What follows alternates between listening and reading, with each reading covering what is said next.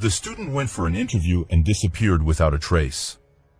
The next morning her body was found in a field and the police began searching for those responsible. From the first days of the investigation, there were many confusing moments and unexpected twists. But in the end, the truth was revealed. In this video, we will tell you what happened to Megan Sharpton. Megan Sharpton was born on October 24, 1987, in the small American town of Tullahoma, Tennessee. She grew up in a large and friendly family, with 2 sisters and a brother with whom she got along very well. Her parents tried to give maximum attention to all their children, but Megan was closest to her mother. From an early age, the young woman helped her parents take care of her younger siblings. She also always tried to help her friends and loved ones. In her school years, Megan decided she wanted to become a nurse. So she enrolled in the local Motlow College, which was 10 kilometers from her home. The young woman also got a job as a waitress in a local restaurant and eventually moved in with her boyfriend, Chris. In the summer of 2012, when Megan was 24 years old, she had only a few months left before finishing college. After that, she planned to immediately find a job as a nurse.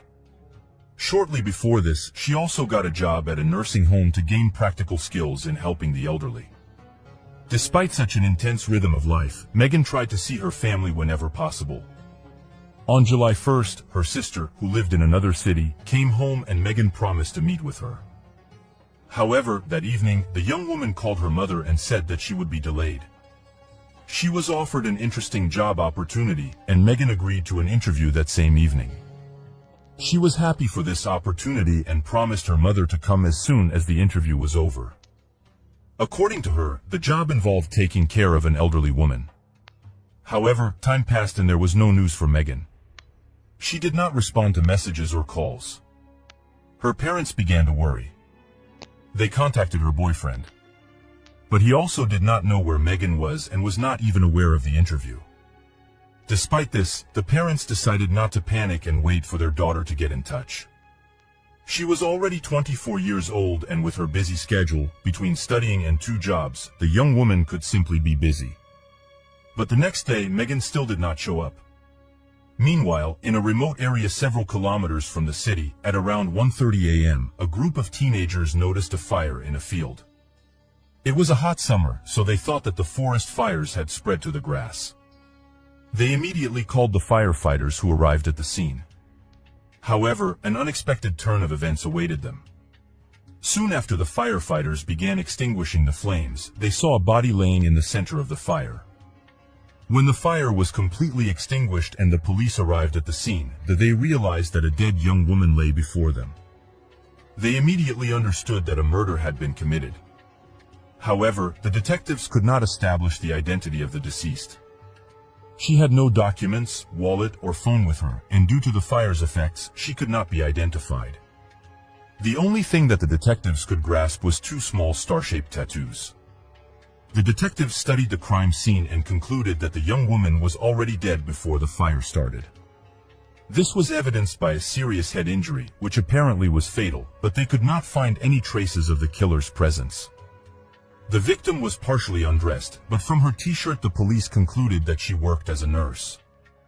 They also determined that they had not received any reports of missing persons related to this young woman, which also complicated establishing her identity. However, soon after the information spread throughout the small town, her mother saw a post on social media about a young woman with 2 star-shaped tattoos being found in the field at night and realized with horror that her daughter was the victim. Medical experts ultimately confirmed that she was indeed Megan Sharpton. They also found that the cause of death was a gunshot wound to the back of the head, confirming the police version that the young woman was already dead at the time of the fire. Moreover, she was killed in another location and then taken to that field.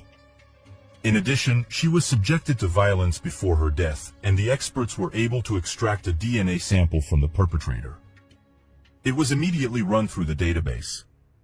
There were no matches. First, the detectives began searching for Megan's car, a red Mustang. She had been working at a restaurant that evening and left in her car, but it was nowhere to be found. This indicated that the killer most likely drove it somewhere where they could find substantial evidence. However, its location remained unknown and the police started searching for potential suspects among Megan's acquaintances. Their first focus was on her boyfriend, Chris, and the detectives had a significant reason to investigate him. Megan's sister immediately told them that she suspected Chris's involvement in the murder because there had been problems in their relationship. Megan had been dating Chris for 3 years, some of which they had lived together. They shared an apartment with another roommate, and the police spoke with Chris, who denied any involvement in the crime. At first, he claimed that everything was fine between him and Megan, but eventually admitted that their relationship had been struggling lately and they were heading for a breakup. He insisted, however, that he had no motive for the murder and had a solid alibi at the time of her death. While the police checked his alibi, they decided to search the apartment where Megan and Chris lived. In the bathroom, they found the first alarming clue: bloodstains and needles containing illegal substances. At the same time, 20 kilometers outside the city, detectives found her car. It had been abandoned in a remote, deserted location. Inside there were no documents or phones, which meant that the perpetrator might have taken or thrown them away elsewhere. The police reached out to the public, asking people to report anything similar they might find. Additionally, there was no signs of struggle or blood in the car, but they found something interesting: a note with an address that didn't exist. The detectives concluded that the unknown criminal had used this address to lure Megan to a deserted place to commit the crime. From the first hours of the investigation, detectives learned that the evening of the crime, Megan was supposed to go for an interview. But they had absolutely no leads in that direction. They believed that the non-existent address was given to her by the person who offered her the job. When the public learned the details of the case, many drew a chilling parallel. 6 months ago, another young woman of roughly the same age as Megan, who was also studying to become a nurse, disappeared without a trace several hundred kilometers from Tullahoma. What was even more terrifying was that this coincidence led everyone to believe that a serial killer was at work in the area, fueling the atmosphere of fear that the perpetrator would strike again. Meanwhile, the police questioned the couple's neighbor, who admitted to taking illegal substances. The neighbor claimed that Megan and Chris did not know about this and never indulged in it themselves. That they did indeed belong to the neighbor, but his story didn't end there. He claimed that Megan and Chris had actually broken up a long time ago, and he had started seeing her recently. The neighbor also insisted that he had been hiding his addiction from her. With this information, the police began to suspect both Chris and the neighbor.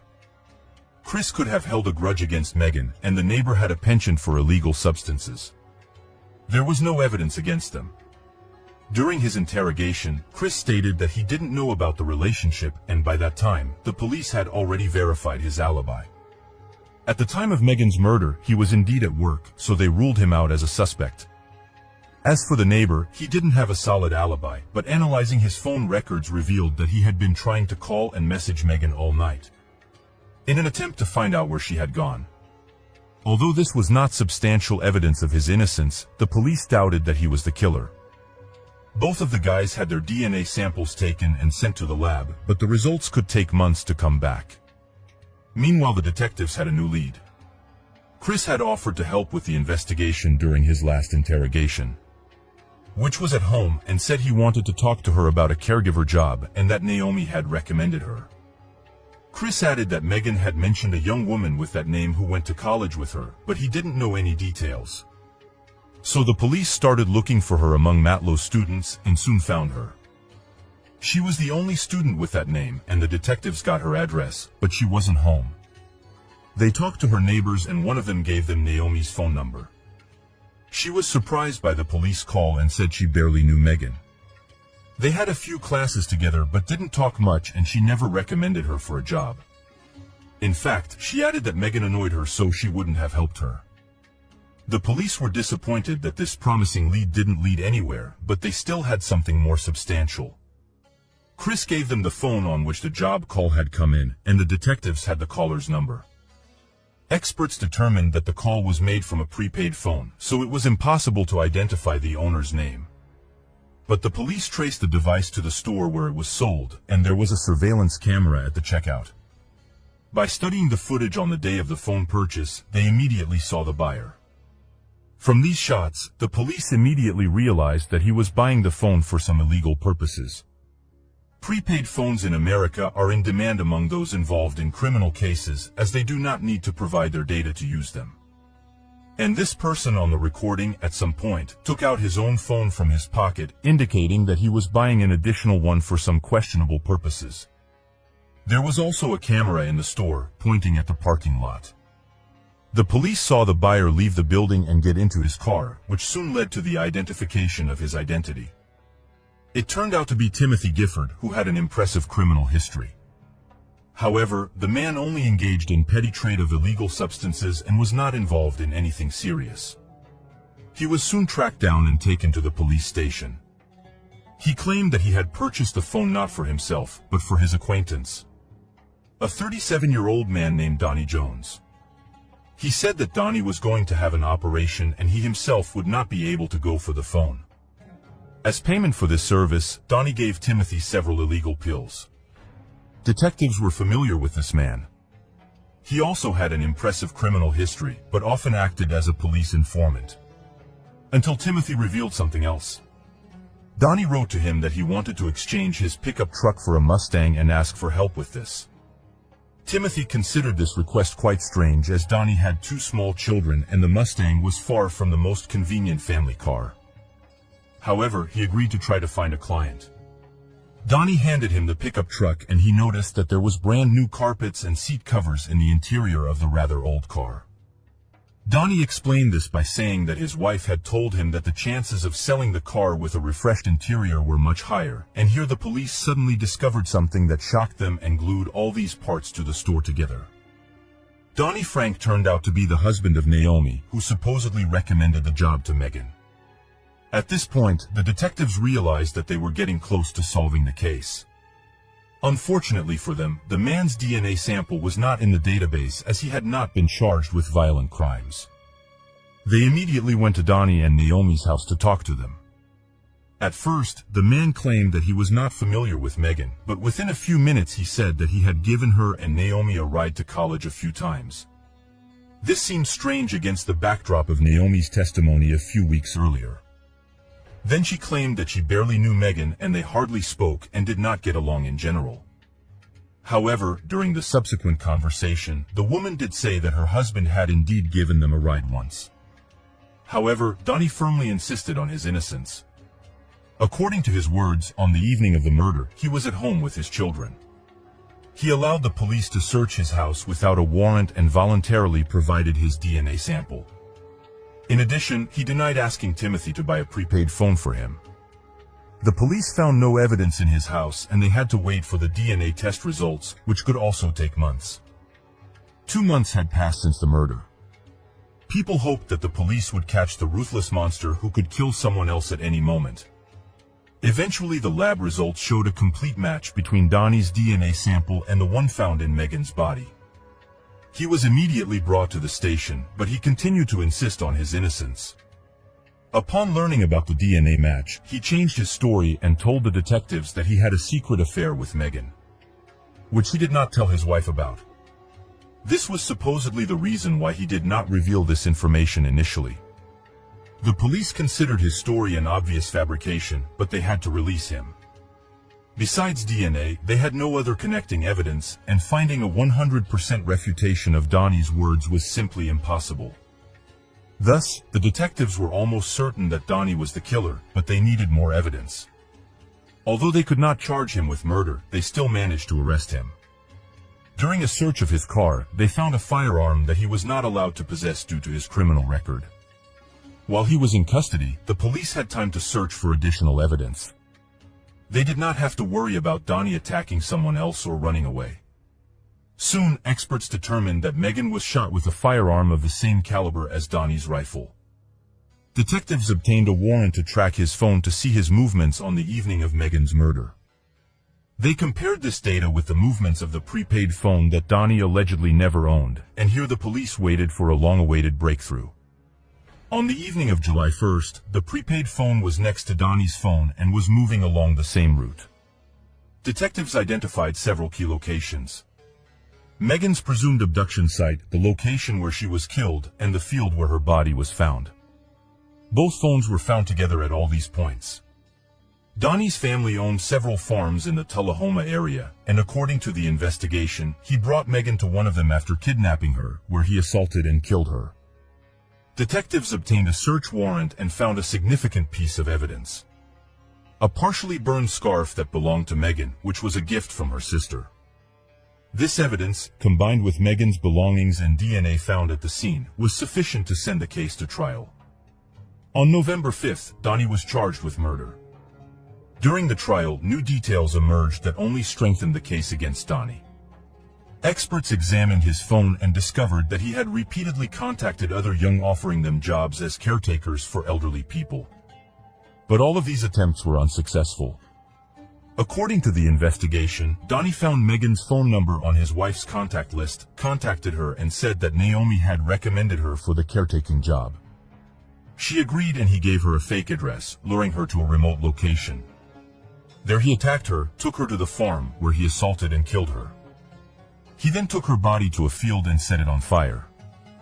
The final touch was a complete replacement of the floor mats and seat covers in his pickup truck, which he used to transport her body. Apparently, he was afraid that some blood stains might be difficult to clean and the police would be able to detect them. As for Naomi, the police concluded that she had nothing to do with the murder and had no knowledge of it. She was at work that night, which was confirmed by numerous pieces of evidence. During the trial, Donnie claimed his innocence and everyone was preparing for a potentially lengthy process.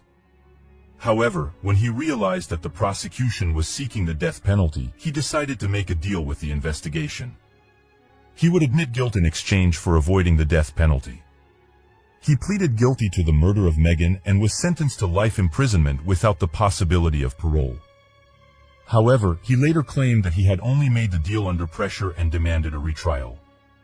When the judge granted his request, the man quickly returned to his original decision to plead guilty, as the death penalty was back on the table during the retrial. During the court proceedings, it was also explained why the criminal voluntarily provided detectives with his DNA sample, without any doubt. Apparently, he hoped that the fire would destroy all traces and the police would simply have nothing to compare a sample to. But he was wrong. Despite this, investigators concluded that Donnie was highly unlikely to be involved in the disappearance of another student who disappeared 6 months before Megan. More suitable suspects appeared in that case, and Donnie's candidacy was no longer considered. After the verdict was announced, Megan's sister stated that the criminal would have continued to hunt young women and could have taken many more lives, but Megan stopped him with her own life. And finally, what makes this story even sadder is that in November 2013, Megan's mother, who had been doing everything in her power to help the police catch her daughter's killer, passed away. She cannot cope with the devastating trauma inflicted on her by one cold-blooded criminal. Looking at Donnie's biography, it becomes clear that he could have been stopped much earlier. Among his many convictions was the charge of kidnapping a young woman, but that time he managed to escape punishment and the criminal remained free. Who knows, maybe Megan wasn't his first victim, but the police still don't know about it. Share your thoughts on this story in the comments and don't forget to like this video if you enjoyed it. A first-year college student was found dead in her own bedroom. Almost immediately, the police had several suspects, any one of whom could have been the killer. The subsequent events resembled a detective series with unexpected twists and a long-awaited truth obtained thanks to a tiny DNA sample. In this video, we will tell you what happened to Jennifer Holland. Jennifer Holland was born on February 23, 1988, in a small American village called Wimberley, Texas. She had loving parents, a sister named Diana, and a carefree, peaceful childhood. Soon her family moved to a city called Bryan, which was about 200 kilometers from her native village. After finishing school, the young woman entered a local college called Blinn College, where she planned to study to become a legal assistant and hoped to connect her future life with jurisprudence. She had many friends who spoke of her as a kind, hardworking, and friendly young woman. She always looked at life positively and looked forward to her future career. Jenna settled near her college, renting an apartment in Autumn Woods Apartments. She also got a job as a waitress in a local restaurant to cover her housing expenses and not rely on her parents financially. Despite a busy schedule in which she had to combine studying and working, Jenna often spent time with her boyfriend, Spencer Hood. They had been dating since high school but lived separately, even after Jenna moved into a rented apartment. Their relationship had been going on for several years, although the couple argued periodically. On April 8, 2008, Jenna, who was 20 years old at the time, finished her shift and, at around 9 p.m., headed home. Since Spencer studied with her at the same college and lived nearby, Jenna invited him over to help each other with their homework. At around midnight, Spencer said goodbye to Jenna and went home. About half an hour after that, they briefly talked on the phone. After which they wished each other good night and went to sleep. On the morning of April 9th, Spencer discovered that he had left his textbook at Jenna's place, which he needed for a lecture. Around 11:30 a.m., he went to her house to retrieve it. When no one answered the door, Spencer was surprised to find that it was unlocked. Thinking that Jenna was still asleep, he walked into her apartment and headed to her bedroom. However, he was met with a horrifying sight. Jenna was lying lifeless on the floor. Realizing that she was dead, Spencer immediately ran to the neighboring apartment and asked the residents to call the police. The recording of this call is publicly available. Jenna's neighbor informed the operator that she was lying on the floor not breathing, and Spencer's shocked voice could be heard in the background. The arriving police officers examined the apartment and found no signs of forced entry. The only strange thing was that the window in the second bedroom was open. Detectives immediately speculated that the killer may have entered the premises through it, but this theory was questioned due to the unlocked door. Investigators immediately doubted the theory of a possible robbery, which could have led the perpetrator to attack Jenna. As all her things were in their place, nothing valuable was missing, and her purse with money and credit cards was hanging right by the front door, which a thief would have undoubtedly taken. Furthermore, there was complete order in the apartment, no signs of struggle were observed. At first glance, there was no evidence pointing to the killer's recent presence. Examining Jenna's body, the police did not notice any serious injuries, except for a bruise on her forehead and a bitten lip. She was lying on her back, fully dressed, and the position of her body looked entirely natural. Small blood droplets were visible on her shirt collar and on the carpet near her body. After studying the body, medical experts made several important conclusions. Firstly, death occurred about 10 hours before Spencer found Jenna, meaning she was killed just an hour after she finished talking to him on the phone. Secondly, traces of strangulation were found on her body, which was the cause of death. The experts also determined that the unknown perpetrator did not sexually assault the young woman. However, Jenna tried to fight him off, as evidenced by skin and blood under her fingernails. All of these samples were immediately sent to the laboratory to try to extract a DNA sample of the perpetrator. Of course, her boyfriend, Spencer, became the first suspect for several reasons.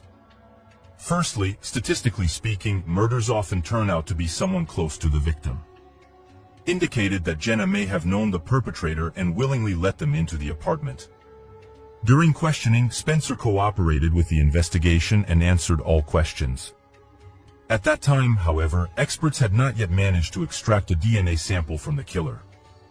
Therefore, the police could not verify Spencer's involvement in the murder. Eventually, he was released, but investigators did not rush to clear him of suspicion. Meanwhile, Jenna's friends said that he cherished her deeply and was unlikely to have caused any harm to his beloved. Next, detectives began searching for possible witnesses. The police questioned Jenna's neighbors to find out if they had noticed anything suspicious on the night of the murder. They soon found several guys who were playing volleyball near Jenna's apartment complex at that time. They reported seeing a strange guy who came out of the building near the young woman's apartment. They were surprised that this person was only wearing pants. The witnesses added that the guy looked like 26 years old, Sean Stevens, who lived in the same apartment complex. Upon learning of this, Jenna's friends told the police about another troubling fact. Some time ago, Stevens, who lived right across from Jenna, shouted insults at her from his window. It was not entirely clear what was behind this behavior, but for the police, all of these facts were enough to suspect the young man. Stevens was found and questioned. He claimed to know nothing about the murder and that he did not leave his apartment complex at night, let alone walk around without clothes. The police had no way to confirm his words, but without any serious evidence, he had to be released as well. In addition to everything else, the detective studied the possible connection of this murder to Jenna's workplace. However, her colleagues from the restaurant and the surveillance cameras showed that on the day of her death, she did not have any conflicts with anyone and such situations had never arisen before. From this point on, the investigation slowed down. The police continued to search for new leads, questioning Jenna's relatives and friends, and at some point they were able to get a new lead. During a conversation with investigators, the young woman's parents were able to recall important information that could potentially point to another suspect. 2 months before Jenna's murder, she complained to her relatives about a repairman who was doing maintenance work in her apartment complex building. One day when she came out of the shower in just a towel, she discovered a stranger in her living room. When she asked him what he was doing in her apartment, he replied that he thought no one was home. The man claimed that he did not hear the running shower and stayed to check the condition of the apartment and make sure nothing needed repair. Of course, Jenna was shocked by such a situation. She found out that the man was 29-year-old Jeremiah Rosser and reported the incident to the building manager. The police conducted a small experiment. One person stood at the entrance door and the other turned down the shower. The sound of running water was very well heard in the living room and even near the entrance door. In such a situation, it was highly unlikely that Rosser did not hear it and thought that no one was home. After talking to the building manager, the police found out that Rosser stopped coming to work a few days after Jenna's murder. This was the reason for his dismissal. All of this looked very suspicious, and the detectives tried to find the man. But here they faced one problem. Rosser moved out of his apartment, and they could not determine his current location. The police only managed to find out that he has an ex-wife and 2 children. Thus, in this complicated case, there were 3 main suspects: Spencer Hood, Sean Stevens, and Jeremiah Rosser. To determine if one of them was the killer, they had to wait for the results from the lab where experts were trying to extract a DNA sample. They were working on studying the particles under the young woman's nails and drops of blood on her shirt and rug. As a result, they found out that one of the drops of blood on the rug contained genetic material that did not belong to Jenna. This sample matched the one extracted from the particles under the young woman's nails. In the end, the experts were finally able to extract a full DNA sample. The first thing they did was enter it into the FBI database. Were no matches. This meant that the killer had not previously been convicted of any serious crimes. Despite this, the police were now able to match the obtained sample with DNA samples from 3 main suspects. The problem was only that their samples were not taken during the initial interrogations. Detectives tried to contact them and were surprised to find out that all 3 had left town, and their current location was unknown. The police immediately began searching for them. Meanwhile, investigators decided not to sit idly by and use the killer's DNA sample. They began voluntarily collecting DNA samples from men who lived in the same complex as Jenna and worked in her restaurant. In total, they managed to obtain 50 DNA samples. But none of them matched the one found at the murder scene. Meanwhile, the police finally managed to find Spencer, who turned out to be 3 hours' drive from Brian at his parents' house. The young man explained that he could not cope with Jenna's death and decided to spend time with his family to distract himself from this tragedy. He voluntarily provided his DNA sample, which was immediately sent to the laboratory. The young man also allowed experts to examine his body for scratches that would undoubtedly be on the killer. After all, his pieces of skin were found under Jenna's nails. Following this, the police managed to establish Stephen's location, who also went to visit his parents, who live 720 kilometers from Blinn College. He voluntarily provided his DNA sample, which was also sent to the laboratory. While the police were waiting for the results from the laboratory, they had to find the last suspect. This turned out to be much more difficult. The police managed to contact Rosser's ex-wife, who shared some troubling facts. According to her, when their marriage was nearing divorce, Rosser was behaving aggressively towards her. He raised his hand to her, knocked her down, and tried to strangle her, which made it impossible to live with him. And the marriage ended in divorce. All of this happened around the same time that Jenna was killed. Thanks to his ex-wife, the police were able to locate Rosser. This happened in early October, 7 months after the murder. During the interrogation, he behaved quite calmly, answering all the detectives' questions. Additionally, the man had never been arrested in his life. He denied his involvement in the murder and, voluntarily, provided his DNA sample. The police also searched his car and found some interesting discoveries. A laptop was found in the car, whose serial number was listed in the theft report. A few months before Jenna's murder, her neighbor contacted the police after her laptop disappeared from her apartment. But that wasn't the worst part. The police also found keys to several apartments in the residential complex where he worked. Considering that he was fired a week after Jenna's murder, Rosser had no right to keep the keys and the manager was obliged to confiscate them. All of this indicated that the man was engaged in petty theft. But could he move on to cold-blooded murder? Meanwhile, experts from the laboratory tested all 3 DNA samples. It turned out that Jenna's boyfriend and her neighbor had nothing to do with the murder. But Rosser's DNA sample matched the sample found under the victim's nails. Upon receiving the results, the police immediately arrested Rosser, but despite the DNA match, he continued to insist on his innocence. Of course, this did not help him in any way. The man was charged with Jenna's murder. Since Rosser was not eager to disclose the details of that night, the investigators came up with their own version of what happened. Apparently, Rosser broke into Jenna's apartment with the intention of committing robbery, using a key to her door. This could have happened in the evening before 9 p.m. when the young woman had not yet returned home from work. Perhaps Rosser did not have time to commit the intended crime because Jenna came home with her boyfriend, and the criminal had to hide in the second bedroom, where he waited for Spencer to leave. It is possible that it was Rosser who opened the window, hoping to quietly leave the apartment through it, but it did not work out for him.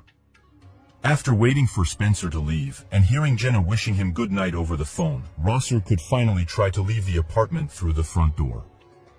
There are 2 possible scenarios for what happened next.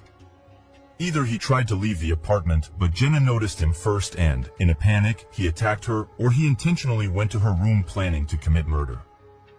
The police even suggested that he killed the young woman because she resembled his ex-wife. Considering that the man refused to admit his guilt, the case was taken to court.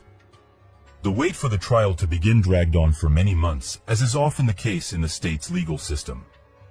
However, just 2 weeks before the trial was set to begin, something unexpected happened. In December 2009, more than a year after his arrest, Rosser finally admitted his guilt. He entered into a plea agreement with the prosecutor in the hope of reducing his sentence. The man also asked the investigation not to involve his family in the legal process. His parents and 2 children from his ex-wife were among them. Thanks to this, the trial was completed in record time. If he had not admitted guilt, the trial could easily have dragged on for several years despite the DNA sample match. As a result, Rosser was sentenced to 55 years in prison. In addition, he received 5 years in prison for the theft of a laptop. The assistant district attorney said that, to his memory, this was the maximum sentence in the case of a guilty plea. However, Rosser had a much more serious risk, the death penalty. If the investigation had been able to prove that the murder was premeditated and planned, Rosser could have received this sentence. The man was placed in Resharon Prison in Texas. He will be eligible for parole only in 2036. Given that Rosser was 27 at the time of the crime, he may be released early at the age of 55. However, if he serves his full sentence, he will only be released at the age of 82. During the trial, he refused to look his relatives and friends of Jenna in the eye. He was led into the courtroom in an orange prison jumpsuit, handcuffed. The man only nodded to his parents in greeting when he saw them in the courtroom. Otherwise, he remained silent and unresponsive with his head bowed. The victim's family had the right to speak in court, addressing the murderer directly. All 3 of them took advantage of this opportunity. Diana's sister stood in the court 60 centimeters away from the perpetrator, saying she hoped Rosser would come to realize the terrible act he had committed. She promised to pray for him and believed that she would someday be able to forgive her sister's killer. Jenna's mother expressed doubt that Rosser regretted his actions. She made the killer look her straight in the eye and said with firm conviction that he would never be able to fully understand the horror he had inflicted on their family. The father of Jenna did not plan to speak at the trial, but changed his mind at the last moment. He promised to come to any prison where Rosser is placed and tell everyone what a monster he is. He also expressed willingness to attend the hearing in 27 years when Rosser requests parole. In addition, Jenna's parents filed a lawsuit against the owner of the residential complex. They were sure that their daughter's words were not taken seriously when she complained to Rosser's supervisor about his behavior. Moreover, Rosser's keys were not confiscated after his dismissal, indicating the manager's negligence. Jenna's parents believed that their daughter would still be alive if her complaints had been taken seriously and detention had been paid. To Rosser's inappropriate behavior. The only thing that remains unclear to this day is Rosser's exact motives. Despite confessing to the murder, he refused to reveal the reasons for his actions. In any case, it doesn't matter anymore. His guilt is evident and he deserves to spend the rest of his life in prison. Share your opinion on this story and don't forget to give this video a like if you enjoyed it. A young woman went missing on her way home from the bus stop. Police began a search and initially thought it would be an easy case, but to everyone's surprise, this story became one of the most complex and high-profile in British criminal history. Although the case was closed fairly quickly, its echoes have not subsided to this day, causing a lot of outrage and controversy.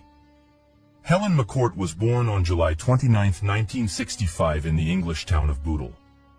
Soon she had a younger brother and from an early age, the girl helped take care of him. Later their parents divorced, her mother married another man, and they, along with Helen and her brother, moved to a small village called Billing, located near the city. It was a quiet, peaceful place where not a single serious crime could occur for decades. The locals knew each other well and were not afraid that something bad could happen in their village. Helen grew up in this peaceful environment, had many friends and was an exemplary daughter. After graduating from school, she got a job at an insurance company located in Liverpool. The young woman stayed in Billings, so she had to get to the office by train and bus. On February 9, 1988, when Helen was 22 years old, she went to work as usual. She had agreed to have lunch with her mother that day, since her mother worked just a few streets away from her. However, the weather suddenly turned bad that day, with strong winds and rain, so they decided to postpone their lunch. Her mother came home significantly earlier, and Helen called her towards the end of her shift. She told her mother that she had planned to go on a date that evening and asked her to heat up dinner for her arrival so that she could wash her hair. Usually Helen returned home just after 5 p.m., but that day she was clearly delayed and her mother began to worry. However, soon after, the news reported that a fallen tree on one of the railroad lines, due to the bad weather, had temporarily paralyzed the train service. Her mother began to worry again and decided to call the railroad service. She explained the situation, but the operator stated that the fallen tree had blocked another road and it did not affect the train schedules that Helen would have taken. At that moment, the woman began to seriously consider that something had happened to her daughter. Firstly, Helen almost always returned home from work on time. If she planned to stay out late. Although there were no mobile phones back then, Helen could have made a call from work or any telephone booth, which were found almost on every corner. The mother thought that Helen might have been in trouble due to the bad weather. For example, she might have fallen due to the heavy rain and wind and hurt herself. The woman and her son then started calling local hospitals in all nearby towns. No one resembling Helen had been admitted. The mother also considered the possibility that her daughter might have stayed late at work and called the office, but they told her that Helen had left several hours ago. None of her friends knew where she was either. Afterwards, Helen's mother, stepfather, and boyfriend decided to go on a search. They walked along the road that Helen used to take home from work. Helen always took the same route, taking a train from Liverpool to the small town of St. Helens and then taking a bus to Billing. However, they were unable to find her, so the family decided to contact the police.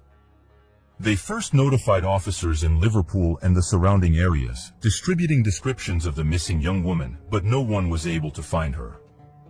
The next morning, when Helen had still not returned home or contacted anyone, the police decided to retrace her steps and reconstruct the timeline of events from the previous evening. They wanted to understand at what point along her journey from work to home she went missing. To do this, investigators appealed to the public for witnesses. They also spoke with Helen's colleagues, employees at the train station, and bus company.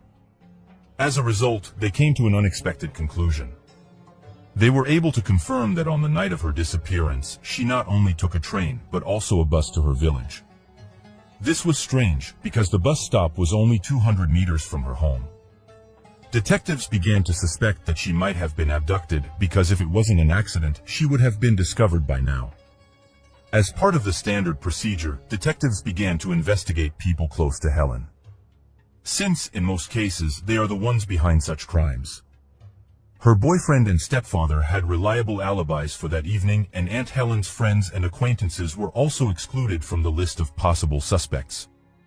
Forming search teams of 120 officers, the police began a detailed search of the area between the bus stop and Helen's house, hoping to find any clues, such as a piece or something that the potential kidnapper might have dropped. At the same time, leaflets with information about the missing young woman were distributed in nearby towns. Divers searched local water bodies and police officers knocked on every door, questioning people. They also went to all the shops, bars, and cafes in Billings. After talking to the staff at a bar called George and Dragon, they got their first lead. This establishment was located near Helen's house, and she occasionally went there with her friends. But investigators found out that just 2 days before her disappearance, the bar owner banned her from the bar after an incident. She'd had a quarrel with a drunk woman who spilled her drink on her. Helen didn't want to provoke the conflict and went to the toilet to try to clean her clothes, but the drunken woman followed her and started acting aggressively. At some point, she even tried to hit her, after which the bar owner kicked them both out. Moreover, he forbade them from ever returning. The police decided to learn more about this conflict and went to the bar the next day to talk to its owner, Ian Simpson. Moreover, this establishment was located right between the bus stop and Helen's house. The man told detectives about that evening, and said that he had to kick both young women out so that their conflict didn't disturb other visitors. During their conversation, the bar slowly filled with people and it became noisy. Then the police suggested that Ian ride with them to the station to continue the dialogue in a more peaceful environment. And here, something strange happened. The man noticeably became nervous, refused to go with them, and tried to end the conversation. All of this seemed suspicious to investigators. Why was Ian so afraid to go to the station? Perhaps he had something to do with Helen's disappearance, or he knew more than he said. They decided to keep an eye on him and found out that the man was known for his philandering. Despite being a married man with 2 children, Ian constantly flirted with other women, and all the villagers knew about it. The police also found out that he constantly paid attention to Helen when she came to the bar. The investigators once again approached him and asked where he was on the evening of Helen's disappearance. The man explained that he was spending time with his lover in an apartment located above a bar. According to him, he spent most of his time there because he was afraid that his establishment could be robbed. The detective spoke with his lover, and here they encountered an interesting twist. The woman claimed that she and Ian had indeed planned to meet at his apartment at around 7 p.m.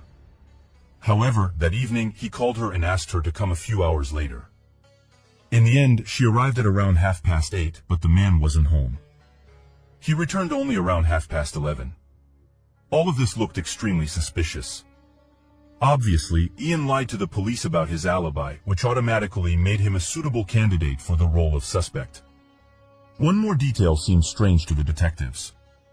The man had several fresh scratches on his neck. He said he got them during a fight with his wife when she found out about his lover. However, the investigator spoke with the woman and she denied scratching her husband. The police spoke with Ian again and he changed his story.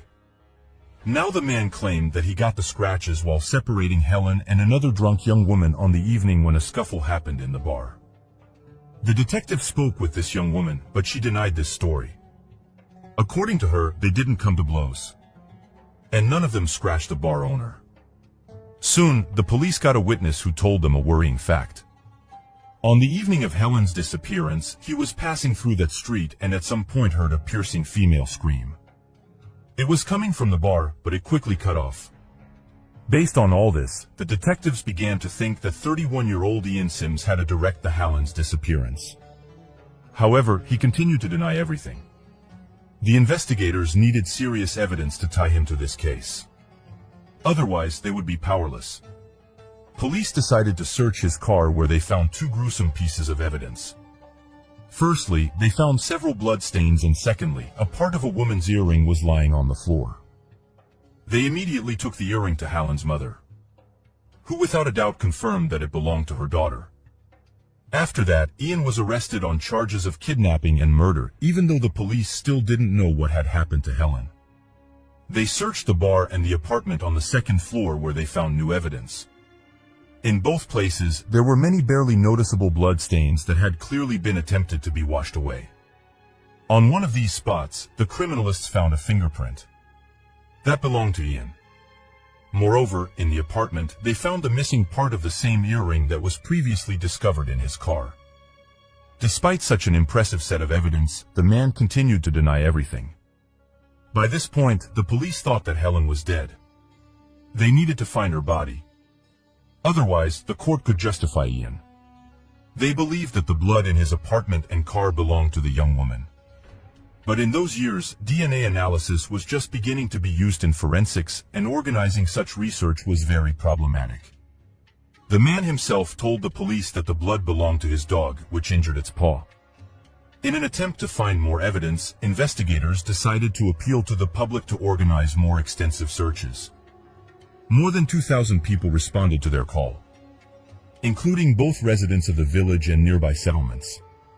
Together with the police, they searched the area around Billing, including forests and fields. Soon, a new piece of evidence did appear in this case, but it was not discovered by volunteers.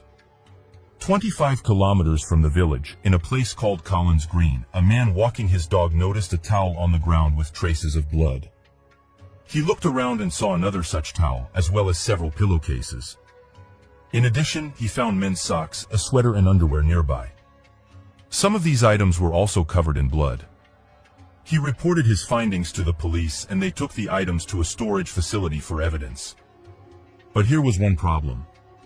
Considering that this area was 25 kilometers from Billing, police officers from another department arrived at the call. They did not connect this find with Helen McCord's case, and the investigators who were searching for her didn't even know about the discovery of the bloody items.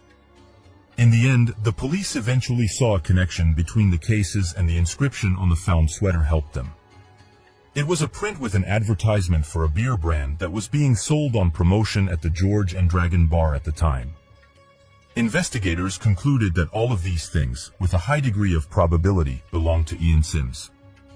Thus, the detectives had numerous blood samples, but they did not have Helen's body to request a DNA analysis. It was 1988, and such tools were not yet widely used. The police decided to compare the blood samples from the bar, Ian's car, and the witnesses found items with the blood of Helen's closest relatives, her parents and younger brother. The results show that these samples were very close, and the blood almost certainly belonged to close relatives. Thus, the detectives were convinced that the blood samples belonged to Helen. This unequivocally indicated that Ian was clearly involved in her disappearance, but they still needed more evidence. The problem was that the expression, "no body, no case," did not appear out of nowhere. The British court rarely passed guilty verdicts in murder cases if the victim's body was not found. No matter how weighty the evidence may have seemed in the eyes of justice, there was always a slight chance that the victim might not be dead. The police hoped that they would be able to gather more information against Ian, so they questioned all of his acquaintances. After talking to the bar cleaner, they learned about another suspicious incident. The woman told them that on the morning after Helen's disappearance, she came to work as usual to clean the premises. To her surprise, she saw the owner himself doing a general cleaning. He was washing the floors, walls, and tables. Moreover, judging by the scale of the work, he had been doing it for more than an hour. The problem was that this had never happened before. Ian had never participated in cleaning his bar, and in general, he rarely got up so early. Usually, when the cleaner came for her morning shift, the man was still sleeping in his apartment upstairs. When she asked him why he had suddenly decided to clean the entire premises himself, Ian replied that his dog had made a mess. Another witness told the police that he had passed by this bar at night and heard the sound of a working vacuum cleaner from inside. The police concluded that the man had been sleeping in his apartment upstairs. That Ian had been trying to get rid of the blood stains all night, but he had not been able to completely complete the task. Despite all this, even with the suspicion surrounding Ian, they still needed more evidence. Investigators tried to find the young woman's body, but even extensive searches yielded no results. A month later, another piece of evidence fell into their hands.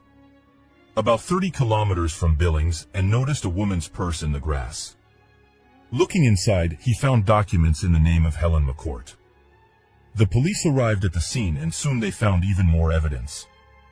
Nearby they discovered the clothing the young woman was wearing on the day of her disappearance, as well as a second earring identical to the one found in Ian's car. But a more horrific discovery awaited the detectives. A coiled cable was lying near the clothes, tangled with female hair. They were sent to the laboratory and soon the experts confirmed that the hair belonged to Helen McCourt. Examining the young woman's purse, investigators found a check from a pharmacy in St. Helens. It turned out that she went there shopping on the evening of her disappearance, just before taking the bus to Billings. The police found all the items purchased at the pharmacy near the purse, except for one, a toothbrush. But soon, they found it, too, not 30 kilometers from the village next to the purse, but in the same bar as Ian Simpson, where investigators were still conducting extensive searches. They also managed to find a hairpin, and Helen's mother confirmed that the young woman went to work with her that morning. But that was not all. In the bar they found a clump of female hair that belonged to Helen, confirmed by DNA analysis. Despite all of this, the detectives continued to cling to every detail and handed over the woman's clothing to the laboratory. After a thorough examination, forensic experts found traces of carpet on it, identical to the one in the inn. In addition, they found traces of dog hair on the clothing, which matched the hair of Ian's dog. After that, the experts began to study 2 rings and a bracelet that were seized from the man after his arrest. Forensic experts found traces of dirt on them and compared them with the soil in the area where bloody towels and Ian's clothing were found. As surprising as it may sound, they were able to prove that the dirt was from that region, which once again confirmed that the man was there and had himself thrown away these things. Soon after this, the police found another piece of evidence. Near the town of Rixton, located 24 kilometers from Billings, they found a shovel.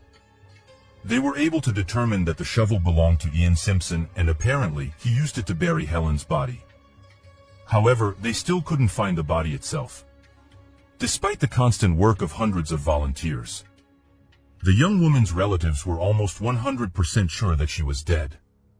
With such a colossal set of evidence, waiting for a miracle was simply pointless. Yet they couldn't finally confirm this and give her a decent burial, as well as be sure that the perpetrator would be punished. Ian continued to insist that he had nothing to do with the murder, and eventually, the police handed the case over to the court. The trial began a year after Helen's disappearance in February 1989. This was one of the first cases in Britain where a person was tried for murder in the absence of the victim's body. Therefore, despite the huge amount of evidence, the prosecution doubted their victory. According to their version, that evening Helen got off the bus and headed home along her usual route. When she passed by the George and Dragon bar, Ian Simpson noticed her and started talking to her on some pretext. Perhaps the man was trying to discuss with her the incident that led to him banning her from his establishment. Then he must have lured her inside somehow. According to the investigation, Ian could have offered to resolve the conflict and lift the ban on her visiting the bar. Where Helen could go with her friends, she was interested in resolving the conflict. Apparently the man lured her inside the building, where there was no one else at the time. Almost immediately after that, he attacked her, which was confirmed by the testimony of a passing witness. He heard a female scream that was quickly cut off. Attacking Helen, Ian killed her with an electric cable and dragged her into his second floor. From there, he possibly subjected the young woman to violence, after which he waited for darkness and loaded the body into his car. The man drove her away from Billing and buried her, after which he scattered her things, his clothes, and other items in other remote places. There were several versions regarding his motives. The first one was forced. From the testimony of many witnesses, the investigation knew that Ian had repeatedly shown signs of attention to the young woman. But she always refused him. Probably that evening he saw an opportunity to fulfill his criminal desires. The second version was that during their conversation, some conflict arose between them and he killed her in a fit of rage. It is possible that he and Helen began to argue, and she threatened to tell his wife about his constant harassment. However, this theory looked less realistic. After the prosecution spoke in court, it was Ian's turn. He still claimed that he was completely innocent and told his version, and it was one of the strangest speeches ever made by a man accused of murder. The man claimed that someone framed him, someone else sneaked into the bar, put on his clothes, lured Helen there and killed her. After that he put her body in Ian's car and buried it with Ian's shovel in an unknown place. The killer drove the car back to the bar and disappeared, framing the innocent bar owner. After such statements, the jurors became even more convinced that Ian was directly involved in the murder. His story sounded completely absurd. Perhaps he already understood that he would most likely go to prison and decided to make fun of the justice system and the victims' relatives.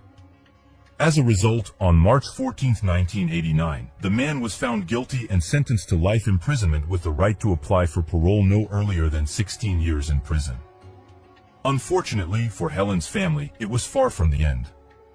The police and volunteers continued to search for her body, but without success. 3 years after the sentencing, the young woman's mother wrote a letter to the killer, desperately pleading to reveal the location of her daughter's body. After some time, Ian replied, but his letter contained only insults and threats. He promised to take revenge on the woman as soon as he was released from prison. The killer repeatedly appealed, but all his appeals were rejected.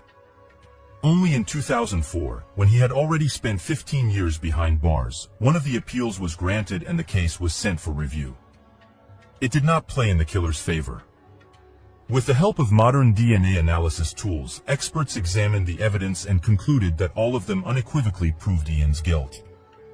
As a result, the case review essentially led to an increase in the prison sentence. After 16 years, the criminal repeatedly applied for release, but all his applications were rejected. Helen's family continued to fight to find her body. In 2015, her mother launched a public campaign seeking to change existing laws. She demanded that convicted murderers be denied early release until they disclosed the location of their victim's body. The woman gave interviews to various channels, wrote letters to Prime Minister Theresa May, and also created a petition that gathered hundreds of thousands of signatures. As a result, this issue was brought to Parliament for consideration, and initially, politicians positively assessed the possibility of passing such a law. However, time passed, and Helen's mother initiative was constantly delayed. All these delays led to the fact that in November 2019, after 30 years of imprisonment, Ian Sims finally achieved early release. This event was a heavy blow to the young woman's family, as they had practically lost any hope of finding the location of her remains. 3 months after the decision was made, the killer was released. 63-year-old Ian Sims returned to a normal life. However, he did not enjoy his freedom for long. In late June 2022, the man died from an illness, taking the secret of Helen's body's location with him to the grave. Helen's mother is still alive and does not plan to give up. She now hopes that Ian may have told someone among his cellmates where he hid the body. She also continues to fight for the adoption of a law that would prohibit the early release of murderers who refuse to disclose the location of their victim. Thus, the Helen McCourt case lasted for several decades, although it was solved in a matter of days. Despite the overwhelming evidence against the criminal, he continued to keep secret information that would have allowed the relatives of his victim to say goodbye to her and start to heal their wounds. Share your opinion on this story in the comments, and don't forget to like the video if you enjoyed it.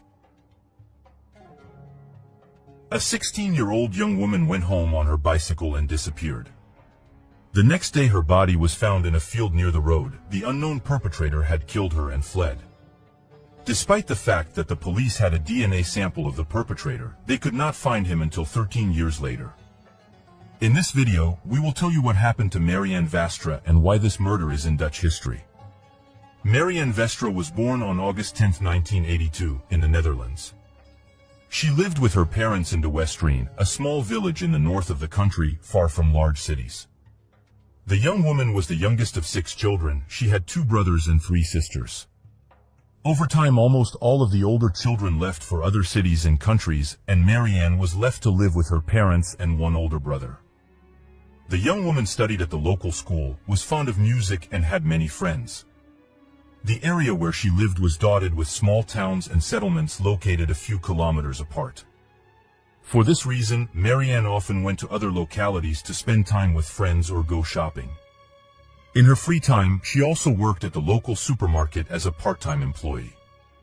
On April 30, 1999, the country celebrated a big holiday, Queen's Day. Marianne finished her shift at the store and went to a nearby town called Colum to spend the evening with her friends at a local cafe. A few hours later, their company was joined by Marianne's boyfriend and his friends, and together they all decided to go to a settlement called Boykenpost, which was 6 kilometers away. The group rode there on their bicycles, but Marianne did not have one, so she borrowed a bicycle and went for a ride with her friends. After a while they decided to go home, and the young woman headed in the direction of her town, which was about 11 kilometers away, but she never made it home. Her parents thought that Marianne had stayed the night with a friend who lived in Colum, although this was doubtful. The young woman had promised to be home by evening, and if she had decided to spend the night at her friend's, she would certainly have called home. Early in the morning, Marianne's father called at the house of her best friend, Affie. To his surprise, he heard that his daughter had said goodbye to her friend that night and headed home. At this point, it became clear to everyone that something bad might have happened to Marianne. Her friend called her boyfriend, took her sister with her, and together they drove along the route Marianne took home. Meanwhile, the young woman's father decided to go to the police immediately. He told them that his daughter had not returned home and none of her friends knew where she was. Soon 2 officers arrived to take a missing persons report, after which they returned to the station and prepared to begin their search. Meanwhile, Affie and her sister and boyfriend were driving near the settlement of Finklister with vast fields on either side of the road. At one point they noticed something shiny in the grass and stopped. As they approached the field, they saw a bicycle lying in the grass. A little further away, about 15 meters away, was the awful sight of Marianne laying there. She had no clothes on, and there was a cut on her neck. All 3 were shocked. Affie wanted to check Marianne's pulse, but could not bring herself to approach the body. It was obvious that the young woman was dead. But her best friend couldn't believe it because of the intense shock. She struggled to get her phone out and called the police. Several officers arrived on the scene at once, and 2 police officers went to Marianne's family home. At the time, they did not yet have official confirmation of the victim's identity, so the officers picked up her father and drove him to the scene. Forensic investigators were already on the scene at the time, and the father, to his grief, immediately identified Marianne. After examining the scene, the detectives noticed an important detail. There were 2 bicycle tracks leading from the road to the place where the young woman's body was lying, and only 1 track in the opposite direction. That meant the killer was also on a bicycle. The police searched the surrounding area for clues and even conducted aerial photography, but the only thing they could find near the murder scene was a lighter. And did not have a lighter, so the police sent her to the lab. Medical examiners determined that the young woman had been abused and found traces of semen, from which they were able to compile a sample of the killer's DNA. The same DNA was found on the lighter. It was uploaded to the police database, but there is no matches. This meant that the perpetrator had no previous criminal record. The police chose a Marianne boyfriend named Spencer as a suspect. There was no evidence against him, but it seemed to the head of the local police department that the boy was the most likely killer in such a case. However, the young man voluntarily provided his DNA sample, and it did not match the one found on the victim's body. In the meantime, the crime had been covered extensively in the local media and on television. Such murders were almost unheard of, and the public demanded that the police catch the culprit as soon as possible. The problem was that detectives were already deadlocked within the first week. They had a DNA sample of the killer, but no suspects. The police also received numerous calls from local residents. Some of them thought someone they knew might be behind the murder, but there was no confirmation of any of those theories. Pointed to one specific place. Near the field where Marianne's body was found was a migration center for people who had applied for asylum. Most of the people there were from Iran and Syria. With each passing day, this theory spread through the local towns. And at one point, an impressive number of people were 100% certain that a refugee had committed the murder. Because of this, the police had to investigate this possibility. On May 5th, Marianne's funeral was held. Almost 1,500 people came to support her family at that moment, many from neighboring communities. 2 days later, the woman's parents organized a memorial procession, at the end of which they addressed the public. A total of about 20,000 people took part in the event, mostly due to the active national coverage of the case. More and more people contacted the police each day. And at one point the detectives got a really interesting lead. Several people reported seeing Marianne at a cafe one night as a certain Oriental-looking guy approached her and tried to get to know her. After the young woman refused, the guy made a gesture toward her with his thumb along her throat. Given that the young woman was killed in this manner, the police immediately began searching for the young man. He turned out to be a 15-year-old refugee from the same migration center. He admitted that he had indeed made such a gesture, but denied any involvement in the murder. The boy gave a DNA sample and it did not match the one found on the victim's body. Despite this, local residents continued to blame the refugees from the migration center. The organization even had to hire additional security guards in case of possible conflicts. 12 days after the murder, people came out to the migration center to protest.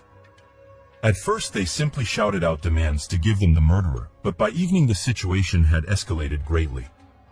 Several people threw Molotov cocktails in the direction of the building, forcing the police to intervene. Since then, security at the center has been significantly stepped up, and there have been no more demonstrations of this kind. A few days later, the police announced the arrest of a 32-year-old man named Pitt, who lived in the same town as Marianne. He was a local alcoholic and was disliked by most of the residents. The arrest came after a witness contacted the police that he had seen Pitt in bloody clothes the night of the murder. The man was detained and his DNA sample was sent to the lab. Almost instantly, journalists spread the word nationwide about the new suspect. The DNA didn't match the sample, and the witness admitted to making up the whole story in retaliation against Pitt for a personal grudge. Investigating a possible connection to the immigration center, police began examining the logbook, which records all movements of refugees from the asylum area. They had the right to leave the center, but to do so they had to check the log and indicate where they were going and why. It turned out that 2 refugees had left the center on the night of the murder, but had not indicated where they were going. They were 26-year-old Ali and 19-year-old Mohammed. Police began looking into their possible involvement, but no details were released for a long time. Marianne's father was unhappy that investigators were keeping his family in the dark and still hadn't found the killer. He contacted a well-known crime reporter who agreed to take over the case and tried to find more information. On July 1st, the father of the victim appeared on a popular television program where he voiced the facts discovered by the journalist. First, the 2 refugees who left the center on the night of the murder were in the same cafe as Marianne. They also left almost immediately after the young woman left with her friends. Second, since that very night, the whereabouts of these men have been unknown. They had not returned to the center and the police could not find them. At the same time, they had photographs of both men, but for some reason, the authorities did not publish them. After all these facts were made public on television, the police stated that they were currently searching for these suspects together with Interpol. The main theory is that they may have fled the country. All this has again aggravated relations between local residents and refugees. In early October, they again gathered outside the center to protest. On October 9th, Turkish police reported the arrest of one of the suspects, 26-year-old Ali. It turned out that all this time he had been living in Istanbul. He was taken to the Netherlands, where a DNA sample was taken and the necessary tests conducted. It did not match the sample found on the victim's body, and the man was cleared of suspicion. The investigation has since stalled again, and at some point, the police and Marianne's family began to suspect her boyfriend again. Even though his DNA did not match the sample, Spencer's behavior seemed suspicious. The young woman's acquaintances and relatives were certain that Marianne would never ride her bike home at night because she was afraid of the dark and the distance was not that short. Spencer should have sent her home by cab, which even Marianne's parents knew. Instead, he let her go alone on her bicycle. The young man was questioned several more times, and here began something strange. He changed his testimony about that evening several times. Originally, Spencer said that he had met Marianne at a cafe, after which they drove to the Bhutan post. On re-examination, however, he stated that the young woman had gone there with friends before he even got to the cafe. So Spencer went to her on his bicycle. He went on to say that on the way there, he saw two guys walking with a bicycle. At one interrogation, Spencer said he did not recognize them because it was very dark outside. Then, he said they were two of his friends. This all seemed strange, but the police had no evidence against Spencer, and his DNA did not match the killer's sample. The case stalled for several more months. On December 20th, the police decided to enlist the help of the public and asked all the men in the area to volunteer their DNA samples. But there was trouble waiting for them. It turned out that the law forbade the mass collection of DNA from citizens, even with their consent. So the authorities set a limit for the police. They could only take 150 samples, among which there was not a single match. From that point on, the case practically came to a standstill for several years. Marianne's parents tried to push for a change in the law that would have allowed extensive DNA screening, but they were turned down. The rationale was to protect people's privacy, even though such measures had already led to the capture of the perpetrator several times in other countries. In July 2001, the detectives announced an approximate profile of the perpetrator. They believed the killer was a local man between the ages of 20 and 40. The police again requested permission to conduct a large-scale collection of DNA samples within a 5-kilometer radius of the Marianne murder scene. But they were again denied. After that, the case finally came to a standstill. The victim's parents continued to participate in television shows and gave interviews, but each year, the case attracted less and less attention. There was no new evidence to help solve the gruesome mystery. In 2010, the police assembled a team that created a detailed 3D model of the crime scene and all available evidence using the latest computer technology. This again drew widespread public attention, and Marianne's parents again talked about the need for DNA screening. This time, 11 years after their daughter's murder, authorities decided to finally consider changing the law. The process took almost 2 years, and on September 6, 2012, the necessary amendments were passed. Police called a press conference to ask all men who were between 20 and 40 years old in 1999 to submit their DNA samples. The collection area was also limited to 5 kilometers. They estimated they were talking about 8,000 men, but not all of them agreed to give their DNA. The police managed to collect just over 6,500 samples, and experts began to study them. Unfortunately, the resources of the lab were limited. They had time to check about 400 samples a week, so the study had to take up to 4 months. The experts compared the samples to the killer's DNA profile, but they weren't just looking for a complete match. After all, it was unlikely the perpetrator would have given his DNA to the police.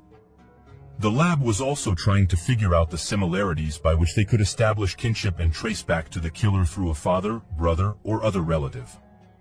On November 19th, a month after the test began, experts finally got a long-awaited match.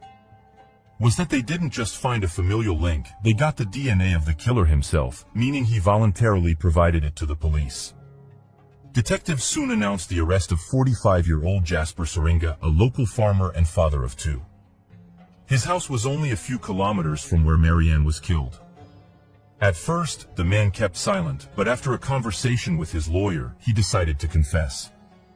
But the public only learned the details of this terrible crime on March 28, 2013, when the trial began.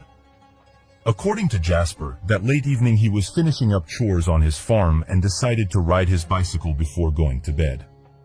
As he himself admitted most of the time, riding his bicycle was just a cover for him. In fact, he was riding to a neighboring village to take advantage of the intimate services of local women. His wife was unaware of this, but in court he said that he had not intended to go there that night and had simply planned a ride to take his mind off family problems and difficulties on the farm. At one point he noticed Marianne alone on an empty and dark road. Then it occurred to him that he could do whatever he wanted with her. Jasper drove up to her, took a penknife from his pocket and threatened to silence her. He then took her to a field, where he abused and killed her. At the trial, the man insisted that he did not mean to kill the young woman and did it out of panic. He realized what he had done and what the consequences would be for his entire family. His children were 5 and 8 years old at the time, and they were about to find out what their father had done. For this reason, Jasper decided to kill Marianne and go into hiding, but his conscience has been bothering him ever since. He continued to live in the area, listening to talk about the murder and seeing the family of his victim, whose lives would never be the same again because of his heinous act. Since then, he has repeated thoughts of turning himself into the police, but he's never made up his mind. When a massive DNA screening was announced in 2012, Jasper realized he would be figured out. He had so many relatives in the neighborhood, and one of them would certainly have turned in his DNA. Experts would find a partial match and start looking into all his relatives, which would inevitably lead to his capture. So Jasper decided to give his DNA, but he still couldn't bring himself to come to the police station and confess. The trial lasted only a few weeks, and on April 19th, the judge pronounced his sentence 18 years in prison out of a possible 20 years under Dutch law. After 13 years, Marianne's relatives finally saw the perpetrator punished, but the judicial system gave them an unpleasant surprise. Due to his good behavior, Jasper is scheduled to be released as early as 2023, meaning he has spent less than 10 years behind bars. Share your opinion on this case in the comments below. A young woman disappeared from her apartment, which she rented with her sister. The police couldn't find a single clue, and the case went cold for decades. It wasn't until 53 years later that they were able to uncover the gruesome truth, and it happened in a very unusual way. In the small American town of Helena, Montana. She grew up in a close-knit family and had many friends. Her acquaintances noted that the girl from an early age was responsible and could always come to their aid. Pamela also loved animals, and her parents bought her a black Labrador. She did well in the local school, and in high school, she was passionate about learning the Russian language. After high school, the young woman took a job as a surgical nurse at St. Peter's Hospital in her hometown. Although her parents' home was relatively close to work, Pamela sought to establish an independent life. For this reason, she moved out of her parents' house and moved into a rented apartment with her cousin Mary, who worked at the same hospital. The young woman rented a 2-bedroom apartment on the 2nd floor of an apartment complex. Early in the morning on February 17, 1968, Mary went to work at the hospital. Pamela was still asleep since she had to go out for the evening shift that day. The Labrador also slept in her room. A few hours after Mary left for work, Pamela's father drove by their apartment complex. Near the building, he noticed his daughter's Labrador running around without a leash. The week before, the dog had broken loose and run away from its owner, and Pamela had to pick it up from the local shelter. So what he saw didn't surprise the man. He knocked on the door of their apartment, but there was no answer. Thinking his daughter had gone to work, he took the dog and left. At 3 p.m. Pamela was supposed to go to work, but she never showed up at the hospital. Her cousin tried to call the home phone at their apartment, but there was no answer. When she got home, Pamela wasn't there, and Mary and her parents began to get seriously worried. Pamela was a very responsible person and would never miss her shift without a good reason, especially without notifying management. Besides, if the young woman was going somewhere, she would certainly tell her parents and sister. Another cause for concern was the fact that Pamela's car was parked in the parking lot of the apartment complex. This fact also made it less likely that the young woman had gone somewhere on foot all day. The relatives waited until the next morning and contacted the police. They took a missing persons report but were in no hurry to start a search. Pamela was 19 years old and investigators did not rule out that she left home of her own free will. After inspecting her apartment, detectives found no signs of forced entry or a struggle. Everything looked routine. They asked her sister to look through Pamela's things and tell her if everything was there. Mary noticed that her coat, terry cloth robe, purse and winter boots were missing from their apartment. 2 days after Pamela's disappearance, police organized a search operation within a 30-kilometer radius of her home. They searched fields, forests, and bodies of water while volunteers and the young woman's relatives handed out flyers on the city streets. Patrolmen interviewed Pamela's neighbors, co-workers, and acquaintances. None of them had seen the young woman the day she disappeared and had no idea where she might have gone. Her supervisor at the hospital said Pamela was supposed to pick up a check for $200 that day, but never showed up. This further indicated that the young woman was unlikely to have run off somewhere, leaving behind the money she had earned. In the first days of the search, police interviewed more than 100 people who had anything to do with Pamela. Some of them were interrogated by polygraph, but it yielded no results. Investigators were also unable to find any evidence that the young woman might have left town. With no leads on their hands, the police concentrated all their efforts on the search operation. They expanded the area to about 50 kilometers around the city and brought in additional forces. Because many parts of the area were not easily accessible to pedestrians and cars, the search involved many officers on horseback. Speaking to reporters, the sheriff said that this was the most effective, as a person on horseback could see better and an animal could smell a dead body and demonstrate this behavior. The search continued for a month, but was inconclusive, and eventually the sheriff decided to suspend the search operation. Since then, the case has essentially come to a standstill, as the detectives have had no leads on their hands. In April, 2 months after Pamela disappeared, something unusual happened. A patrolman in Great Falls, a town about 140 kilometers from Helena, stopped a car for speeding. He issued a warning to the woman behind the wheel and let her go. Later, as he was writing the report at the station, his colleagues noticed one odd thing. The driver's license the woman showed the officer was issued in the name of Pamela Dorrington. The Helena detectives asked for a description of the woman's appearance, and from what he said, it looked very much like she was the one behind the wheel. This news gave new hope to the relatives of the missing young woman, except that investigators never managed to find the car and its driver. On June 13th of that year, nearly 4 months after Pamela's disappearance, the sheriff's office received a call. A national park ranger just a few miles from Helena was walking near the docks at the lake and noticed a human body in the water. From the water, it was turned over to experts who proceeded to examine it and determined that it belonged to a woman about 17 to 23 years old. Detectives almost immediately made the assumption that the deceased was Pamela Dorrington. Along with it, they found several items of clothing that were similar to items from Pamela's closet. They showed them to her sister and parents, and they confirmed that Pamela did have something similar. The medical examiners found several stab wounds on it and signs that the young woman had been abused, but the torso alone could not be identified. All of this was before DNA testing was available. The only thing the experts could surmise was the approximate time the body had been in the water. In their opinion, it could have been there for about 4 months, which coincided with the time of Pamela's disappearance. In the weeks that followed, investigators, along with divers, searched the lake and the adjacent Missouri River, trying to find missing body parts. But it was inconclusive. Despite failing to identify the deceased, the sheriff told reporters that the body was very likely Pamela's, so police were no longer investigating a missing person, but a murder. However, this discovery did not bring them any closer to the perpetrator himself, as there were still no leads. Since then, there has been no progress in the case.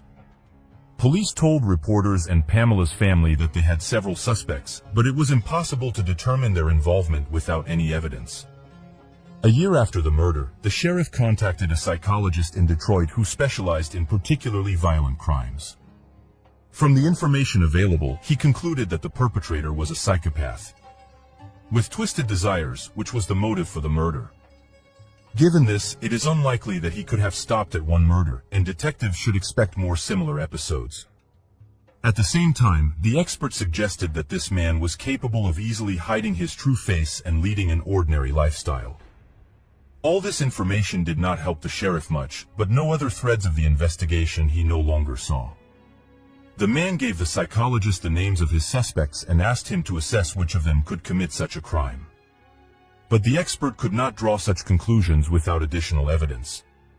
Pamela was not buried until 7 years after the murder on June 14, 1975. In all that time, investigators never found her other remains, nor did they come any closer to catching the perpetrator. They continued to consider all sorts of possibilities. Once the detectives even turned to clairvoyance, but the result was quite expected. 15 years after the 1983 murder, something interesting happened. The landlord of the apartment Pamela and Mary had rented was found guilty of murdering his wife. In 1968, a man named Brooke Atlas lived on the first floor, directly below their apartment. He had been on the list of possible suspects since the early days, but a complete lack of evidence prevented any conclusions about his involvement. He later married and moved into a private home with his wife. In 1983, their home burned down and experts were quick to determine that it was arson. Moreover, the body of Ellis's wife was found in the house, but the cause of her death was not fire. The pathologist determined that she had been killed by strangulation. Investigators assumed that the man decided to get rid of his wife and house because of financial problems. Shortly before, he had declared bankruptcy, and the loss of his insured home could have resulted in a hefty payout from the insurance company, but instead he received a life sentence for murder without parole and an additional 20 years for arson. We're interested in this episode. Atlas, who lived literally a foot away from the victim, had the opportunity to kill her. The man could have used a spare key, and over the months of living near the young woman, he may have well learned their work schedules. Detectives talked to Atlas, but he denied all allegations. Given that there was not a single piece of evidence against him, the cops had no choice but to accept it and hope that sooner or later new leads would emerge in the case. In the 38 years that followed, no progress was made. Pamela's parents passed away without learning the truth. And of her closest relatives, she had only a younger brother. He had given up hope of finding out what had happened to his sister. But in 2021, the case was given another chance. It was turned over to the Unsolved Homicide Squad. The new detectives decided to reopen the investigation. Pamela's murder was not typical of such units. They usually reopened old cases where the perpetrator left his DNA behind, but because of the lack of analytical tools in those years, it was impossible to use that to catch the killer. In Pamela's case, there was no evidence at all, and the detectives could only hope for luck. They studied all the materials left by their predecessors, including a list of possible suspects. Brooke Atlas stood out clearly since he had already been in prison for the murder of his wife. The man was 79 years old at the time and was still serving his sentence. Investigators realized that proving his guilt after 53 years would be very difficult. And the man was unlikely to live to see sentencing. Not only could the trial drag on for years without a single piece of evidence, but no judge would even consider such a case. So the detectives decided to take a very unusual approach to the matter.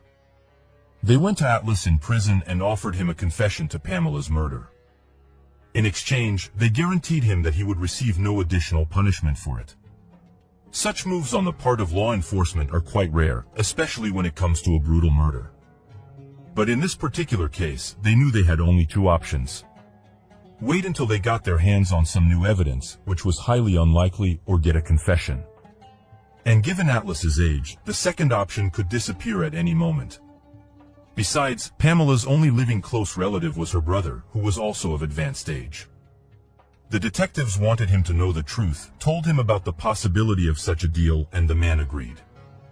The investigators brought their offer to Atlas and waited. To their surprise, it worked. The perpetrator said he was ready to confess, but the detectives were in no hurry to rejoice.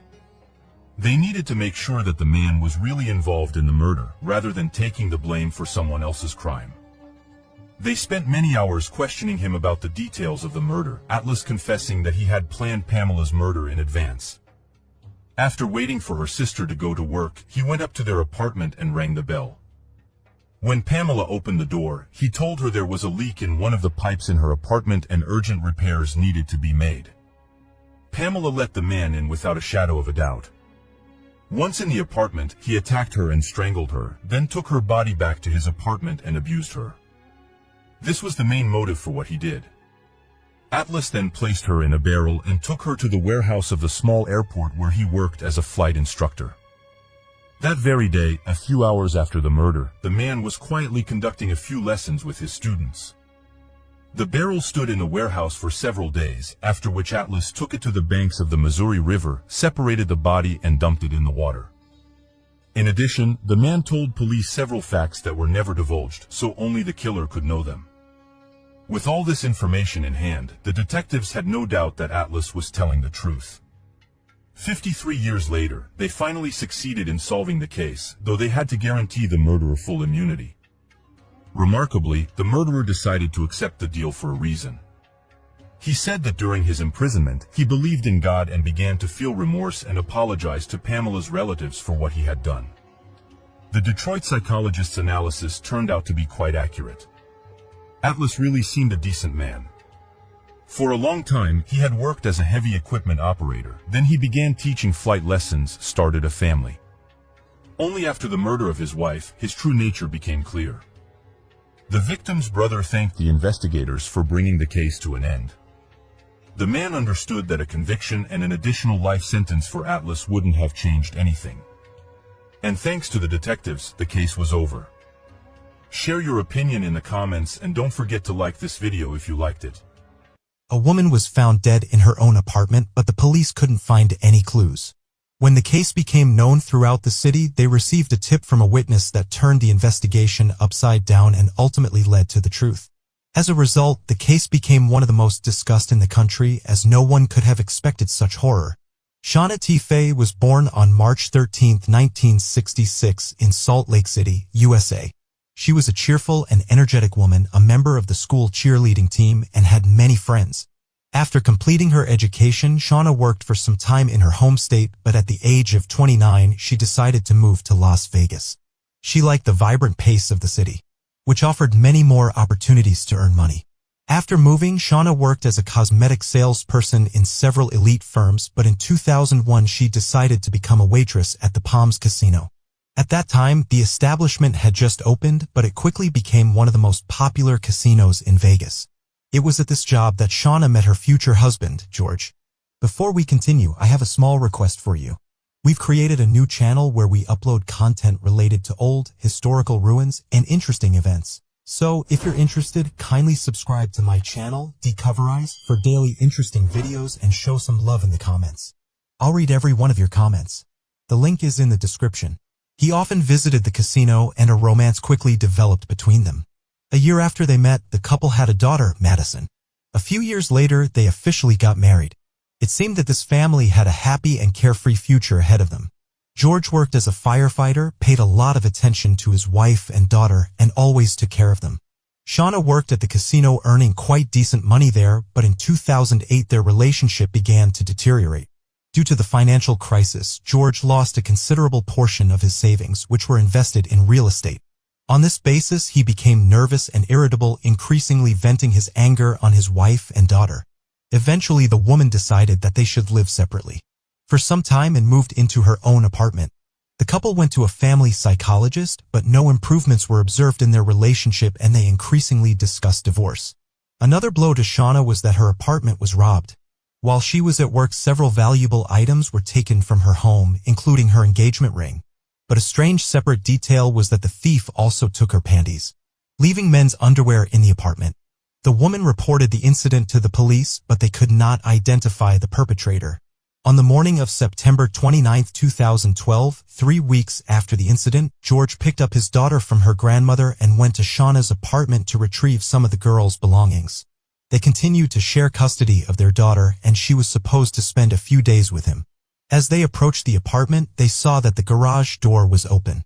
When they entered the apartment, they were met with a gruesome sight. Shauna was lying on the floor, blood everywhere. Her 8-year-old daughter witnessed a horrific scene. George immediately called the police and reported what had happened. The 911 operator asked them to go outside with the woman and wait for the officers. Investigators began to study the crime scene and determined that Shauna was likely attacked near the stairs on the second floor of the apartment. The house was in complete chaos. Many things were scattered and broken, indicating a struggle between the victim and the perpetrator. Medical experts found serious injuries on Shauna's body and initially thought that her death may have been caused by a gunshot wound. However, they soon realized that all these injuries were inflicted by a heavy blunt object, most likely a hammer. After interviewing neighbors, the police received 2 leads between 3:30 and 4 o'clock a.m. One of the residents in the same building heard some noise from the woman's apartment. He didn't pay much attention to it because he knew that Shauna was coming home from work at that time. Another neighbor found her phone, documents, and cosmetics on a nearby street, which indicated that the perpetrator either intentionally threw them away while fleeing the apartment or accidentally dropped them. Investigators reconstructed the timeline of events that night. On surveillance cameras at the casino and its parking lot, they saw Shauna finishing her shift and leaving for the parking lot. Nothing on the footage indicated that the woman was alarmed or in any danger. Detectives concluded that the killer was likely already in her apartment when she returned home. As usual, the first suspicion fell on her husband George. The police have already found out that the couple was getting ready for a divorce. They also talked to Shauna's friends and learned about the problems in their relationship. Everything looked as if he really fit the role of a killer. However, the detective found that the man had an unquestionable alibi for that night. He was on a 12-hour shift at the fire department. This was confirmed by all his colleagues and camera recordings. Thus, the police did not have any serious clues. They immediately learned that the woman's apartment was robbed 3 weeks earlier, and tried to understand if there was any connection between these events. The version was being developed that the robber might have returned but did not have time to leave the house before Shauna arrived. A struggle broke out between them and he killed her. Meanwhile, the victim's sister continued to suspect George in what had happened. She was constantly talking to Shauna and knew about all the problems in their relationship, about his constant jealousy and scandals. However, his alibi was unquestionable. Therefore, the police focused on searching for other clues. A day after the discovery of the body, they received the first serious lead. By that time, the killer was being talked about in all the local news, which drew the attention of Vegas residents. A man who knew a homeless person called Greyhound turned to the police. He told this witness that he killed the woman with a hammer. According to the man, Greyhound talked about it with joy and even laughed. Given that the details of the murder were not disclosed in the media, this lead became key for the detectives. They found out that the witness lived in a tent on the outskirts of the city and often met with Greyhound near the Albertson store. Together with him, they went there and started waiting. Very soon, the witness saw him and reported to the police, who immediately approached the suspect. During the search, they found banned substances on him which allowed them to arrest Greyhound. In the police station, the officers found out that his real name was Noel Stevens. He had been repeatedly convicted of petty thefts and possession of various substances, but the man denied his involvement in the murder. And the investigators really doubted his candidacy as a suspect. First, he only committed minor offenses, and it was difficult to imagine why this homeless person would kill someone. Secondly, he lived practically at the other end of the city, which made the choice of the victim completely incomprehensible. It took him several hours to get to Shauna's house, while many really valuable things in her apartment were untouched, including cash. None of this made any sense. However, the police continued to investigate his involvement. They found a tent where Stevens lived and conducted a search. The tent was located outside the city in a remote desert area. While examining the area around it, investigators found several significant pieces of evidence. Just a few meters away, they discovered the suspect's pants and underwear covered in blood, as well as a hammer tag. Later, experts determined that the blood belonged to Shauna Tife. However, the main clue was waiting for them at the police station. By gaining access to Noel's smartphone, they found only one contact in his notebook, George Tife's number. At this point, the case took an unexpected turn. From conversations with Shauna's friends and relatives, investigators learned that George had been friends with a homeless man for several years, whom he entrusted with various household and yard work. The woman often complained about him to her acquaintances when he came to fix something. According to her, he behaved strangely and even creepily. But George never took her concerns seriously. Thus detectives found the missing link between the killer and the victim.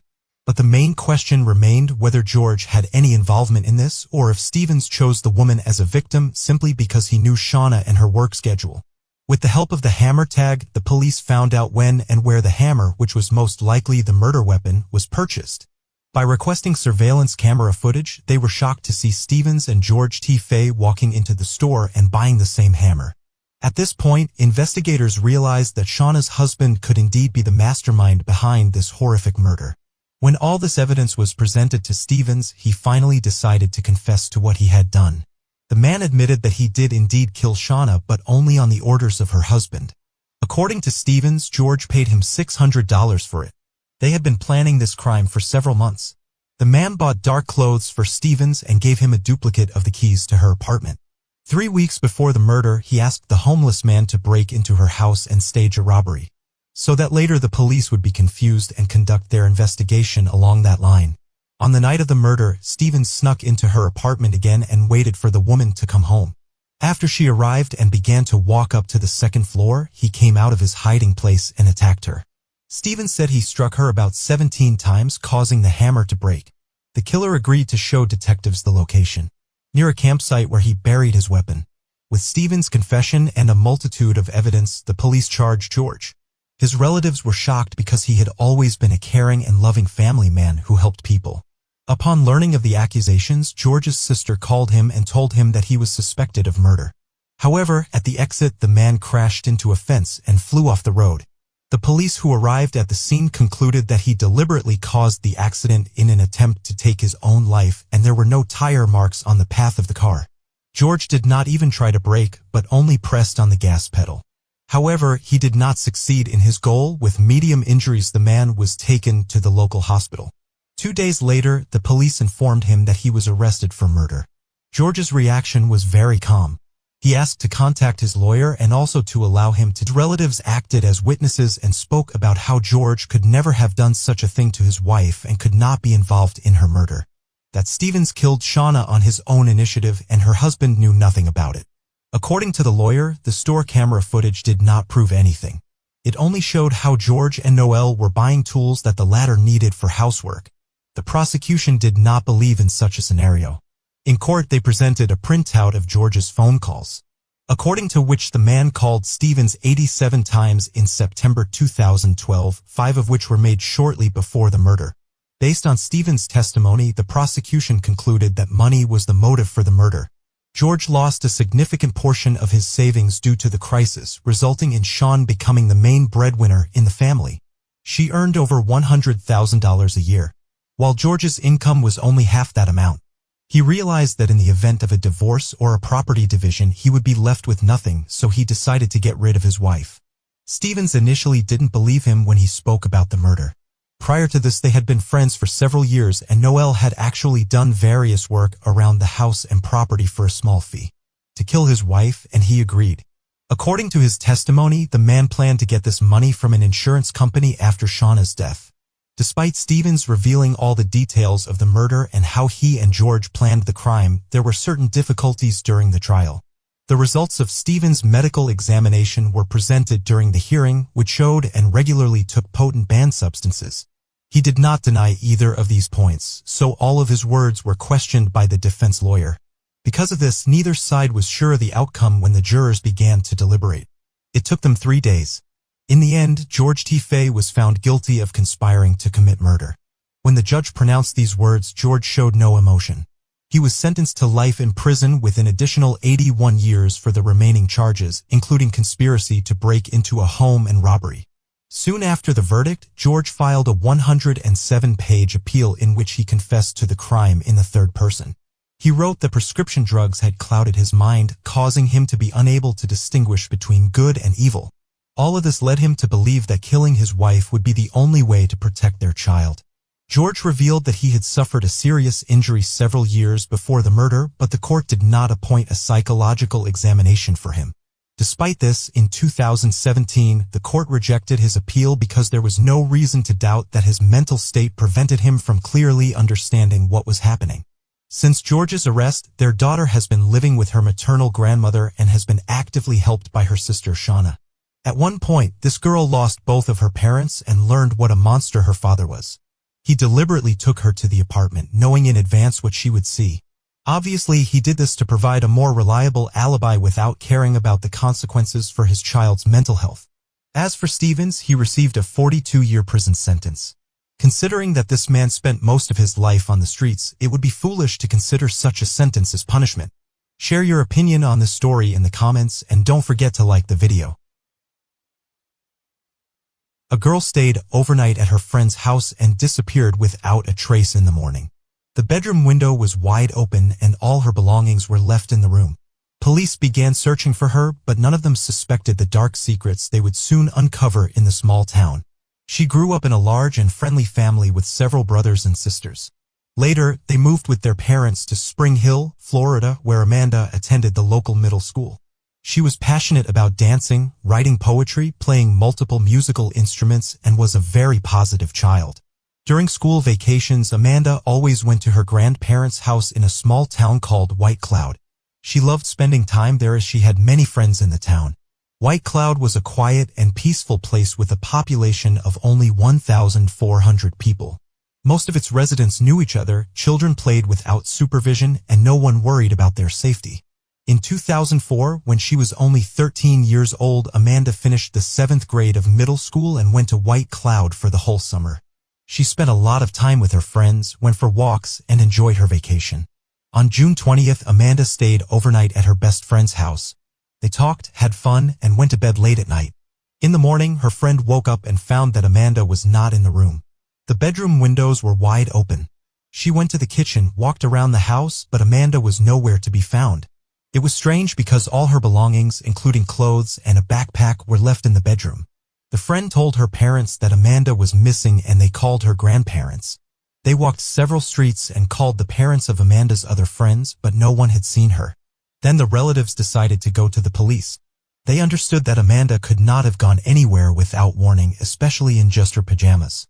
First, investigators talked to Amanda's friend. According to her, she didn't hear anything that night, and Amanda never told her that she was planning to leave. At the time of the disappearance, the friend's parents, as well as her brother and sister, were in the house. None of them heard or saw anything. Police tried to find witnesses who lived near the house, but they also hit a dead end. On that night, no residents noticed anything strange. On the first day of the investigation, the investigators concluded that the girl, with a high probability, had left home on her own initiative and run away. They argued that they found no signs of struggle in the house and that 5 people did not hear anything. It was difficult to imagine a scenario in which Amanda could have been abducted without waking up her friend who was sleeping just a meter away. This version caused outrage among Amanda's relatives. They insisted that the girl had no problems at home and was happy to spend the entire summer in White Cloud. In addition, they pointed out that the girl left all her things, including clothes, in her friend's room. According to the police's version, she decided to run away in just her pajamas. When the news of Amanda's disappearance spread throughout the district, the police received several calls from people saying they had seen a similar girl in different places. This only reinforced the detectives' confidence that Amanda had run away from home, but they could not confirm any of these leads. The investigators decided to check the girl's computer, hoping to find some information that could help in the search. They found correspondence with a certain young man, and based on this, the police assumed that Amanda ran away to meet him. However, there were discrepancies. There was no mention of a possible meeting in these correspondence, and it was about ordinary and everyday topics. Nevertheless, the investigators considered this enough to once again convince themselves of their correctness. At that time, they did not disclose all the details of the investigation, but information about correspondence with a certain guy spread throughout the city, so many local residents also began to think that the girl simply ran away from home. Meanwhile, her relatives were posting flyers and giving interviews to various media outlets. They insisted that Amanda could not have run away on her own initiative, and the police were not putting in all the effort to find her because of this misconception. The investigators did not really use the full range of their capabilities. If they officially considered this case as a kidnapping, they could have involved the FBI and other agencies in the investigation. For this reason, searched for her half-heartedly. They never found any serious leads on Amanda's possible location, and the investigation stretched on for several weeks. On the morning of July 5th, mushroom pickers went to a forest located approximately 10 kilometers from White Cloud where they found a human body and reported it to the police. Investigators arrived at the scene and immediately recognized the body as Amanda Lank. She was wearing the same pajamas she had disappeared in from her friend's house. Later, medical experts officially confirmed her identity and determined that Amanda had received multiple blows from a heavy object and died on the night of her disappearance. Detectives concluded that the victim had been killed elsewhere and then brought to the forest. They could not find any significant leads, so they decided to interview everyone who knew the girl. Over the next few days, police questioned approximately 400 people, which constituted almost one-third of the entire population of White Cloud. Investigators even used a polygraph, but it did not yield any results. They also decided to take another look at the young man with whom Amanda had corresponded online. The problem was that the word killer was used in his nickname. Police considered the possibility that the victim actually went to meet him and he killed her. However, this version still had many inconsistencies. There was nothing to suggest that the girl would have gone to meet someone in her pajamas in the middle of the night. Furthermore, there was no hints of a personal meeting in their correspondence. The investigator could not identify this person, and soon the version of his involvement was no longer considered. In an attempt to get some new leads, detectives decided to study all of Amanda's belongings, which led to a breakthrough. They found her personal diary, which contained very disturbing information. Shortly before her death, Amanda wrote that a certain man had been harassing her, and the next several pages were torn out. This diary immediately became the main lead in the case. Police tried to identify the man's identity. They talked to all of Amanda's friends and asked if the girl had mentioned anything about this. Several of her friends admitted that she had indeed told them about it and even named the man Cecil Wallace. He was the stepfather of Amanda's friend with whom she had stayed the night. For detectives, this information was a real surprise. They had been looking for the killer all over the town and beyond. And in the end, the possible culprit was in the same house as the victim. But the testimony of the friends was not enough to arrest him. Investigators had no substantial evidence against the man. No DNA samples were found on the victim's body, and the court documents did not indicate whether she had been subjected to violence. Detectives questioned Wallace, but he denied any involvement in the crimes. The police themselves wondered how the man could have done all this unnoticed in a small house where his wife and 3 children slept. Without serious evidence or confession, they could not detain Wallace. The detectives continued to work on all possible leads. Soon after, an interesting fact emerged. It turned out that Wallace's sister, Candace, worked in the police department that was handling Amanda's case. Moreover, the woman actively helped her brother and his family during the interrogations. She literally told him what to say and how to behave, but that was not all. 5 years ago, she was fired from another police department for falsifying a report on her brother's accident. She wrote that he was driving on a road when a deer ran out in front of him. However, in reality, the man was drunk and had an accident. By that time, other detectives were already handling Amanda's case, and they questioned the objectivity of the investigation by the local police. However, they could not confirm that anyone other than Candace could be helping Wallace. The investigators questioned the man and his family several more times, but all of this did not yield any results.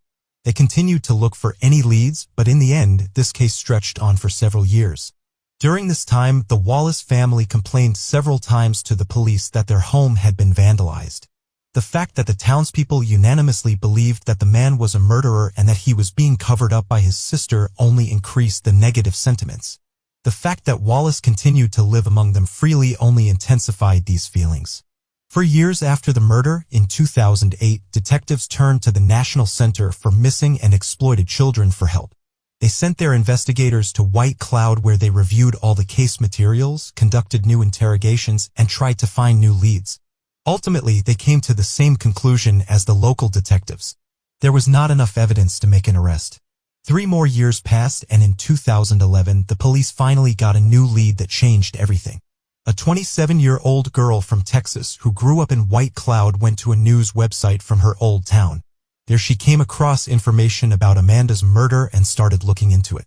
After reading that the victim had spent the night at the Wallace house, the woman decided to go to the police and tell them something disturbing. In 1998, when she still lived in that city and was 13 years old, she stayed overnight at the Wallace house because she was friends with his second foster daughter. In the middle of the night, a man entered their room and assaulted both of them. He then threatened them to keep quiet. The victims were too scared to go to the police, so they never told anyone about what had happened. But after the adult victim learned about Amanda's case, she decided to contact the police. Furthermore, she wrote a statement to the police, which helped investigators to get closer to the arrest of the suspect. They interviewed a large number of White Cloud residents who could potentially have been affected by Wallace's actions, and this tactic worked. They were able to find several women who admitted that the man had touched them inappropriately. All of this happened between 1998 and 2002. The victims were then between 13 and 16 years old. Gathering all this information together, in October 2011, police arrested 43-year-old Wallace. He was charged with molesting these victims as well as the man who was officially named as a suspect in Amanda's case for the first time. Knowing all that other women had told them, detectives had no doubt about his involvement in the murder. At the preliminary hearing, he was granted bail of $150,000. And somehow he was able to pay this amount. Apparently his sister and other relatives helped him gather the money. The trial was supposed to begin in a month. While waiting for this, Wallace returned to work. The local residents were unhappy that he had been released on bail. They repeatedly protested outside the company's office demanding that this man be fired. On November 10th, on the day of the first court hearing, an unexpected turn occurred. Wallace did not show up at the appointed time, and the police immediately declared him wanted. A few hours later, they managed to find his car in the woods near the city. The man was there too. The only thing was that he had taken his own life. Detectives who did not expect such a turn of events were forced to continue the investigation. After the suspect's death, they could only rely on significant evidence that could link him to Amanda's death. They obtained a search warrant for his home, trying to find anything related to her murder. The police examined every corner, tore down some walls, and removed floorboards, but they could not find any serious evidence. Afterwards, they shifted their focus to the suspect's sister, Candace. Detectives were certain that she was covering up for her brother and wanted to find out if she knew that he had killed Amanda. After gathering the necessary evidence, Candace was arrested in August 2012. She was charged with intentionally misleading the investigation, but that was only the beginning. During the investigation, detectives found out that Candace had been covering up for her brother during the times when he was dealing in illegal substances. Furthermore, she taught him how to not leave any evidence at the crime scenes. She showed him how to properly wipe his fingerprints off surfaces so that experts couldn't lift them. Candace also advised him to always carry a cigarette with someone else's DNA on it so that if necessary, he could plant it at the crime scene. Detectives also concluded that at least 9 people knew about Wallace's crimes but remained silent. All of them were members of his family. The police were unable to prove their guilt. The investigation into Candace's involvement continued for 2 years until 2014 when she made a deal with the police. She admitted to lying to the investigators, and in exchange, 2 other charges were dropped. The issue was that Wallace's sister could not provide consulting services on a case that she was working on as a police officer. Given that she had been helping her brother through interrogations, she broke this rule and was ultimately punished for it. However, Candace continued to insist that her brother was innocent. The court sentenced her to 30 weekends in jail. This is a dubious practice where the convict is only required to be in the jail building for 2 days a week and can freely roam during the rest of the time. Such sentences serve as a kind of half measure, and if a person has committed a minor offense, they can be given several weekends in jail. This way they receive a punishment, but it does not strongly affect their life. The convicted person can continue to go to work and spend time with their family. Of course, Amanda's relatives were extremely dissatisfied with this decision. They, like the detectives, were sure that Candace had helped her brother avoid punishment, but proving it 100% was not possible. Therefore, she got off with such a minor punishment. The Amanda's family was forced to go through yet another trial. In 2004, medical experts only handed over part of her remains to them so they could hold a funeral. The rest was to be kept by detectives during the investigation, but after Wallace's death, a decision was made to hand over these remains to the relatives. In 2013, the girl's family had to exhume her remains to bury Amanda again. Her mother still hopes that investigators will find any evidence that will prove Wallace's guilt. She also tries to achieve changes in the legislation to change the police approach to searching for missing children. The woman insists that investigators should not conduct an investigation based on their subjective assessments and consider the disappearance as a voluntary escape from home. Thus, there is almost no doubt that Wallace killed Amanda. But what was his motive? Considering that there is no information in the court documents, well, whether the victim was subjected to violence, two assumptions can be made. He probably did assault her but did not leave his biological material. So the investigation decided not to reveal this fact since it was unnecessary. Detectives could also keep this information secret for the sake of the investigation, hoping that the criminal would reveal facts that had never been told. His past crimes also speak in favor of Wallace being the killer. He assaulted at least 3 victims using the same scheme. All of them stayed at his house overnight. The question remains, why did he kill Amanda? Perhaps he planned to intimidate her like the others, but the girl threatened to tell the truth to everyone, or she tried to run away from him and then he panicked. Something else in this case is very alarming. Detectives suggested that all of Wallace's relatives who were in the house on the night of the murder knew about this crime and even helped the man hide it. In addition to Amanda, his wife, son, and daughter were there. This could explain how he managed to attack the victim without waking any of his relatives. In any case, even without a final verdict from the court, Wallace will no longer be able to harm anyone. The fact that he settled the score with his life before the trial once again speaks in favor of his guilt, even though he took the details of this crime to the grave. Share your opinion in the comments and don't forget to like this video if you liked it. The student disappeared on her way to the dormitory, and at first the police thought that the solution was right in front of them. However, with each passing day of the investigation, they became more convinced that there were many tangled moments in this case, and it was only by chance in the end that the truth was uncovered. Amy Blunt was born on October 1, 1969 in Homestead, Florida. She grew up in a loving family and had many friends, largely due to her cheerful and kind nature. When she was 14 years old, her father passed away. Despite this painful loss, Amy found the strength to maintain a positive outlook on life. After high school, she enrolled at Flagler College located in St. Augustine, near Jacksonville. Although it was home to only 13,000 people, it was the oldest city in the USA. It was founded by Spanish explorers, so many architectural elements still differ dramatically from the familiar American things. Amy loved studying at college, and in 3 years she made many friends there. By that time, she was 21 years old and had only a little left before graduation. On November 6, 1990, her friend Kim came to St. Augustine. They decided to go to a local bar popular among students.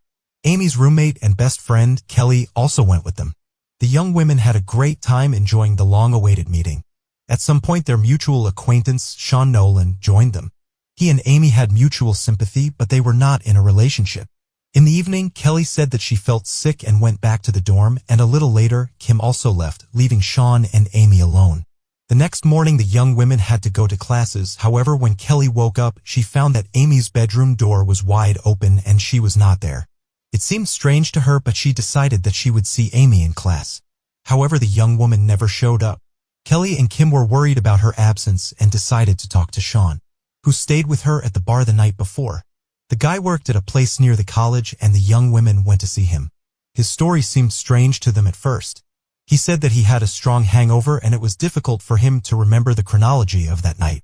After gathering his thoughts, he finally told them that after the bar he and Amy went towards the beach to take a walk. But soon they decided to go home. The guy called a taxi from the nearest payphone, and while they were waiting for the car, he and Amy had an argument. In the end, she went on foot to the dorm, which was only a few minutes away. Kelly was upset that the guy left Amy alone and didn't walk her to her dorm. At the same time, she became even more worried. Amy had nowhere else to go but the dorm, but she never showed up in her room. Her friend was afraid that something bad had happened to her and began to seriously suspect Sean. His strange behavior only heightened her anxiety. It seemed like the guy was not at all worried that Amy had disappeared. Kelly decided to continue her search and went to the university campus, asking all her acquaintances if they had seen Amy. The answer was the same. No one had met her that day and no one knew where she could be. At around 6 p.m., her friend decided to call the police. She informed investigators about the young woman's disappearance, and they began to check the information. They called all local hospitals, but no one resembling Amy had been admitted. The taxi operators were also contacted, but none of the drivers had picked up the young woman. That night, the police could not find any evidence that Amy had been in trouble or become a victim of a crime. Moreover, at the time, the young woman was already 21 years old, so they did not officially declare her missing despite her friend's request. By that time, Kelly was 100% sure that something bad had happened to Amy. Realizing that she could not convince the police to start searching, she decided to call Amy's mother. Later, the young woman admitted that it was the hardest call of her life. The next morning, Amy's sister arrived in St. Augustine to participate in the search. The first thing they did was go to the police station where they received the same response. They couldn't start an investigation because there was no indication of a threat to life. The investigators believed that the young woman had simply left for a couple of days without warning. So the sisters, along with Kelly and other friends of the missing young woman, decided to organize their own search operation. They printed flyers with information about Amy and began posting them all over the city. Soon a local television channel came to their aid, spreading information about the young woman's disappearance. All of this led to a large number of volunteers offering to participate in the search. They split into groups and began combing both the city and the surrounding area. Volunteers searched forests, beaches, abandoned houses, but they were unable to find any clues. This continued for 3 days until the police finally decided to start an investigation. By that time, the whole town was talking about Amy's disappearance, apparently putting pressure on the local police department and forcing them to take action. The first thing they decided to do was to talk to Sean, as he was the last person to see Amy, and here they encountered the first suspicious moment. The guy told them a story that was different from the one Kelly and Kim heard. Sean said that he and Amy left the bar and headed towards the beach, but on the way, they decided to split up and go home. He approached the payphone and called a taxi. But when he turned around, Amy was nowhere to be seen. After waiting for some time, he got in the taxi and went home. Investigators found the story strange. How could a young woman disappear from the street in a matter of seconds and Sean, who was standing a meter away from her, not notice? Moreover, why did he give his friends a different version of events? All of this was enough to start considering Sean as a suspect. Detectives decided to verify his story and find the taxi driver who was supposed to take him home that night, and soon they succeeded. The only problem was that his story also differed from the two versions told by Sean. The driver claimed that he did indeed pick up the young man near the phone booth. However, when he arrived at the location, Sean was sleeping on a bench and the taxi driver had to wake him up. There was no young woman present at the time. On one hand, this provided the boy with an alibi, but on the other hand, he had, for some reason, shared his version of what had happened, which only raised suspicion with the detectives. Despite this, there was no evidence against him, so the police continued to search for new leads. 10 days had passed since Amy's disappearance. During that time, there had been no activity on her bank accounts, which only confirmed that she had not left on her own initiative. By that time, the residents of St. Augustine and the police began to suspect that Amy's disappearance might be related to another series of gruesome crimes, which we have a separate video about. In August of the same year, an unknown maniac killed 5 students in the city of Gainesville, which was 120 kilometers away.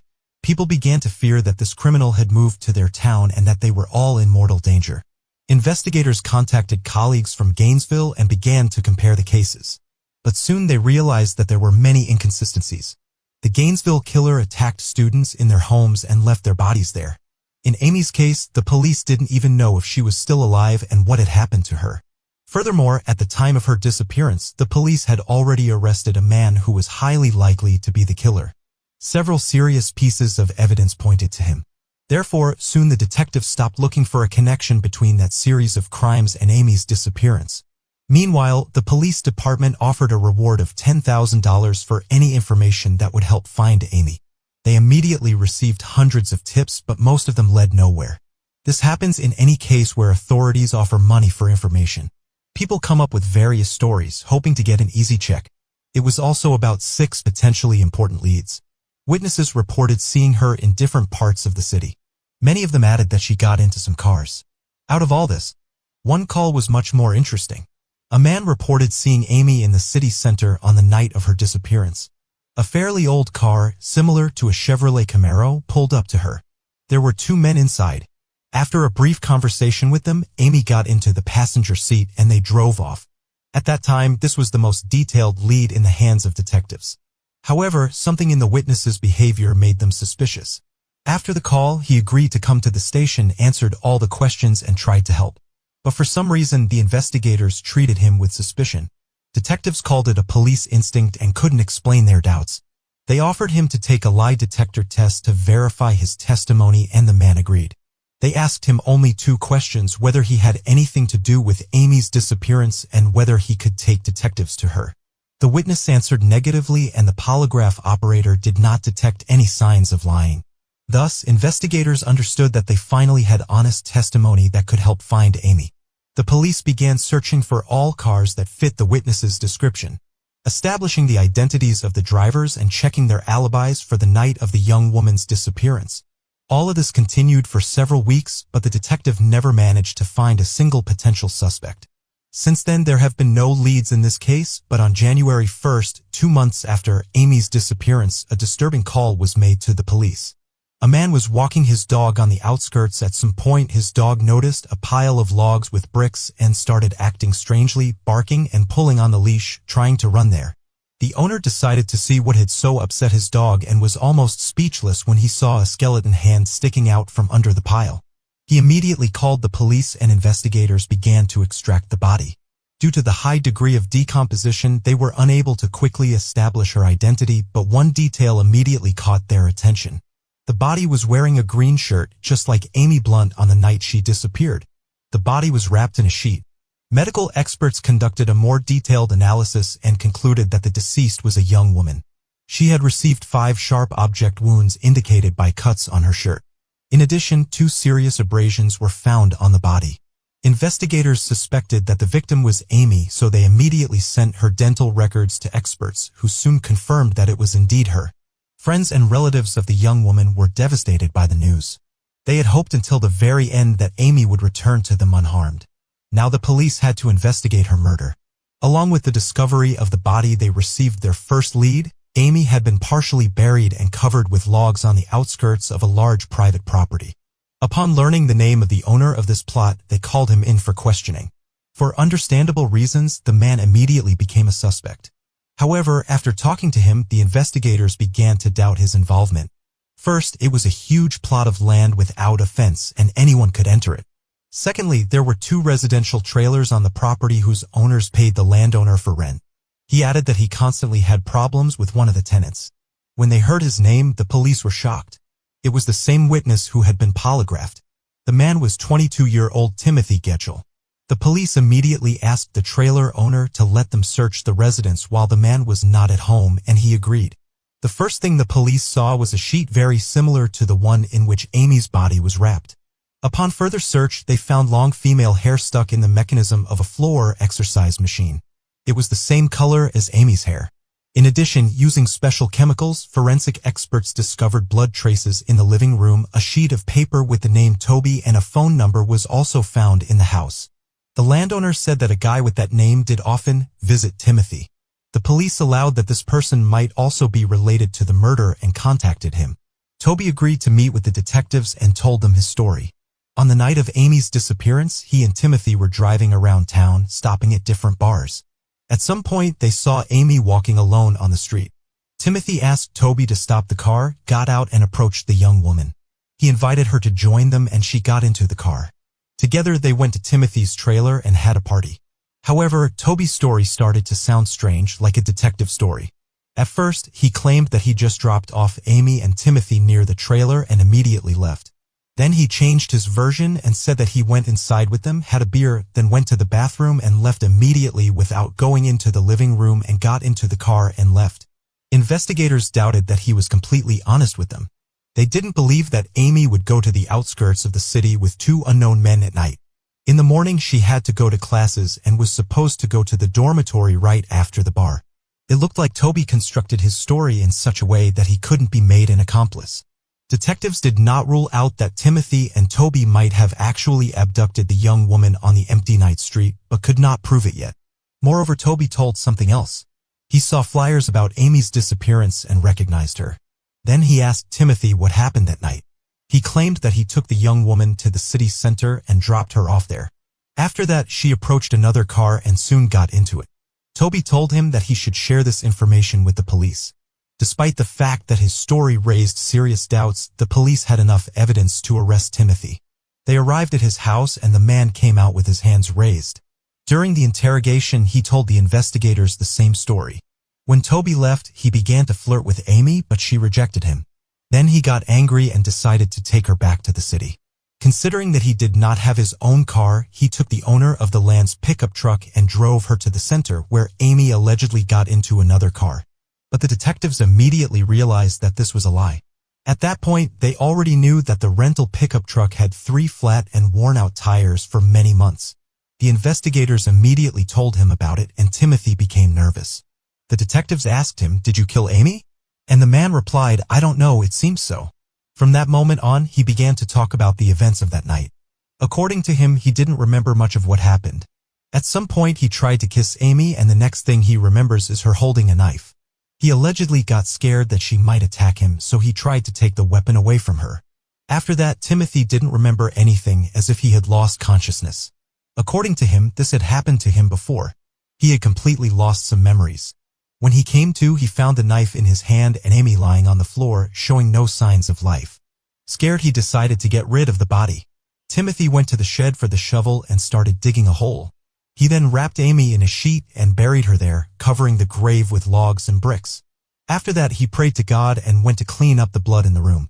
With his confession in hand, Timothy was charged with murder. No evidence was found against Toby, so he was only used as a witness. On July 15, 1991, a trial was held where the man planned to defend himself and receive a lesser punishment. He wanted to make it look like self-defense and use the story of memory loss. However, everything changed when the prosecutor addressed the judge and requested the death penalty. Timothy stood up and said he was ready to confess the first-degree murder if the prosecution would drop the death penalty in favor of life imprisonment. After some brief consideration, the court agreed to these conditions and Timothy was sentenced to life in prison. Amy's relatives and friends supported this decision. They all harbored hatred toward the person who took her away from them and wanted him to spend the rest of his life in a prison cell. As for Toby, no charges were ever brought against him. Nevertheless, his story still seems suspicious, and I wouldn't rule out the possibility that he was directly involved in the murder. Timothy remains behind bars to this day. He is currently 53 years old. Share your opinion on the story in the comments. Don't forget to give it a like if you enjoyed the video.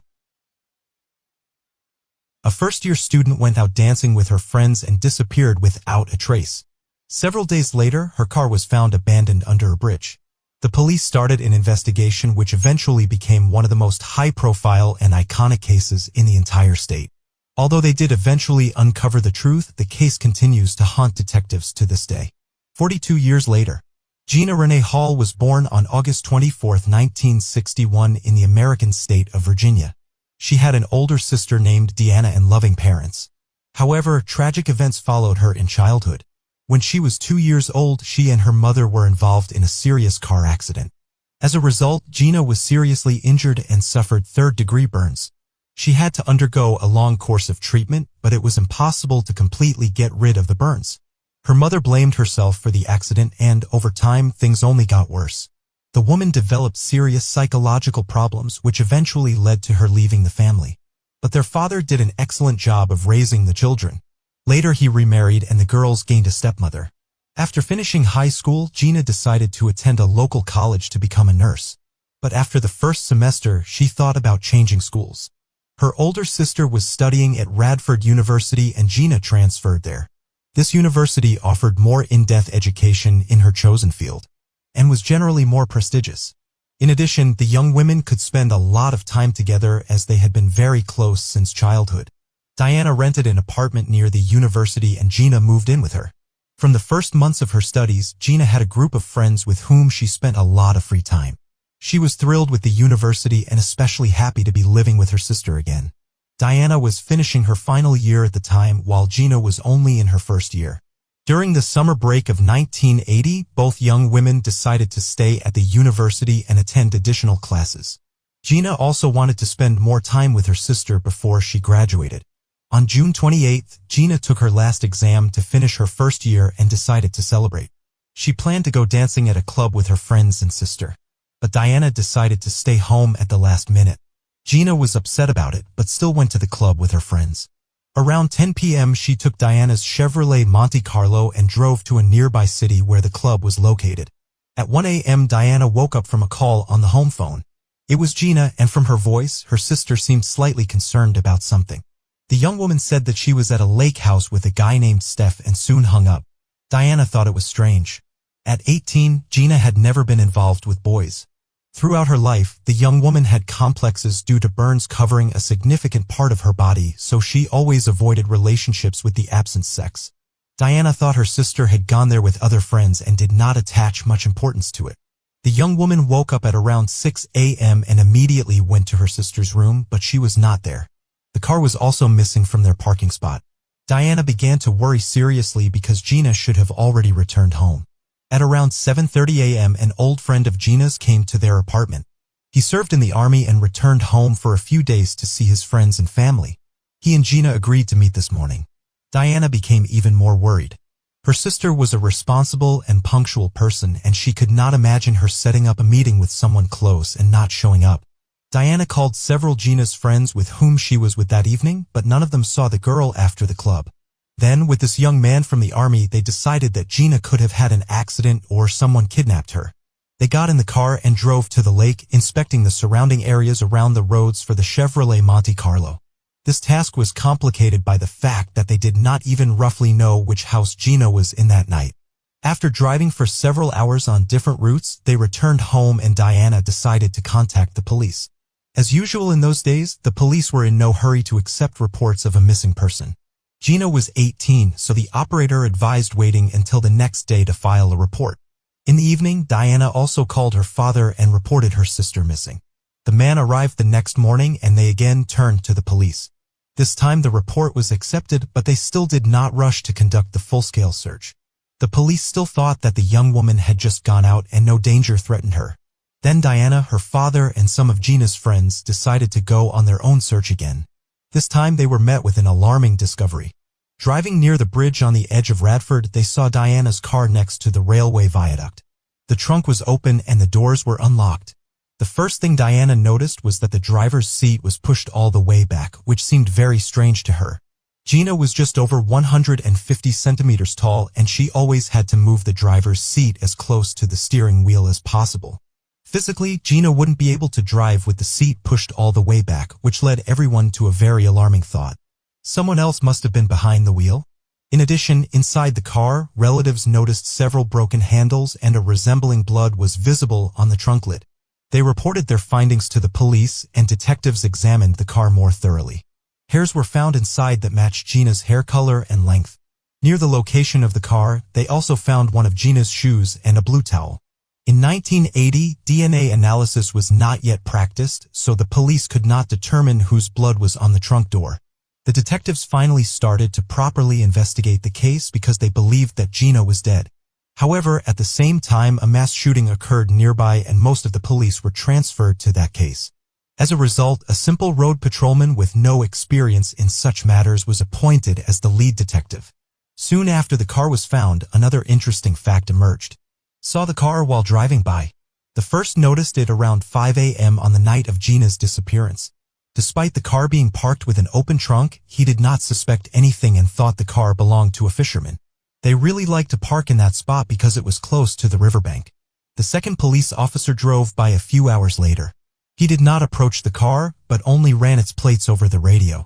Hearing that the car was not in the system as stolen, the officer left. The lead detective spoke with Diana and learned that Gina called her at 1 a.m. and said she was at a house by the lake.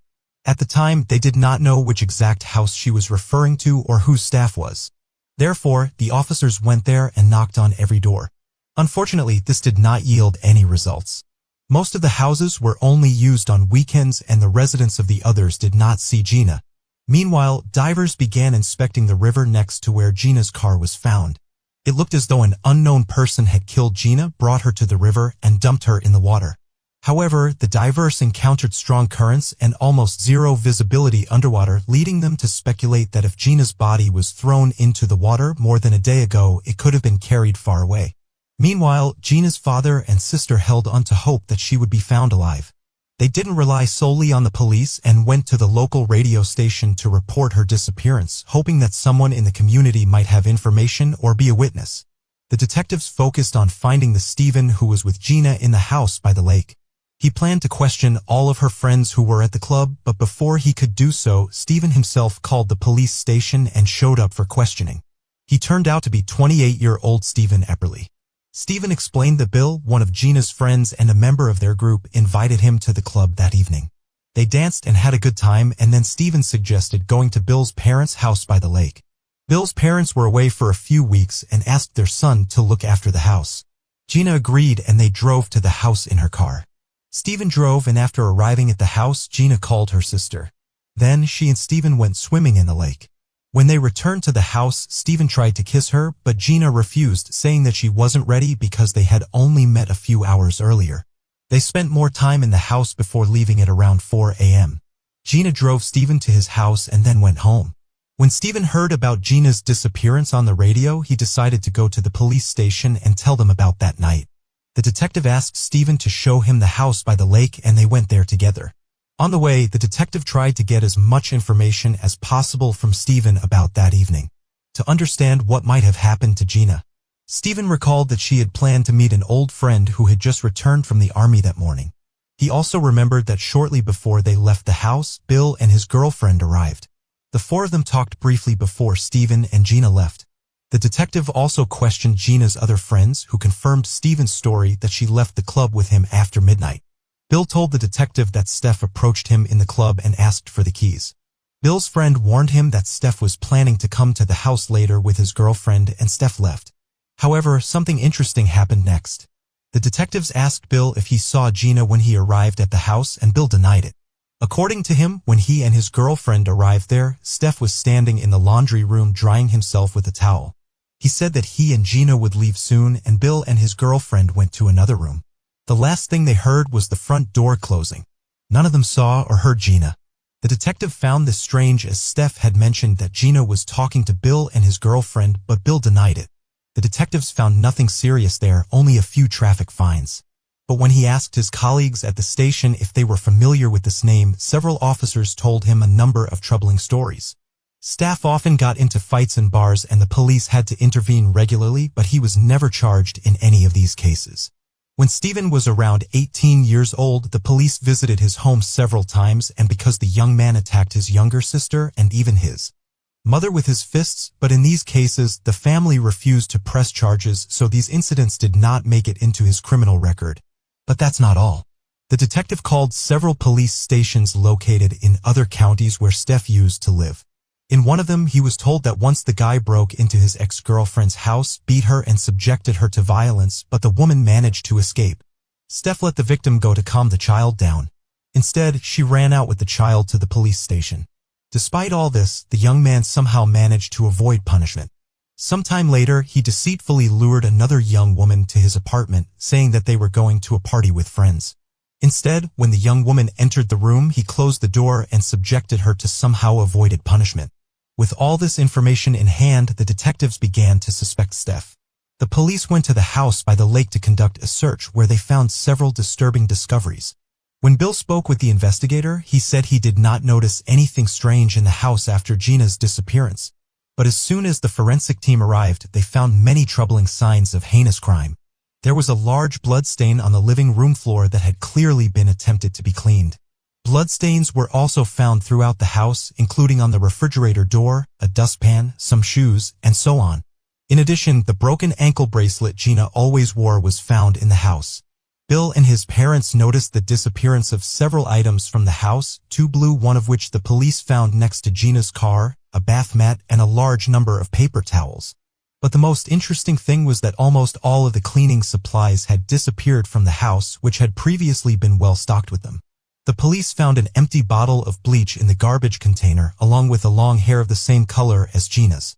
Experts examined blood samples from the house. DNA analysis was still unavailable at that time, but they matched Gina's blood group. Learning all this, Bill shared additional information with investigators. He told them that he heard about Gina's disappearance on the radio and immediately thought that Steph might be involved. In addition to being with her that night, all their friends knew about his criminal tendencies and aggressive behavior. Bill went to Steph's workplace and started asking him about that evening. Steph insisted that he had nothing to do with the young woman's disappearance. But then something interesting happened. When Bill asked him to contact the police, Steph agreed but asked his friend not to tell anyone that he was with Gina that night. He also wondered how many people saw him leave the club with her. Bill also told something else about that night. When Gina left the club with Steph, she looked confused, apparently thinking that all her friends were going to the house by the lake and was in disarray. The next day, Bill and his friends had a barbecue in that house. None of them knew about Gina's disappearance at that time. While they were sitting outside, Steph volunteered to make drinks for everyone and went into the house. He spent a lot of time in there. And when he finally returned, he explained that he couldn't find the bottle opener. The detective thought that, in fact, Steve had been trying to clean up the bloodstains all this time since he hadn't been able to do it completely at night.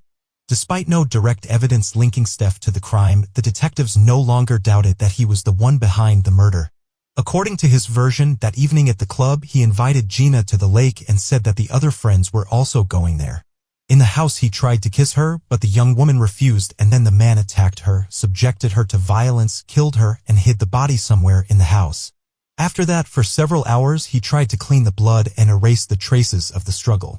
When Bill came to the house with his girlfriend, Steph waited until they went into the room and moved Gina's body to the trunk of her own car. Then he drove her to the river, threw her into, and left the car there.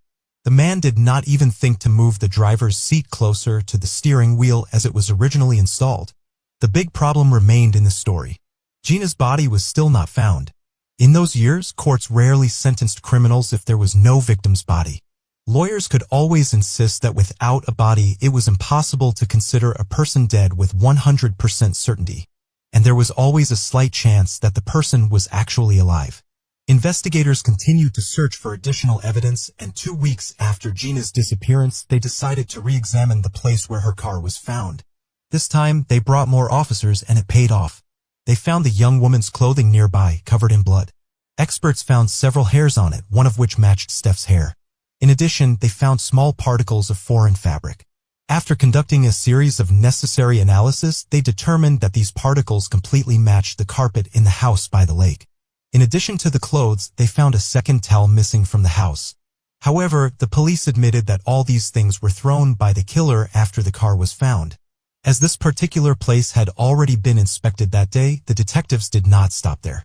In an attempt to obtain more evidence, he contacted a dog handler and he came with his search dog to the place where the car was found. Then something that shocked all the present officers happened. The dog took the trail and headed across the river on a bridge.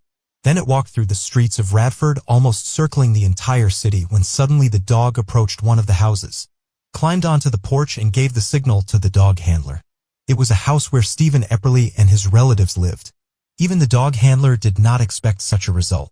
He did not know whose theft was and what he was suspected of. The detective had hoped at best that the dog would lead them to some additional evidence or a body, but in the end the dog led them to the porch of a possible suspect. Later that day, Steph was called in for questioning with the use of a polygraph. He continued to deny his guilt, but the polygraph operator repeatedly detected that he was lying. After the questioning, the investigators told him that their trained dog had just led them to his home. Stephen covered his face with his hands and said something like, "What a good dog." However, without Gina's body, he still couldn't be charged with murder. And Steph remained free. When the whole town learned about his previous crimes and the evidence against him in Gina's case, no one doubted his guilt. People came to his house, wrote threatening letters, and the man decided to move to a small town in Ohio. 5 days later, a 25-year-old woman disappeared not far from where Steph had settled, and a month later her body was found in a cornfield. Local detectives knew that Stephen was suspected in Gina's murder, and he immediately became the prime suspect. However, his guilt could not be proven due to the lack of evidence. Bill continued to talk to Steph and tell the police about their conversations. When Stephen found out that Bill had a good lawyer, he asked if he could represent him, and even more disturbingly, he asked Bill to ask him if the police could arrest him if they never found the body. The detective understood that the chances of a guilty verdict in court were slim, but after the other young woman's murder, he decided to risk his career and arrested Stephen. He was charged with murder and the case went to trial.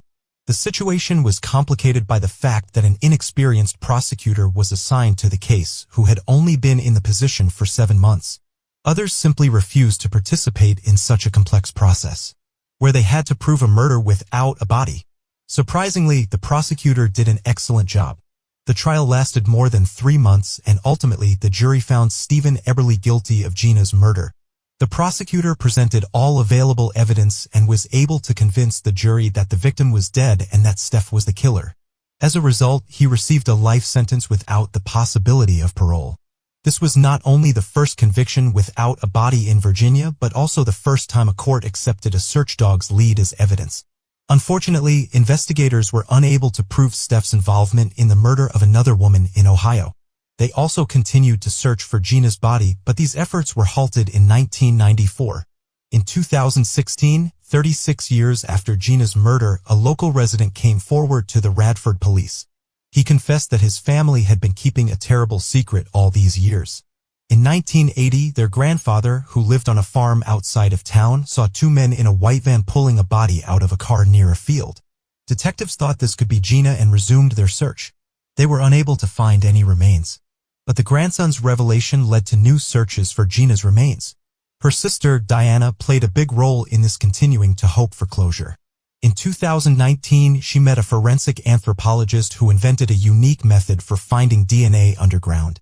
His tool detected the presence of any human biological material, and investigators used it in their search. After many months, it bore fruit. In 2020, they found Gina's remains in 8 different locations along the river and lake. These were mostly small pieces that would have been impossible to find without special equipment. Only in one case were they able to find a bone fragment that belonged to the young woman. As for Steph, he is still serving his sentence. Despite numerous appeals and attempts to be released early, investigators believe he may have had many more victims. But they have been unable to find the necessary evidence over the years. The only comfort for them is that he has been isolated from society and has not harmed anyone else. Feel free to share your opinion in the comments, and don't forget to like the video if you enjoyed it. Thank you for watching.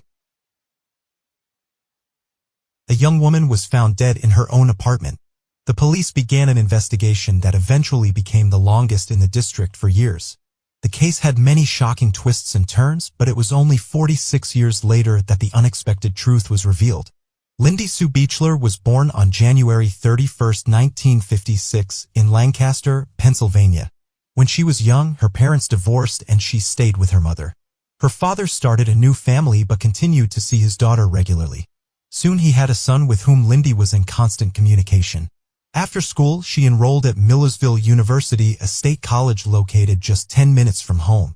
At the age of 19, Lindy met a man named Philip Beechler and the couple soon married. He also attended courses at the college while working for a car rental company. Lindy herself worked part-time at a local flower shop. After the wedding, they rented an apartment in the Manor Township residential complex just a few minutes from the college. The newlyweds began their life together and were happy with each other. Lindy's happiness was overshadowed by a series of unpleasant events. She began to notice that someone was constantly watching her in this residential complex, but she never managed to see who it could be.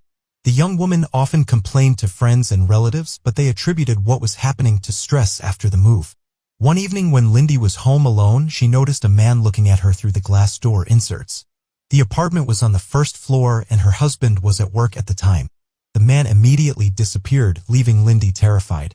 Since then, the young woman was afraid to be alone at home, but due to Philip's evening schedule, she often had to be alone until it was dark. Lindy was constantly stressed, and any incident could bring her to panic. Soon after this event, she spent time with her brother and his family at their home.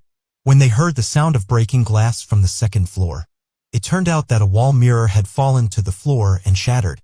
The young woman was so scared that she started shaking.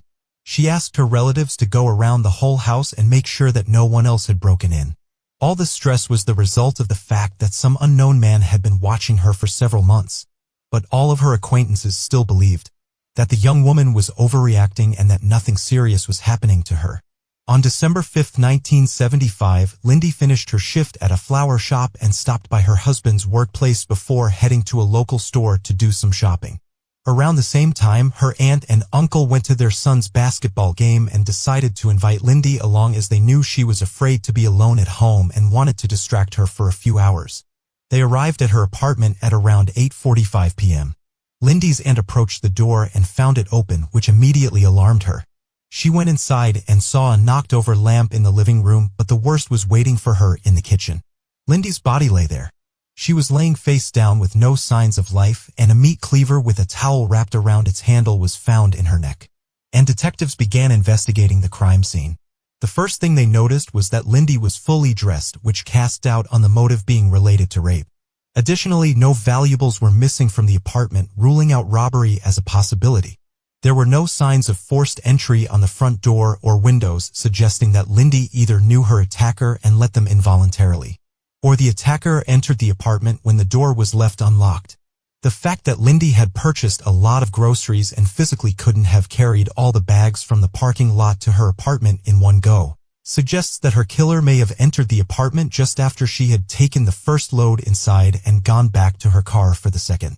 While the police were investigating the crime scene, Lindy's husband and parents were informed of what had happened. The grieving family members were desperate to see Lindy and had to be restrained by detectives.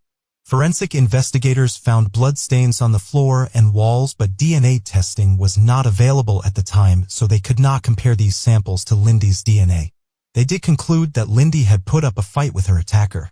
A male shoe print was found in one of the rooms, and medical experts determined that Lindy had received 19 blows from a sharp object. The perpetrator had used two weapons, the meat cleaver from Lindy's kitchen and a second weapon, presumably a knife, that was never found. Later it was confirmed that Lindy had indeed been sexually assaulted, but DNA evidence could not be extracted from the crime scene. At the time, be of much help in solving the case. The police had hoped to find witnesses, but none of their neighbors were home at the time of the murder. Other residents did not notice anything suspicious. However, several people reported seeing a car parked in the residential complex parking lot from around 7 p.m. to 8:40 p.m., which coincided with the time of Lindy's murder. Additionally, none of the residents knew the owner of the car. Unfortunately, detectives were unable to locate it and switched to another line of investigation. As is often the case in such situations, the victim's husband became a suspect. Despite Philip being at work and having a solid alibi, investigators did not rule out his possible involvement. Over the next few months, detectives interviewed about 300 people who could have been involved in the murder, but all of it yielded no results. At some point, they began to suspect a local serial rapist who had committed several attacks on women around the same time Lindy was killed. However, they were unable to find any evidence linking him to the case, and the culprit himself died during an attempt to escape from prison. Moreover, investigators found out that at the time of the murder, he was at work, and eventually they stopped considering him as the suspect. 4 months after the murder, there was a new twist in the case. A 43-year-old woman named Mary was killed 25 kilometers away from Lindy's apartment. She received multiple stab wounds, and the detectives immediately noted that these murders were almost 100% similar, but soon the culprit was caught, and investigators could not find any connection between him and Lindy. The man admitted to killing Mary but denied involvement in the other crimes. After that, the police had no leads and the case went cold for a year. On December 26, 1976, Lindy's relatives went to visit her grave at the local cemetery. Upon arriving, they saw that the gravestone was covered in red paint and heavily scratched. They immediately reported it to the police, but they were unable to find the vandals. Investigators concluded that the perpetrator of the desecration may have been Lindy's killer, as no other graves were damaged. The nature of the damage also supported this theory, as the criminal clearly harbored animosity towards the deceased in addition to the obvious association with the red paint. By using a knife or sharp object, the perpetrator had to have spent a considerable amount of time damaging the stone in order to completely cover it with deep scratches. Just a few weeks later, something even stranger happened. Chief Donald W. Scheller, whose department was investigating Lindy's murder, received an anonymous 2-page letter. The first part was written from the perspective of Lindy's murder. The author took responsibility for the vandalism of Lindy's grave and demanded that the letter be published in the next day's local newspapers. In exchange, the anonymous writer promised to consider surrendering to the police. He then went on to provide several characteristics to help investigators identify him, claiming to be 178 centimeters tall and that he was a man of high quality and weighing 93 kilograms. Living in the western suburbs of Lancaster, having a good job, being single, and having been caught a few years earlier for possession of illegal substances. On the day of the murder, he was also under the influence of drugs. The last part of the letter was a plea for help, with the unknown author asking to be caught before he killed anyone else. The second page was a separate letter allegedly written by the killer's friend, named Jenny Scrum. She wrote that her acquaintance truly intended to surrender once his letter was published in the newspapers, and added that the man was mentally ill. She purportedly added this message while he was sleeping before placing both sheets in an envelope. Police believed that the author could indeed be Lindy's killer, but they did not believe the second part about his friend Jenny. Despite being written in a different handwriting, investigators believe that the perpetrator may have asked someone he knew to write it or use some other method to forge the handwriting. They also failed to notice the similarity of this message to the letters sent by a serial killer nicknamed the Zodiac Killer who operated in California in the 60s and 70s, regularly communicating with the police and newspapers through anonymous text messages. Investigators even considered that he might have been responsible for Lindy's murder. However, this theory was highly stretched. Firstly, the killer was operating on the opposite side of the country. Secondly, by the time Lindy was killed, according to the police, the Zodiac Killer had already stopped his killings. Chief Donald W. Scheller decided not to publish the letter in the newspaper as the author requested. At that time, the police had 2 suspects and they did not want to compromise the investigation. Detectives did not believe that the culprit would surrender and saw no point in scarring residents with a letter from Amanda N. Eventually, they began to doubt that the author was actually Lindy's killer. The letter did not contain any details that had not already appeared in the newspapers. The police profiler even suggested that the author of both sheets could be a mentally ill woman who had no connection to the case. He made this conclusion after analyzing the writing style. Despite this, investigators located a woman named Jenny Scrum and, after talking to her, concluded that she had nothing to do with these letters. From that moment on, the police had no serious leads, but they continued to investigate the case. At various stages, they had new suspects: Lindy's mother's partner, a regular visitor to the flower shop where she worked, and even one of the investigators on the case. After brief checks, detectives came to the conclusion that none of them were involved in the murder. In 1980, the police had another chance to solve the case. In Florida, they arrested serial killer Gerald Stano, who admitted to killing 41 people.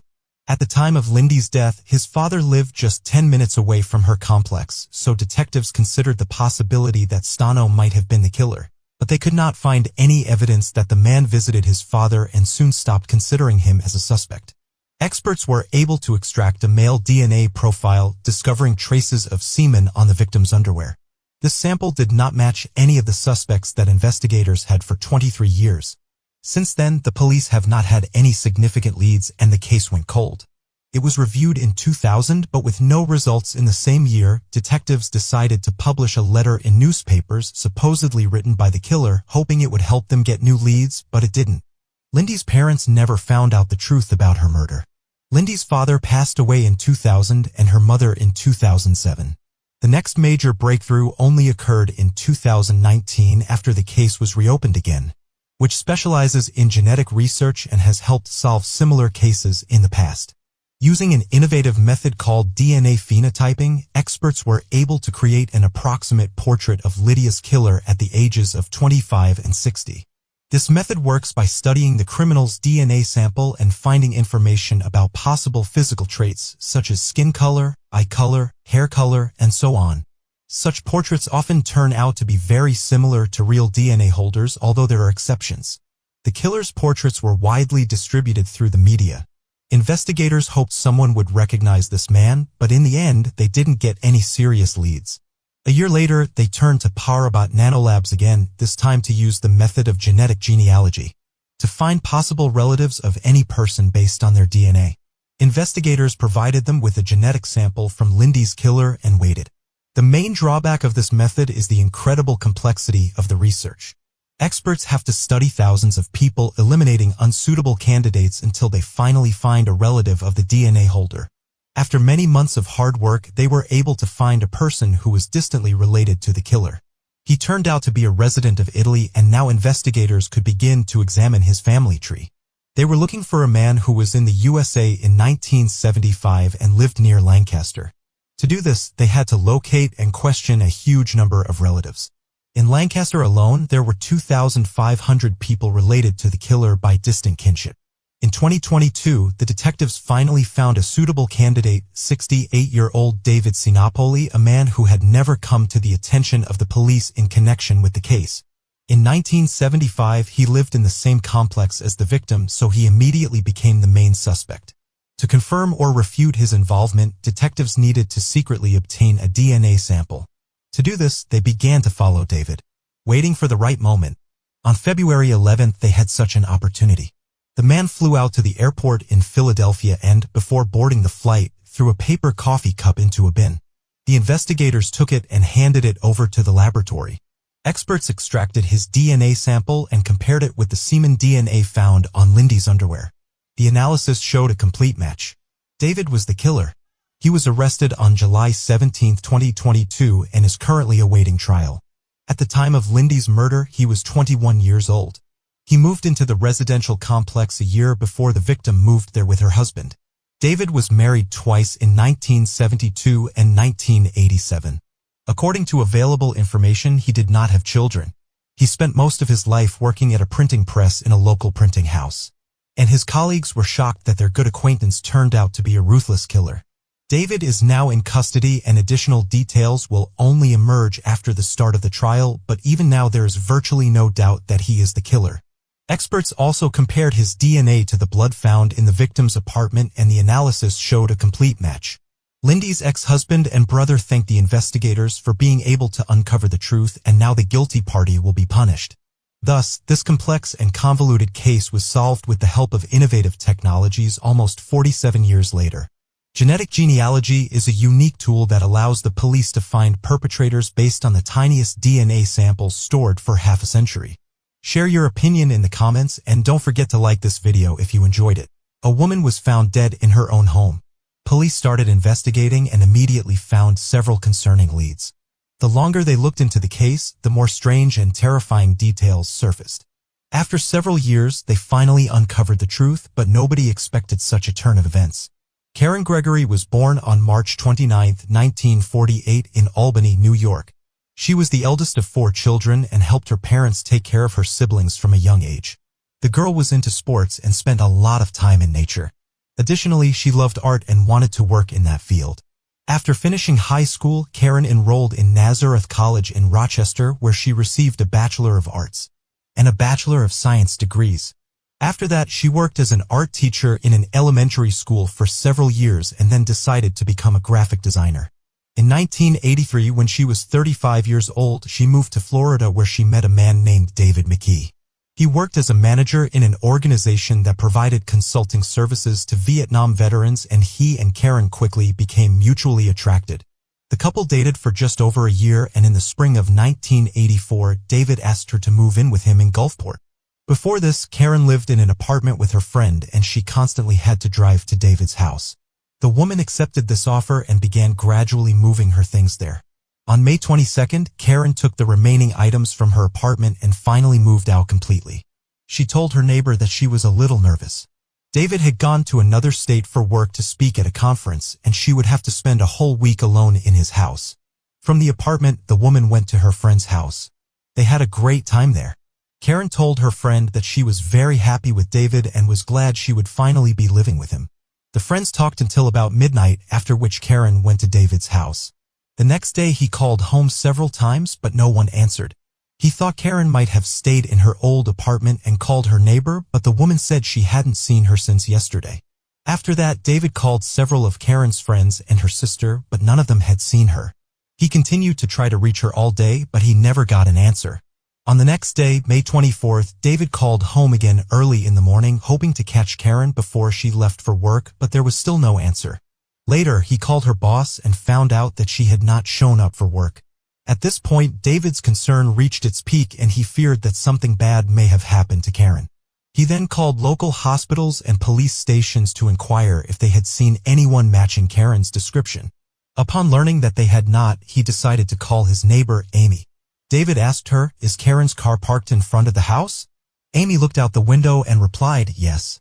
This only added to David's worry. He asked Amy to go to the house and knock on the door. He was so anxious that he stayed on the line with her until she left to fulfill his request. Amy approached the side door and knocked, but there was no answer. She then walked around the house and saw that one of the windows was open. She called out Karen's name several times, but there was no response. She extended her arm through the open window, pulled back the curtain, and was shocked by what she saw. The window was in the bedroom, and through it she could see the hallway where a bloodied female body lay on the floor. Amy couldn't see the face because she was behind a wall. She knew it was likely Karen. After recovering from the shock, Amy ran back to her own house where David was still on the phone. She grabbed the phone and told him that something terrible had happened before hanging up and calling 911. Doctors quickly arrived at the scene but were only able to confirm Karen's death. Detectives began investigating the crime scene, which horrified even experienced police officers. Based on the amount of blood throughout the house, Karen had fought her attacker until the end. Blood stains led from the hallway to the front door, where several fragments of glass had been smashed. Detectives noticed several strands of hair matching Karen's hair color stuck in the broken glass. They theorized that she had almost made it outside but was caught by her attacker. In the bathroom, investigators found their first lead: a bloody footprint on the floor. Police checked Karen's feet and found no bloodstains. So the footprint must have belonged to her killer. However, it was unclear why the killer was walking around barefoot in the bathroom. Medical experts examined the victim's body and concluded that she had received about 20 stab wounds and had been subjected to violence. Before we continue, I have a small request for you. We've created a new channel where we upload content related to old, historical ruins and interesting events. So, if you're interested, kindly subscribe to my channel, Decoverize, for daily interesting videos and show some love in the comments. I'll read every one of your comments. The link is in the description. Experts also extracted biological material from the perpetrator. Unfortunately, DNA analysis was not used in 1984, so this clue could not help to identify the killer. In addition, several bloody fingerprints were found on her body, but they were too smeared to be used. According to experts, the woman was killed about 30 hours before she was discovered. This meant that she was attacked on the same night when she returned home from her friend's place. There was another detail that immediately caught the attention of the police and doctors as soon as they saw Karen's body. She was wearing a shirt and a lace corset was on top of it. Apparently, the perpetrator did this. When the police finished examining the crime scene and collected all possible clues, they allowed Karen's friends to start cleaning up. The women did not want David to see all this horror.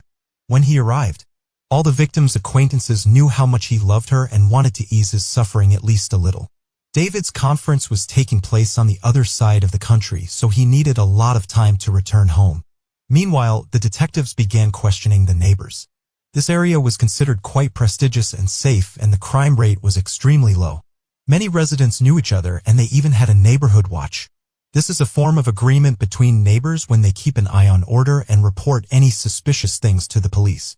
However, in this case, the neighborhood watch did not perform its functions. Detectives found out that on May 23rd, at around 1:15 a.m., 16 residents of the area heard a piercing female scream. And none of them called the police. They all said the scream quickly stopped and they did not get the impression that someone could be in danger. Even the head of the neighborhood watch, who lived practically opposite the victim, did not consider it necessary to call the police. He was fixing his motorcycle in the garage and listening to the radio when he heard a muffled scream. The man walked down the street and did not notice anything suspicious, after which he returned back. A neighbor who lived opposite David shared an interesting observation. On the morning of May 23rd, she saw that the front door of his house was open and she also heard a scream that night but did not associate it with the open door. In her story, there was one detail: when the police called, the door was locked. Considering that the body had been in the house for about 30 hours, the culprit could have returned and tried to cover his tracks, including closing the door. It was noteworthy that there were no signs of forced entry on any of the doors. Detectives speculated that the perpetrator may have climbed in through the back window, but there were also no signs of forced entry there. Either Karen left it open all night, or she knew the killer and let him in herself. The head of the neighborhood watch shared another interesting observation with the detectives. On the evening of the day after Karen's murder, an unknown man pulled up to her house. He got out of the car, knocked on the door a few times, and kept looking around. Then he returned to the car, but a few minutes later, he came back with a piece of paper in his hand. He placed it on Karen's car windshield and only then drove away. The police immediately checked the car and indeed found a note on the windshield that said, "Karen and David, hi, I stopped by around 7:15 p.m. but didn't see any signs of life. I have a lot to do tonight, so I probably won't be back, but I have what you asked for." The detectives immediately noticed the wording, "no signs of life." Given that at the time this person arrived, Karen had been dead for almost a whole day. Such a choice of words was very alarming. The note ended with the name Peter, and investigators tried to find him. It turned out that he had been right under their noses the whole time. The man learned about it from Karen's former neighbor and came to their house. The man cooperated actively and answered all the questions. He voluntarily provided his fingerprints and footprints and also told them what he was doing near the victim's house. According to Peter, a few days before this, Karen called him and invited him and David to dinner. But there was one detail, that David would also be there, even though at the time he was already scheduled to go on a week-long business trip. The detectives also asked Peter what he meant in the note by the phrase, "I have what you asked for." The man said he borrowed a cassette from them and was planning to return it. Another strange detail was that Peter allegedly did not notice the glass shards almost all over the path to the front door, let alone the several broken windows. The man insisted that he hadn't seen anything or paid attention to it. During the conversation with him, one of the detectives noticed a large cut on Peter's hand. When the police officer looked at his hand, the man covered the spot and said that he always gets scratches after playing with dogs or repairing his car. All of the above looked extremely suspicious, and the detectives decided to check his alibi. Peter said that on the night of the murder he was sleeping at home, and his neighbor confirmed this. The police didn't rush to exclude him from the list of suspects since such an alibi could easily be a lie. However, the investigators quickly came up with another suspect. David, Karen's boyfriend. According to his words, that night he was in Rhode Island, which is located 2,000 kilometers away from his home, and he was sleeping in his hotel room. But at the crime scene, the police found a very interesting clue. A local Rhode Island newspaper dated May 23rd, the same day Karen was killed. It was very strange, and the detectives began to wonder if David could have flown to Florida, killed his girlfriend, and returned before his next conference appearance. They calculated the flight and travel times from airports and concluded that it was indeed possible. Additionally, no one could confirm David's alibi for that night since he allegedly slept alone in his hotel room. The head of the neighborhood watch also shared his observations. He had repeatedly noticed that Karen and David argued when the woman came to his house. David, on the other hand, insisted that they had a wonderful relationship and the couple hardly ever fought. When David was asked about the newspaper, he said he bought it on May 21st at a store near his home. He was going to take it with him on the trip to have the weather forecast for the week. They sold that newspaper. He even remembered that David bought it on the 21st. According to the clerk, the publication actually released that issue several days ago, which is normal for printed newspapers. Thus, suspicions against David faded into the background. They asked him if anything was missing from her house, and the man noticed the absence of a white lace corset that Karen had bought for herself a few months earlier, one very similar to the one worn by Karen's killer. This immediately led the detectives to think that the depraved criminal had taken it as a trophy. The police decided to pursue another lead found in the victim's house, a high-quality drawing of a watch signed with the name Stephen Fischler. One particular detail caught the detectives' attention. The paper appeared to be covered in blood. The detectives quickly discovered that Stephen worked with Karen in the same company and questioned her colleagues. They uncovered a lot of interesting information. Almost all the employees said that Stephen was a rather strange person. He persistently tried to court all the female colleagues, shared pictures with them depicting perverted things, and even tried to get a little bit of a sense of humor. And even wrote a perverted poem and tried to persuade his colleagues to read it. All the women who worked with him admitted that Stephen scared them. Karen also complained several times about his behavior, but management didn't give it much thought. The detectives talked to him, and the man denied giving Karen that drawing. He also claimed that he barely knew the victim and offered to take a polygraph test to prove his innocence. The investigators quickly organized such a test, and that's where the most interesting part began. At first, everything was calm, but after one of the questions, Stephen suddenly said that he killed Karen. Literally a few seconds later, he took his words back and said that he had nothing to do with it. What was strange was that in both cases, the polygraph operator did not detect a lie. This confused the detectives, but they couldn't rely on the polygraph results. This instrument is far from perfect and simply cannot accurately determine whether a person is lying or not. At the same time, they understood that Stephen was clearly a very strange person and could say anything. Soon, experts studied his drawing and concluded that the red stain on it was left by ketchup, not blood. As a result, that began to doubt whether Stephen was involved in Karen's murder.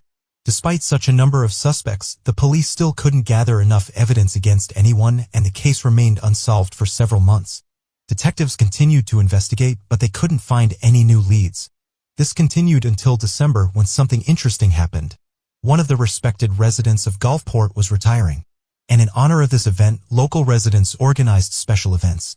Many people attended, including a woman named Mary who struck up a conversation with a police officer who was also present. During their conversation, they discussed the murder of Karen Gregory, and Mary inadvertently mentioned that she too had heard her piercing scream that night. The officer immediately noted one strange detail. Mary lived 2 blocks away from Karen's house, and initially the police didn't even interview residents of such distant houses. The fact that the woman heard the scream indicated that it was really very loud. However, the head of the neighborhood watch, who lived practically opposite Karen's house, described it as muffled. But if the neighbors 2 blocks away heard it, the man clearly could not consider it quiet, especially since at that moment he was in his garage with the door open. All this raised doubts, but the police were not quick to suspect the head of the neighborhood watch. He was 22-year-old George Lewis. He worked as a firefighter and was a good friend of almost all the employees of the local police station. He lived with his wife and young child, and all the neighbors spoke of him as a reliable and decent person. Nevertheless, detectives could not ignore Mary's story. They called George and asked him to come to the station when he had time. The man agreed, but never showed up. It is worth noting that before this, he regularly stopped by the station just to chat with his friends. The chief detective in this case was even at his wedding, so it was difficult for him to imagine George as a killer. In January 1985, they managed to talk to him. George insisted that the scream did not seem very loud to him. Perhaps this was due to the music playing from the radio. The detective asked him if he remembered anything else from that night, but George told him the same thing, except for one moment.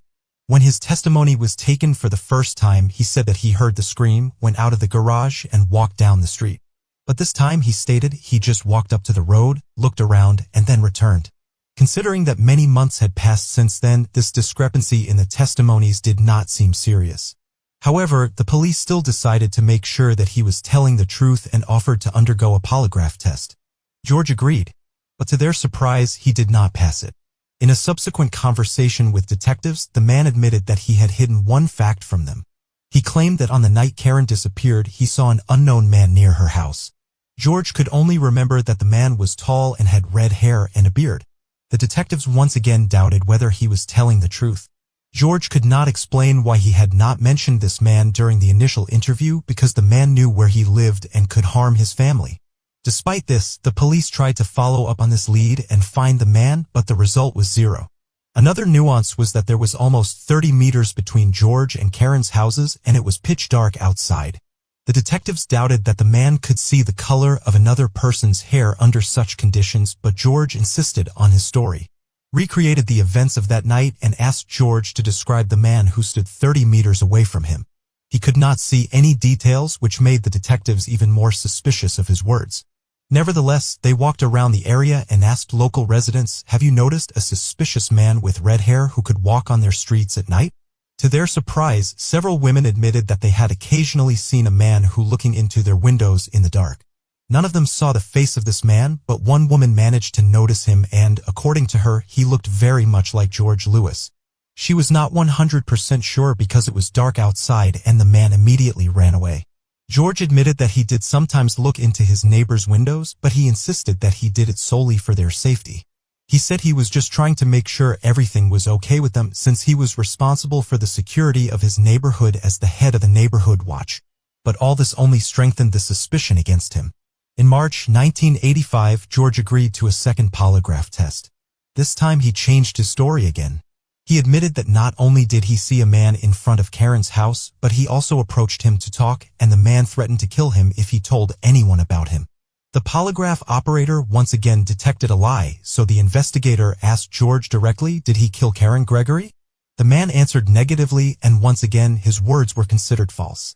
Afterwards, the detectives decided to talk to George's wife, who told them that she had woken up that night from a piercing scream and was very frightened. She had tried to find her husband and went to the garage, but he was not there and the light in the garage was turned off. The woman then returned home and sat in the kitchen waiting for her husband, who only returned half an hour later. The detectives also decided to delve into George's biography and spoke with his ex-wife, who admitted that the man only seemed kind, caring, and responsible. In reality, he was very aggressive and raised his hand to her during frequent arguments. She added that he even choked her sometimes. Afterwards, the investigator spoke with George's close friends, who also shared some interesting information. Several months before the murder, when Karen was not yet living with him but periodically visited him, George told his friends that he liked her. Moreover, the detectives learned that the man sometimes participated in orgies and mentioned that he wanted Karen to join them. During these conversations with George's friends, the police also learned that in the summer of 1984, the man had a secret affair with a young woman who lived a few houses away from him. They spoke with her and learned something else. The young woman admitted that on her 17th birthday, George gave her a white lace corset. It was too big for her, but the man still made her wear it regularly. The police asked her to give them the corset and immediately showed it to Karen's boyfriend. He said that an identical corset had gone missing from the house and that its size matched Karen's. It was the first serious evidence against George. But the detectives continued to dig further. They took a footprint from him and sent it to FBI experts to compare it to the footprint found on the bathroom floor in Karen's house. After some time, the results came in. A complete match. In March 1986, George was called back to the police station and the detectives asked several times, was he in Karen's house on the night of the murder? The man denied it until the detective told him about the result of the examination. For the next few minutes, George continued to deny everything. But then he gave the police a new story. This time he said that he saw a red-haired man near Karen's house, then ran to her house and saw that everything around was bloody and the woman was lying in the hallway with a cut on her throat. Afterwards, he panicked and ran away from there, deciding never to remember that horror again. Of course, detectives didn't believe his story for a second because it sounded completely unbelievable. But George was right about one thing. There was indeed a cut on the victim's throat which hadn't been disclosed publicly. Even if his story was true, he wouldn't have been able to see the cut due to the large amount of blood on Karen's body. At least experienced medical experts couldn't see it until the blood was washed away. This meant that George could only know about the cut if he was the killer. All of the above was enough to finally arrest the man. He was taken into custody on March 15th, almost 2 years after the murder in the state of Florida. He could have faced the death penalty for what he did. George's close friends and colleagues in the fire department didn't share the police's certainty that he was the killer. They still considered him a good person and made every effort to help him. These people gave part of their salary to George's wife and child and even raised $300,000 for bail. Several of his colleagues even mortgaged their homes. As a result, George was released in late December. He lived in his house for another 6 months and the trial didn't begin until June 4, 1987. George's lawyers insisted that the man hadn't killed anyone and never changed his version of events in conversations with the police. However, when the suspect was given the floor, he came up with a completely new story. Its beginning was the same. He saw a man near Karen's residence, ran into the house and saw her body. This sight made George very sick and he ran to the bathroom where he vomited. Apparently this was how he tried to explain the bloody footprint of his foot in the bathroom. But there was one obvious nuance here. If he had originally run into Karen's house barefoot, the bloody traces would have been from where he found her body to the bathroom. But they weren't there. When asked why he didn't call the police, George said that he was only 22 years old at the time and was too scared to tell anyone about it. It's worth noting that the man had been a firefighter since he was 18 and regularly dealt with horrific situations at work. But when he saw his dead neighbor, he suddenly couldn't even call the police. The prosecution insisted that George had feelings for Karen. For several months, he waited until her boyfriend left for a week and decided to take advantage of the situation. George broke into her house and attacked her. Although the woman managed to scream and even resist him, in the end he killed her and subjected her to violence. As for the footprint of his foot on the bathroom floor, there could be a simple explanation. Apparently he tried to wash his clothes stained with Karen's blood in the bathroom and took off his shoes with socks, which also got blood on them. The trial lasted for 2 weeks and in the end, the jury found him guilty. A month later, when his sentence was due to be announced, the judge suddenly scheduled a retrial. George's lawyers pushed for this and they succeeded. They insisted that some evidence had been compromised by the police and the prosecution had not been able to fully prove their client's guilt. The judge's decision came as a shock to all participants in the process, as it rarely happens. However, the prosecutor was able to challenge this decision and in 1989 it was overturned.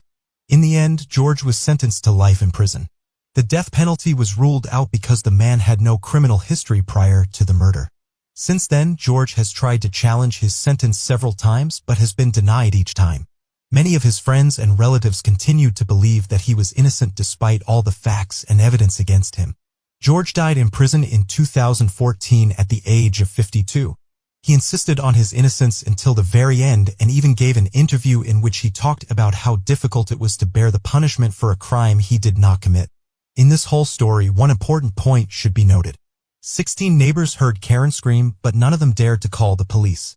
Given that the police station was located near their street, the patrol could have arrived at the scene in a matter of minutes. The detectives who worked on this case admitted that in such a case, Karen's life could have been saved. But it did not happen. Share your opinion on this story in the comments, and don't forget to give this video a like if you enjoyed it. A woman in Australia left her home and disappeared without a trace, leaving her husband and 2 children behind. Relatives tried to contact her, but after several weeks of unsuccessful attempts, they decided to turn to the police. An investigation was conducted and it was concluded that the woman was not in danger and had the right to control her own fate.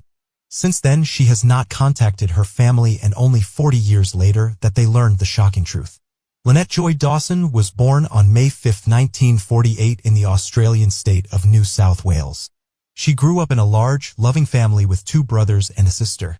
Together with her parents, they lived in the small town of Clovelly, which is essentially a suburb of Sydney. Lynette was a cheerful child, had many friends, and always tried to help her loved ones. Her parents decided to send her to Sydney Girls High School, believing it would be the best choice for her. The school often held events in conjunction with Sydney Boys High School. And in 1965, at one of these events, Lynette met a boy named Chris Dawson. They were both 16 years old, and soon the couple began dating. After finishing school, Lynette decided to pursue a career in medicine. She wanted to help people, so she chose to become a nurse. At the same time, she took a part-time job at a childcare center. When Chris and Lynette were 21, they decided to get married. The couple got married in 1970. The newlyweds moved to the northern suburb of Sydney called Bayview, where the woman got a job at a local hospital. Chris was actively involved in sports and played professional rugby since 1972. He had a twin brother named Paul, with whom they were in the same sports team. Later, they both decided to end their professional careers and became physical education coaches at one of the Sydney schools. Chris and Lynette dreamed of a large family, but they struggled to conceive for a long time. After 6 years of unsuccessful attempts, they began to consider adopting a child from an orphanage, but Lynette finally became pregnant. The couple had their first daughter, followed by their second. Lynette and Chris were happy to finally have children. Their family seemed exemplary to friends and acquaintances, but soon the first signs of trouble began to appear in this idyllic picture. Lynette's friends started to notice bruises and injuries on her body periodically. When asked about it, Lynette claimed that it was nothing serious and her friends shouldn't worry about it. Lynette's friends were concerned for her, but they didn't see what was happening as something truly terrible. In those days, domestic violence wasn't considered a serious crime in the eyes of a significant portion of society in Australia. Moreover, everyone who knew Chris considered him a loving husband and caring father who never showed signs of aggression and was a positive person, and hoped that the couple would solve their problems. But the relationship between Lynette and Chris only continued to deteriorate. Lynette noticed that her husband had cooled towards her and was worried about the future of their family. A few years after the birth of their daughters, they decided to use the services of a nanny. Chris suggested this job to one of his 15-year-old school students, Bev McNally.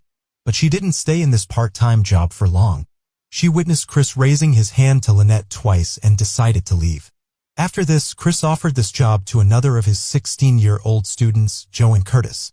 After some time, Joanne had problems in her family and Chris offered her to stay with them for some time so she could spend more time looking after the children until the situation in her family improved. Despite her kindness and desire to help people, Lynette was against this. She was deeply concerned about the problems in their own family and didn't want someone else to be constantly present in their home. However, Chris insisted on it, and in October 1981, Joanne moved in with them. The young woman lived with them for about a month until Lynette discovered that her husband was sleeping with Joanne. It was a real shock for her and another blow to their marriage.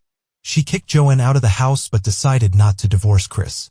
Lynette wanted to keep their family together for the sake of their children, and she continued to love her husband despite his actions. Just a few months later, on December 3, 1981, Lynette faced yet another shock. Chris left her a note saying that he was leaving the family. He wrote that he would move to another city with Joanne and asked his wife not to portray him in a bad light to the children. Lynette was devastated by this news, but a few days later she was surprised again. Chris returned home because Joanne changed her mind about avoiding him in another city and asked to be taken back. Meanwhile, Chris spent New Year's Eve with Joanne, leaving his wife alone with the children. At that time, Joanne moved into Chris's brother's house, which was on the same street. Despite everything that was happening, Lynette wanted to keep their family together no matter what, so she decided to enroll in family therapy. Chris was against this idea, but she managed to convince him. She went to see the specialist right after New Year's, and it seemed that the therapy had a positive effect on their relationship. Chris started to spend more time with his wife and showed a desire to fix everything. On January 8, 1982, Lynette called her mother and told her that the family therapy was going well. They also agreed to meet with her and other relatives at the local beach the next day, and her mother thought that her daughter's speech sounded a bit unclear, as if Lynette was drunk. The woman explained that Chris had prepared some alcoholic drink for her. The next day, the relatives were waiting for Lynette on the beach, but she never showed up. They called her at home, and Chris said that he had driven his wife to the bus stop that morning. She was going to the store to return some clothes that didn't fit. However, she never returned home, and her relatives began to worry. In the evening, Chris called Lynette's mother and told her that his wife had contacted him by phone. She said that because of the problems in their marriage, she had decided to be away from home for a while and gather her thoughts. Her relatives thought that what was happening was strange, as they were aware of the problems that had been building up between the spouses for years, but they still couldn't imagine Lynette leaving her 2 daughters. She loved her children more than anything in the world and never mentioned considering the possibility of going somewhere. Days passed, but Lynette still didn't contact her family, which only added to their worry. On January 12th, Chris reported that Lynette had called their home phone and said that she was okay. Since then, he had spoken to her a few more times and told her relatives that she had been using her bank card. Despite this, her family continued to doubt that Lynette was okay. She didn't know how to drive and didn't take any items that she might need for living. She even left behind cash that was hidden in case of an emergency. 3 weeks later, Lynette's eldest daughter started first grade, as the school year in Australia begins in January. But Lynette missed this event, which caused even more concern for her relatives. They were practically certain that something bad had happened to her. While Chris said that she continued to regularly call home, and the last such call was at the end of January. Since then, Lynette hadn't been in contact. On February 18th, 6 weeks after Lynette left home, her husband went to the police. He filed a missing person report and expressed suspicion that amid all the problems in their marriage, Lynette could have joined some religious organization or even a cult. Her relatives denied such a possibility, as Lynette was not religious and didn't attend church. The police began a search, but they had absolutely no leads. Lynette's mother and other members of her family were certain that she would never leave home, abandoning her daughters, so they believed that she had been kidnapped where some other tragedy had occurred. Despite this, the police concluded that Lynette had indeed left home, as they had no evidence of the contrary. They tried to find her for some time and then stopped the investigation. Chris posted a message for Lynette in a local newspaper calling for her to come home. He wrote that he loved her and was eagerly awaiting her call. He also called all of her friends, trying to find any information about his wife's whereabouts. Despite Chris's eagerness to find Lynette, he divorced her a year after her disappearance, and the next year he married Joanne Curtis, his former student and lover, who had moved in with him on January 10, 1982, a day after Lynette went missing. Joanne became the stepmother of Lynette's daughters, and Chris, not wanting to traumatize the children with the stories of their mother's disappearance, told them that Joanne was their real mother. Lynette's relatives were not happy about what was happening, but they couldn't do anything about it. They stopped relying. Police, as they had long ago stopped investigating due to the complete lack of leads. Moreover, they didn't even try to question all of her relatives and friends, and the case was abandoned almost immediately without a proper investigation. Chris and Joanne moved to Queensland with the children, selling their old house. Chris almost completely cut ties with his former wife's relatives, only occasionally calling her mother. Later, Chris and Joanne had a daughter. 6 years passed, and during that time, Lynette never contacted anyone. This continued until 1990, when something unexpected happened. Chris and Joanne divorced, and soon after that, Joanne contacted Lynette's relatives to pass on shocking information. She said that she had suspected her husband of murdering his ex-wife all this time. According to her, a month before Lynette's disappearance, Chris had talked about hiring a hitman to get rid of her. On the very day she disappeared, he told Joanne that Lynette had left forever and would never return.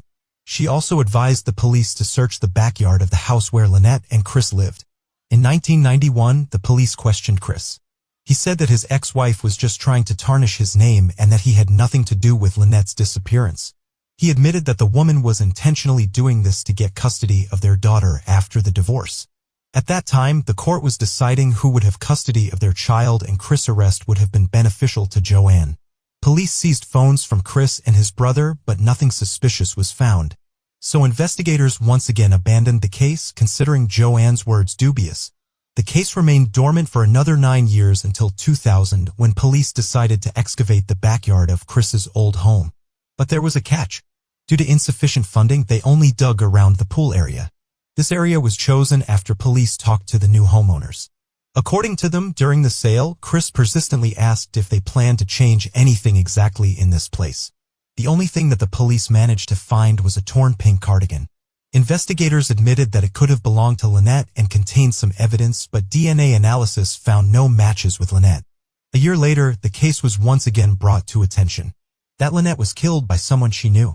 Police resumed the investigation, questioning her friends and relatives, but they failed to find any leads. Only in 2003, 2 years later, investigators publicly announced that they considered Chris a suspect. They wanted to charge him with murder, but it never happened.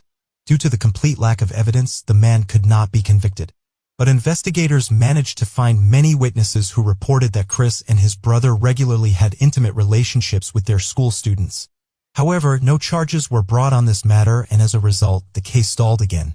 In 2006, Chris claimed that he saw his wife among the extras of a series filmed in England, but no one could find any evidence to support his words. In 2010, police announced a $100,000 reward for information about Lynette's disappearance. And 4 years later, they doubled the amount. Despite the large number of appeals, this did not bring any results, and they failed to find any reliable leads.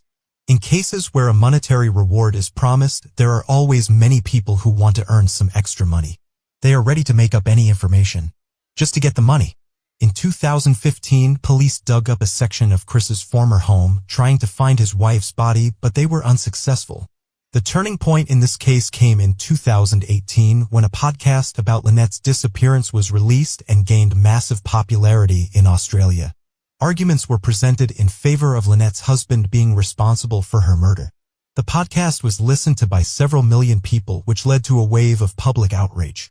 Australians accused the police of negligence and demanded that the culprit be punished. The podcast's author, Hadley Thomas, spoke to Lynette's relatives and tried to find new leads. Although he was unable to find any new evidence against Chris, the public outcry was enough to initiate a new investigation. As a result, on December 5th of that year, detectives arrested Chris for the first time on charges of murder. He continued to insist on his innocence and was released on bail before the start of the trial. The wait dragged on for several years. In 2019, he appeared before a judge and claimed that he did not kill his wife and that the trial should have started in 2020. But Chris's lawyers consistently delayed the process. They insisted that due to the widespread coverage of the case in the media, their client had a biased attitude towards him. So they demanded that they abandon the jury and conduct a trial where the judge would make the decision. In May 2022, this demand was approved and the trial finally began. Chris's lawyers insisted that there was not a single piece of evidence against their clients and all the charges were based on societal bias due to the podcast. According to them, the author presented his opinion in such a way that many believed in Chris's guilt and refused to adequately evaluate the situation. Despite the lack of direct evidence on the prosecution's side, they built their case on a multitude of indirect factors. Relatives and acquaintances of Lynette, who had repeatedly seen signs of abuse on her body, testified in court. And Lynette had admitted to them that Chris was responsible. Their neighbors who witnessed the man beating her also testified in court. They recounted that the day before Lynette's disappearance, when she returned to family therapy, she had bruises on her neck. One of the key witnesses was Joanne, who revealed that as she grew older, she realized how unhealthy her relationship with Chris was. He became obsessed with her. She was only 15 years old. He would leave notes in her backpack at school and ask her out on dates. He was persistent and didn't take no for an answer, so the young woman felt like she had nowhere to turn. According to Joanne, Chris completely controlled her life. He told her what to wear, who to talk to, and what to do. He monitored her every move and couldn't stand it when things. As a result, the woman concluded that the man could have easily killed his wife. According to the prosecution, Chris had wanted to end the marriage for a long time, but he would have lost part of his property and custody of the children in the divorce, so he decided to kill Lynette and stage her disappearance. In addition, he wanted to get rid of her so that she wouldn't interfere with his relationship with Joanne. Chris' lawyers, on the other hand, insisted that Joanne had made all of this up to intentionally slander her ex-husband. They also called several witnesses who claimed to have seen Lynette years after her disappearance. These testimonies became the mainstay of the defense, but there was no evidence to support their claims. The prosecution believed that these testimonies were simply fabricated and that if Lynette was alive, she would have contacted her relatives and daughters over the years. As for the phone calls that Chris allegedly received in the first month of her disappearance, no evidence of their existence could be found. The prosecution argued that the woman was already dead at that time and the man made it all up to convince Lynette's relatives that she was okay. In their view, Chris killed the woman on January 9th, drove her body in an unknown direction, and hid it. Because the police were negligent in their work in those years, no proper investigation was conducted. Although the killer's motives were always obvious. The trial lasted for 10 weeks, and on August 30, 2022, the judge found Chris guilty.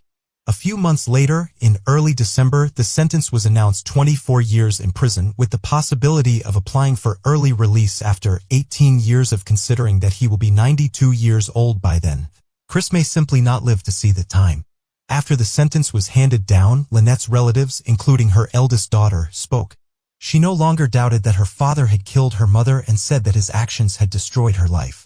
The woman demanded that her father confess where he had hidden Lynette's body so that the family could finally bury her. But Chris remained silent and looked at the floor while his daughter spoke. Despite the fact that almost 41 years have passed since Lynette's murder, her relatives still hope to find her remains. Chris, who is now 74 years old, continues to insist on his innocence, but even his own children do not believe him. Thus, one of Australia's most high-profile cases was solved in large part thanks to a podcast that drew the attention of millions of people to this unjust story. If the police had conducted a proper investigation from the beginning, the killer could have been punished immediately after the crime, not after 4 decades. Share your opinion in the comments and don't forget to like this video. A young mother was found dead in her bedroom. From the very beginning of the investigation, detectives faced almost complete lack of evidence. However, soon the case took a very unexpected turn. As a result, they learned shocking details that changed the course of the case and allowed them to uncover the truth. Michelle Young was born on February 17, 1977 in the small American town of Sayville, New York. From an early age, the girl was characterized by perseverance and determination. She set ambitious goals for herself and made every effort to achieve them. In school, she excelled academically and was captain of the cheerleading team. She also chose a career path quite early in life. To obtain the necessary education, Michelle enrolled at NC State University in Raleigh, North Carolina. She also joined the local cheerleading team, but later decided to leave it and fully focus on her studies. For years later, she earned a master's degree, and almost immediately after that, she got a job at a local accounting company. Her position provided a decent income right from the start. She rented an apartment in a good area and devoted a large part of her time to climbing the career ladder. In February 2001, while celebrating her 24th birthday with friends, Michelle met a man named Jason. He was several years older and had graduated from the same university as her. The couple quickly found common ground and soon they started dating. Jason worked as a sales agent in a large company that produced power tools. He lived in another city, and at the time of their meeting, he was in Raleigh on business. After meeting Michelle, he started visiting there more often, and at other times, they communicated by phone. Later, he permanently moved to the city, and after some time, he and Michelle started living together. 2 years later, Michelle became pregnant. The couple decided to get married. On March 29, 2004, their daughter Cassidy was born, and the family moved into a large house located in a prestigious area on the outskirts of the city. Around the same time, Michelle's sister, Meredith, moved to Raleigh and regularly helped the family take care of the child. 2 years later, Michelle became pregnant again, and she and her husband decided they lived in a city called Brevard, which was 400 kilometers away from their home. Unfortunately, instead of a celebration, the trip turned into a tragedy. On the very day the couple planned to return to Raleigh, Jason and Michelle were involved in a serious accident that caused her pregnancy to be terminated. The family was devastated by the news, but just 2 months later Michelle became pregnant again. After a while, the couple found out that they were having a boy, and they eagerly awaited his birth.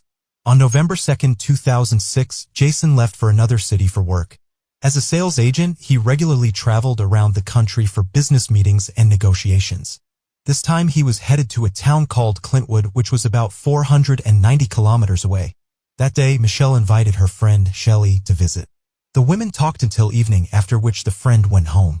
The next morning, Jason called his wife's sister, Meredith, and told her that before leaving for another city, he found some designer women's bags on an online store with a good discount and wanted to order one for Michelle as a gift for their 3rd anniversary. After his departure, he remembered that he had printed out several pages with these bags and left them on the table in his home office, and learn about the upcoming gift. So he asked her sister to go to their house and take them. Meredith agreed and came to their house at around 1 p.m. At that moment, she did not have the keys with her and Michelle was supposed to be at work. But the woman knew that the door to their garage was broken and could be easily lifted by hand. She did just that but immediately noticed something strange. Her sister's car was parked inside. Thinking that she had gone to work, Meredith walked into the house. Upon entering the kitchen, she saw Michelle's purse lying on the floor. The woman called her sister by name, but there was no answer. Instead, she heard their dog barking, which was also strange. When Jason and Michelle left the house, they always let the dog out into the backyard. The woman noticed something red on the floor in the bedroom. Approaching closer, she realized with horror that it was a bloodstain, and next to it was her sister Michelle. She was lying face down. Meredith approached her sister and tried to turn her over, but immediately felt that her sister's body was cold. The woman panicked and immediately called 911. At the same time, Cassidy, the 2-year-old girl who was hiding under the bed next to where the body lay, crawled out and ran to her aunt when she saw her. Meredith called the police and led her outside where they waited for the officers. When the woman was speaking to the operator, he asked, "Is the child okay?" Meredith examined her and found no visible injuries. The only thing she noticed was small blood stains all over the room, which she immediately realized were the child's footprints. The child was immediately handed over to the doctors for examination, and the police began to investigate the crime scene. They immediately noticed something strange. There were bloody footprints of a child all over the room. However, Kennedy's feet were completely clean. Additionally, there wasn't a single drop of blood on the girl. The footprints led to the bathroom in only one direction. Blood stains were found on the inside of the bathroom door, apparently left by the child's hand. Based on all of this, detectives constructed the most obvious version of what had happened. After the murder, the girl was locked in the bathroom for a while, and then someone came in and washed Cassidy clean of blood. Later, when the police talked to Michelle's friend, they learned another interesting fact. Shelley said that they put the girl to sleep together the night before, and she was wearing a diaper.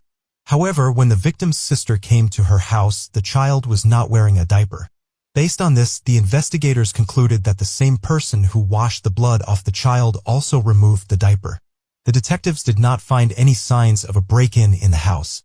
They discovered that Michelle's 2 rings, wedding and engagement, were missing from her hand, but all other valuables were in their place, including cash, ruling out the scenario of robbery. Were found on her body and near her, and 4 DNA samples were found on the jewelry box that did not belong to Michelle or her husband. Several fingerprints were also found in the house that did not belong to anyone in their family. In the bedroom where the victim's body was found, experts discovered 2 shoe prints of American size 10 and 12 with the pattern on the soles. They were even able to determine the model of the shoes. Additionally, detectives noticed blood splatters on the door of the closet with clothing. However, the door was open and the splatters were arranged in a way that suggested the door should have been closed when they landed. On Jason's home office computer, the police found something interesting in the browsing history. Besides pages from a women's handbag store and a search for directions to Clintwood, there were several alarming search queries such as anatomy of a knockout, loss of consciousness from head trauma, and related topics. Medical experts concluded that Michelle died from a head injury inflicted by a heavy object. The perpetrator struck her over 30 times. And at the time of her death, she was 5 months pregnant and her baby did not survive the attack. The exact time of Michelle's death was not determined, but experts speculated that it most likely occurred at 5 or 6 in the morning. The brutality of the crime suggested that the perpetrator may have known the victim and harbored a strong dislike towards her. As usual, the detectives first looked into Michelle's husband. They spoke with her friends and relatives who provided them with a lot of interesting information. Their marriage was quite problematic as Jason and Michelle often argued over domestic issues. Furthermore, Jason was not happy when his wife became pregnant with their first child. He asked her to terminate the pregnancy, but Michelle refused. When Michelle became pregnant again after an accident they were involved in, Jason was once again not pleased with the news. It seemed like the couple might divorce in the foreseeable future. Meredith also told the police that Jason's request to retrieve the handbag printouts initially seemed strange to her, considering the obvious problems in their marriage, and it had already been over 3 weeks since their anniversary. However, one obvious fact contradicted the theories of Jason's involvement. At the time of the murder, he was in another city that was 490 kilometers away. And called the police. She also informed their relatives about what had happened. Michelle's mother called Jason's parents while he was on his way from Clintwood to visit them. He decided to stop by his parents' house before heading home, and upon arrival, they told him about what had happened. Jason was shocked by the news and immediately left for Raleigh with other relatives. During this trip, a friend called Jason and told him that the police were asking a lot of questions about him. Jason made a strange decision and said he didn't want to talk to the police and wanted to hire a lawyer, which only increased the investigators' suspicions but also gave them a new lead. Shelley, who was visiting the victim the day before the murder, told the police something interesting. Michelle had told her that she had been feeling like someone was constantly watching her lately. Shelley herself also felt like someone was watching them through the window that evening and even asked her friend to walk her to her car because she was a little scared to leave the house alone. Detectives tried to find any evidence related to possible surveillance but continued to investigate Jason's potential involvement. Jason left his house in his car on November 2nd in the afternoon and, considering it was about a 6-hour drive to Clintwood, decided to stop and stay at the Hampton Hotel, which is roughly halfway on the route. Detectives requested surveillance footage from this hotel and actually saw Jason check in at 10:54 p.m. and 2 minutes later he used his key card to enter his room, and the card was not used again after that. The next morning around 7:40 a.m. he called his mother and the signal passed through a cell tower located near the town of Whiteville. This town was on the way from the hotel to Clintwood, where his business meeting was supposed to take place. The police also found out that the meeting was scheduled for 10 a.m., but Jason arrived 30 minutes late. When Jason arrived home with his relatives, the police seized his white Ford Explorer. Forensic experts could not find any blood or other evidence in it. They also examined the hotel room where the man stayed, but nothing was found there either. The same applied to all of Jason's clothing and belongings. Interesting, a pair of size 12 boots of the same brand were found in his car, the tracks of which were discovered in the house, but it was a model with a completely different pattern on the sole. A DNA sample was taken from the man by court order, which did not match the 2 hairs found. The victim's body. His fingerprints were also taken, although this was not particularly useful as they were everywhere in his home, of course. Experts could only determine that none of the fingerprints found contained traces of blood. Thus, the police were unable to find any evidence that could connect Jason to the murder. He did not speak to the police and used the services of a lawyer. When the police searched Jason's car, they found a hotel receipt and a fresh newspaper. A Hampton employee said he had slipped them under the door of his room somewhere between 3 and 5 a.m. This meant that the man was definitely in the hotel that morning. In the end, a rather complex situation arose. Jason could have killed his wife only if he had left the hotel unnoticed in the middle of the night. Driven 270 kilometers to his home, committed the crime, cleaned his daughter of blood, then driven 270 kilometers back and quietly entered his room so that the electronic key did not register it. Detectives tried to figure out if this was possible in principle. They interviewed hotel staff, and here they came across an interesting lead.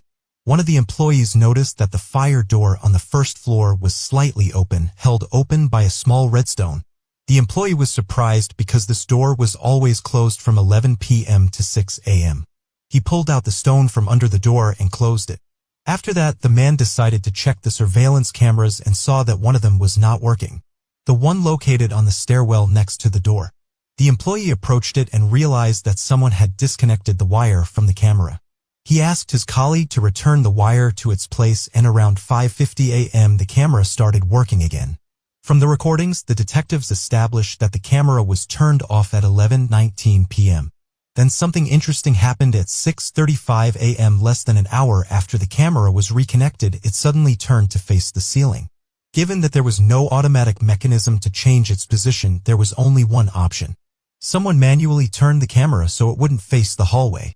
The hotel management claimed that the camera had never been turned off before, and the only time someone turned it towards the ceiling was a few years ago, when a guest wanted to leave the hotel unnoticed. This was a significant argument for the detectives that Jason could have left the hotel and gone home, then returned. The idea with the door and the camera was evident. The hotel's fire doors are designed in such a way that they can only be opened from inside the room. Jason could have used this door to leave the hotel without going through the main entrance, as he would have been seen by the employees and other cameras. Investigators interviewed all of Michelle's neighbors, and interesting clues awaited them here as well. On the night of the murder, around 4 a.m., a woman was delivering fresh newspapers to their area near Michelle's house when she noticed a light-colored SUV but couldn't remember the model. Another neighbor left her work around 5:20 a.m. and also noticed a white SUV near Jason and Michelle's house.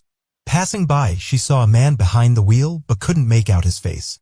What was even more interesting was that there was a woman sitting next to him in the passenger seat. The neighbor thought she was trying to hide her face from her. The third witness drove past her house around 6:15 a.m. and also saw a white SUV there, but no one was inside.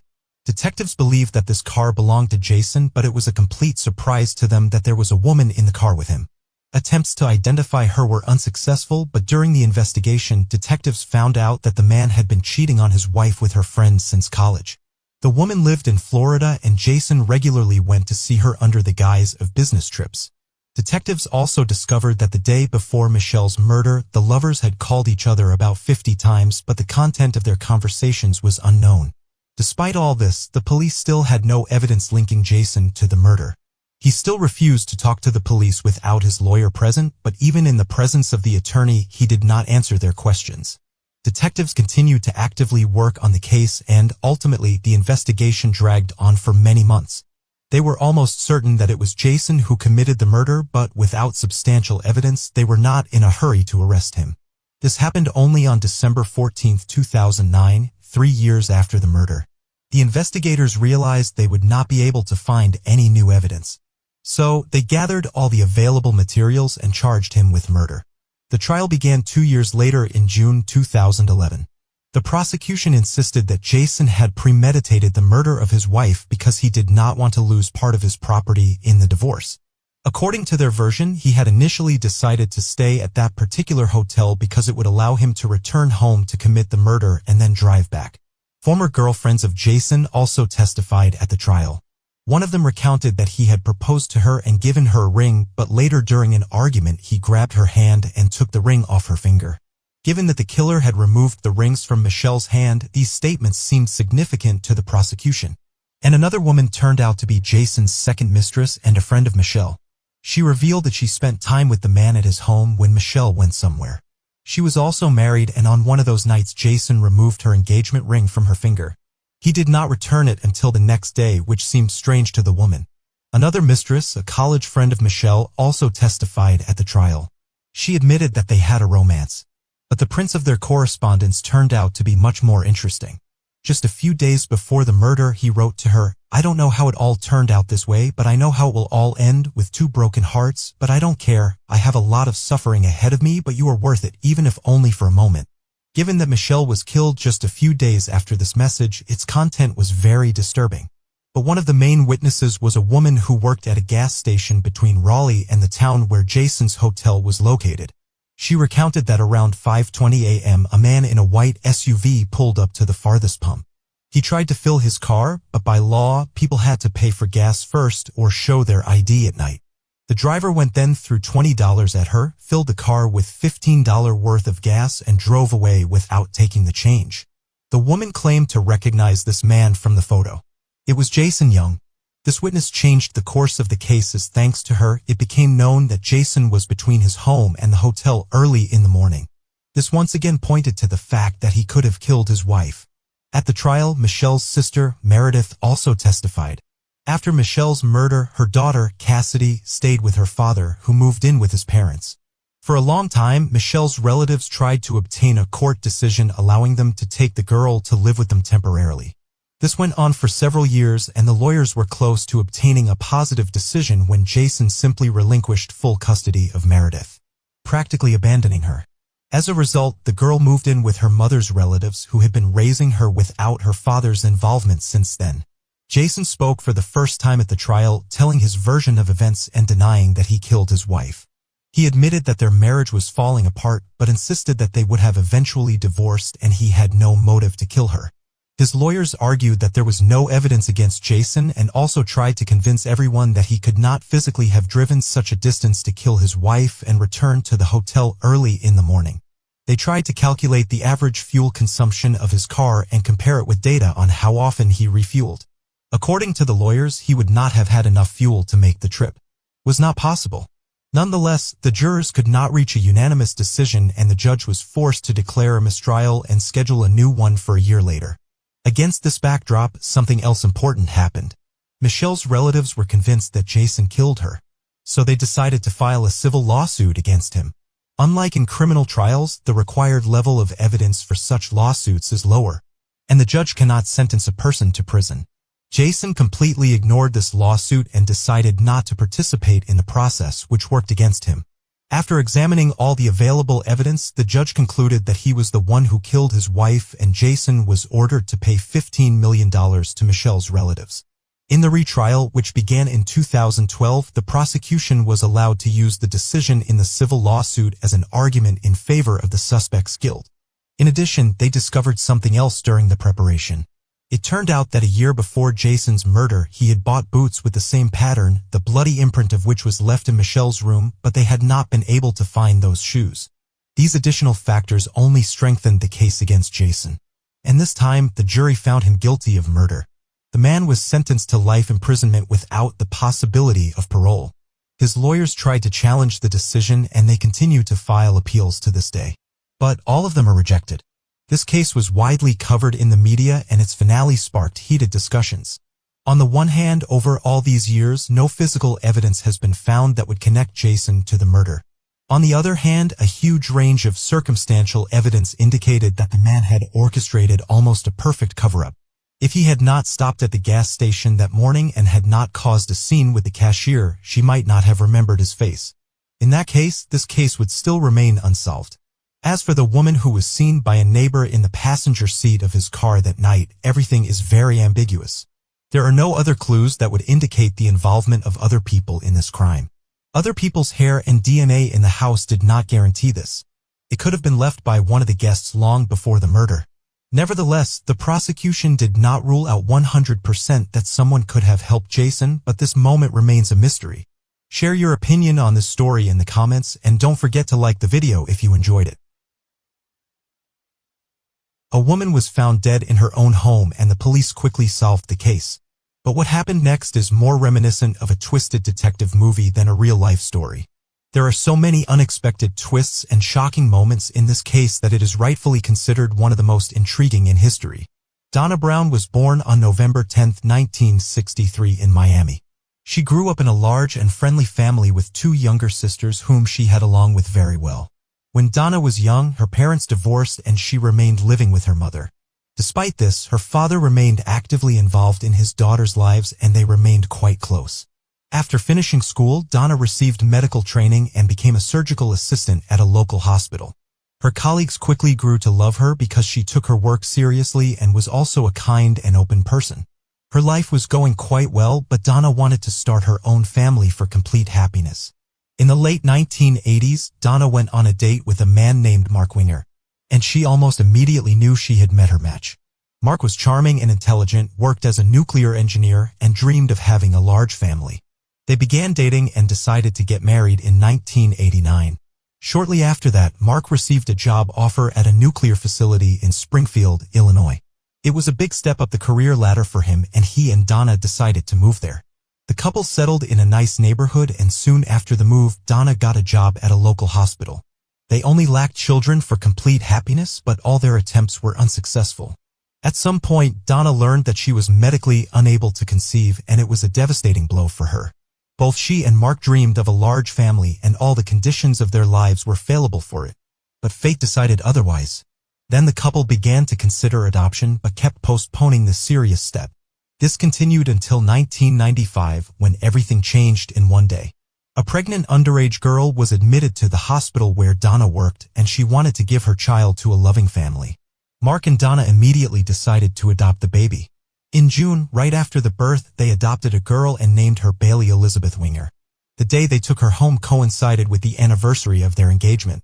The couple and all the relatives were happy that they finally had a child. In August of the same year, Donna went to Florida with her 3-month-old daughter to visit her parents and introduce them to their granddaughter. The family had a great time and sometime later, the woman returned home. She flew to the nearest airport, which was 2 hours away from Springfield, and then hired a taxi to her city through a special company. This trip greatly spoiled Donna's mood because the driver behaved quite inadequately. The whole way he talked about how several personalities lived in him and they forced him to do various terrible things, such as killing people. In addition, the driver talked about how he regularly participated in orgies and even invited Donna to participate in them.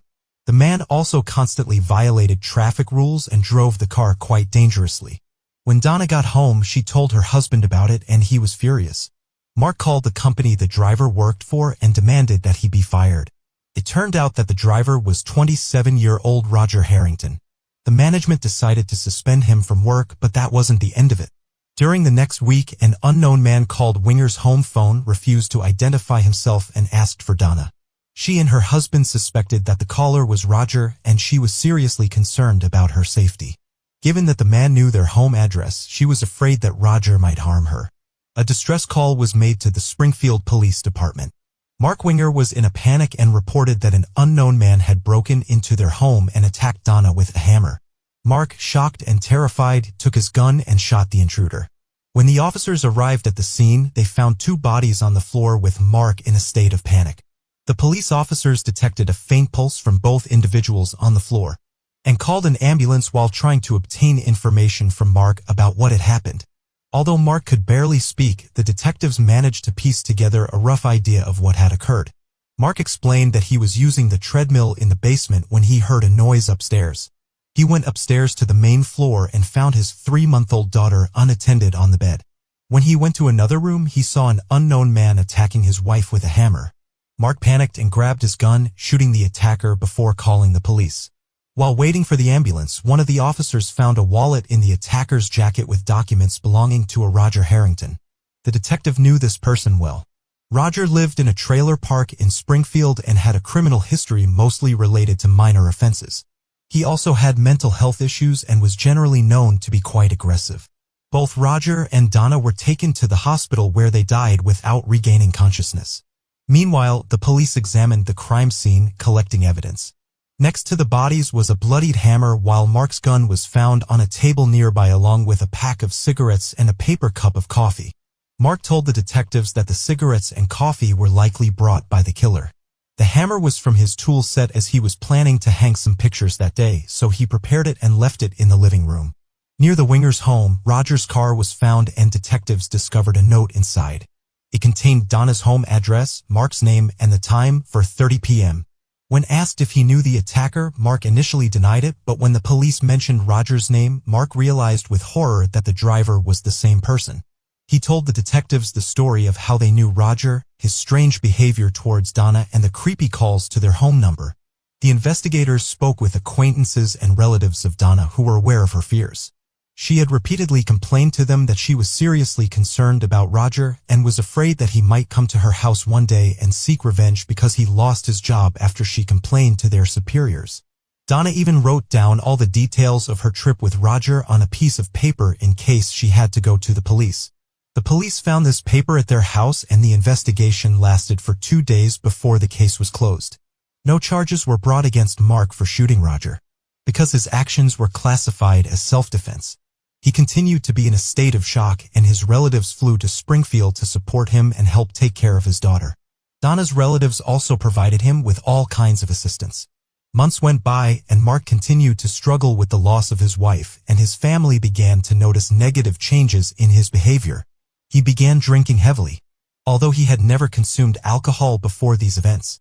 He also often visited local bars.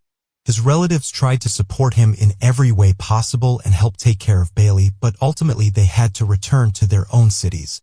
Donna's parents understood that it would be difficult for Mark to take care of his daughter, so they suggested finding a nanny.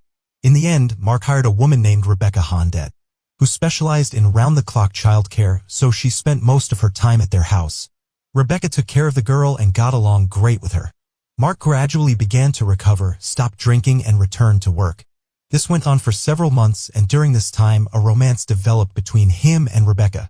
She hardly ever left his house, and they spent time together with Bailey, constantly communicating, and eventually this lent a mutual sympathy. Rebecca also sincerely loved the girl, and a strong bond was formed between them. In 1996, a woman became pregnant, and Mark was given another chance to start a big and strong family. Rebecca also wanted this, and the couple got married in October. Mark and Donna's relatives were surprised that he started a new relationship just a few months after his wife's death, but ultimately supported him, as the new family was beneficial not only to him but also to Bailey. All the relatives sympathized with Rebecca, seeing her sincere love and care for the girl. Mark decided to sell his house because it constantly reminded him of Donna's death, and after what had happened, he did not want to raise children there. He and Rebecca decided to buy a house with a large plot of land outside the city, renovated it, and moved to a new house, and started to build their new life. Soon they had a daughter, and over the next few years, they had another daughter and a son. Thus, Mark and Rebecca raised 4 children, and the man's dream of a large family came true. Over time, Mark became more distant from Donna's relatives who tried to be present in their granddaughter's life. The problem was that Bailey didn't remember Donna at all and considered Rebecca her mother. Mark didn't want the girl to know about the tragic pasts of their family from an early age, and ultimately he forbade Donna's parents from calling her their granddaughter. They tried to persuade him, but in the end, they gave up all attempts.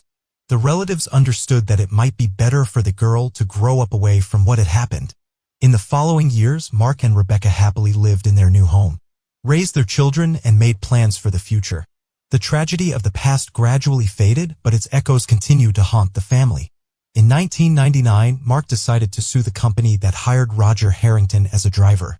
In Mark's opinion, this company did not make any effort to check this person's sanity, and as a result, it led to the murder of his wife.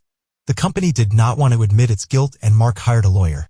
To determine their guilt, the court decided to study all the materials of the case and the evidence, which were handed over to the lawyers.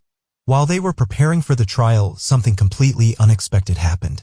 In February of the same year, a woman named Deanne Schultz came to the police and told detectives a shocking story. Deanne was Donna's best friend and worked with her at the hospital. When Donna had a child, Deanne actively helped her take care of the girl, but Deanne's story turned everything upside down. She confessed to the police that she had been having an affair with Mark for several months, which they had kept hidden from their spouses. It all started 3 months before Donna's death. Around the same time, the couple adopted a daughter. Mark and Deanne were secretly seeing each other, but this was just the tip of the iceberg. The woman told detectives that Mark wanted to get rid of his wife to be with her. One day he said it would be so much easier if Donna just died. He then began to persuade Deanne to help him with a plan, but he did not reveal the details. Mark said that all Deanne needed to do was go to their house, find his wife's body, and call the police. The woman thought Mark couldn't be serious and was just joking, but he continued to share troubling things with her. After Donna complained to him about Roger Harrington's behavior, he told Deanne about it and said he had planned to frame the driver. He added that he just needed to figure out how to lure him into the house. A week before the murder, he called Deanne and asked if she would still love him no matter what, to which she answered yes. A few days after Donna's murder, friends and family gathered at their house to support Mark. When he was alone with Deanne, he said, "It seems like the police believe me, I did it for us." The woman was shocked, but Mark demanded that she not tell anyone, and she obeyed. They continued to secretly see each other and even exchanged rings, planning to get married in the foreseeable future. But in the following months, Mark started a romantic relationship with the nanny and eventually broke up with Deanne. She was devastated. She had kept this terrible secret from Mark, and he had traded her for someone else. Deanne never dared to tell the police about everything, realizing that part of the blame was her. Over the next few years, the woman repeatedly tried to take her own life, and only after 3.5 years did she finally overcome herself and go to the police station. The detectives were completely shocked. All this time, Mark had been considered a victim and even a hero who tried to save his beloved wife from a terrible killer. But Diane's story from a completely different angle. The investigators decided to re-examine the evidence, but they were met with an unpleasant surprise. All of it had been handed over to lawyers who were preparing Mark's case against the transportation company. It would take time to retrieve them, but some materials from the case remained at the station. The photographs from the crime scene, the lead detective looked at them and realized with horror that they had missed some obvious things all these years. The investigation had been quickly closed after the murder as no one doubted Roger's guilt. But now, as the detective saw these photos for the first time, he realized that the positioning of the bodies did not match Mark's story at all. He had told them that when he entered the room, Donna was lying on the floor and that was striking her with a hammer from above, and then he shot him and Roger fell next to the woman. In reality, however, his body was lying in the opposite direction and he physically could not have fallen in that direction. The detective realized that Mark's story was a lie, and it made him rethink a whole series of moments that now made much more sense. First of all, no one ever figured out how Roger got into the house. There were no signs of a break-in, and Donna certainly would not have opened the door for him. But if you remember the note inside Roger's car, everything falls into place. It had Mark's name and the time, which looked like a reminder of a meeting. Remembering Diane's story, detective concluded that Mark had somehow invited Roger to their home on some pretext, and let him in, after which he shot him. Secondly, in Roger's car they found a knife and several other items that he could have used for the murder, but he did not take them with him and used Mark's hammer, which the man took out of the closet on that very day and left in plain sight. All of this sounded completely illogical if you assume that Roger came to the house to kill someone. Moreover, he left a pack of cigarettes and a paper cup of coffee on their table. A very strange thing for a person who came there to kill. The detective listened to the recording of the 911 call made by Mark and was once again shocked. Mark told the operator that he had shot the attacker once, after which there was a male mumble in the background as if someone was trying to speak. Mark told the operator that his daughter was crying and he needed to go to her, after which she hung up. However, there is no hint of a child's crying on the recording.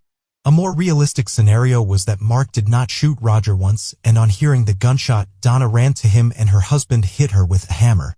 After that, he called the police and pretended to be panicked, reporting what had happened. Suddenly, Roger woke up and tried to say something, and those sounds were recorded on the call. Mark lied about his daughter crying, hung up, and shot Roger again. In support of this version, there was another fact that the investigators completely ignored. Mark and Donna's neighbors said during the questioning that they heard 2 shots. However, about 5 minutes had passed with Mark's story but completely matched the more realistic version in which he was the killer. But that wasn't all. During the initial investigation, which lasted only 2 days, the experts did not even examine the evidence. However, now that Mark decided to sue the transportation company, they hired lawyers and were going to win this case. The lawyers requested an independent examination of the clothing of all 3 participants in those events. The results spoke for itself. Blood spatters and traces indicated that Mark's story had nothing to do with reality. According to him, Roger was hitting Donna with a hammer, but there was not a drop of her blood on his clothes, not even the smallest, while there was plenty of blood from his wife on Mark's clothes, which directly indicated that he was not a real man, that he had killed his wife. The police took the evidence from the lawyers and conducted their own analysis, which showed exactly the same result. In the end, the police reopened the investigation, but this time it was about a double murder in which Mark became a suspect. His family was in shock. No one believed that the man was capable of such a brutal crime. Donna's relatives were skeptical of the suspicions against Mark until they heard all the information that the detective said uncovered. The only ones who insisted on Roger's innocence from the first day were his friends and family members. They were all aware of his minor criminal history but did not believe he was capable of murder. Moreover, their neighbor Roger, with whom they shared a rental, initially gave the police important information that they overlooked. Immediately after the murder, the detectives questioned the man and he told them that the day before, Roger received a call, hung up and wrote down Mark Winger's name, address and time on a piece of paper. It all looked as if Mark had scheduled a meeting with him, but the police did not attach much importance to it. Rebecca experienced the greatest shock from the whole situation. She knew Mark as a loving and caring father who had never shown any aggression during their time together. She refused to believe that this person could beat his wife with a hammer and frame someone else. After several weeks of investigation, the police decided to arrest Mark and he was arrested right at work. The case was sent to court. Mark was granted a $1 million bail. He could not raise that amount, so he remained in custody, awaiting trial. The trial did not begin until 3 years later, in May 2002. All his close ones and even Donna's relatives hoped that this would be a big misunderstanding and that the court would prove Mark's innocence. None of them were prepared for the opposite, and his lawyers insisted on the truthfulness of Mark's version. They noted that the crime scene photos could have been taken after the medics moved Roger's body, considering that the doctor's actions were not documented. It was possible to prove or disprove this possibility. In addition, the lawyers emphasized Roger's criminal history, his mental problems, and his inappropriate behavior with Donna during the trip. Deanne Schultz became the main witness in this case. By law, she could have been punished for keeping Mark's secret all these years, but the judge decided to grant her full immunity in exchange for her testimony. The male lawyers tried to discredit Deanne in every possible way, pointing out that she had attempted suicide multiple times, which could indicate psychological problems. The defense also suggested that she had made it all out of jealousy, seeking revenge on Mark. The prosecution insisted that the evidence and Deanne's testimony unequivocally pointed to his guilt. As for motive, it lay in the mistress's story.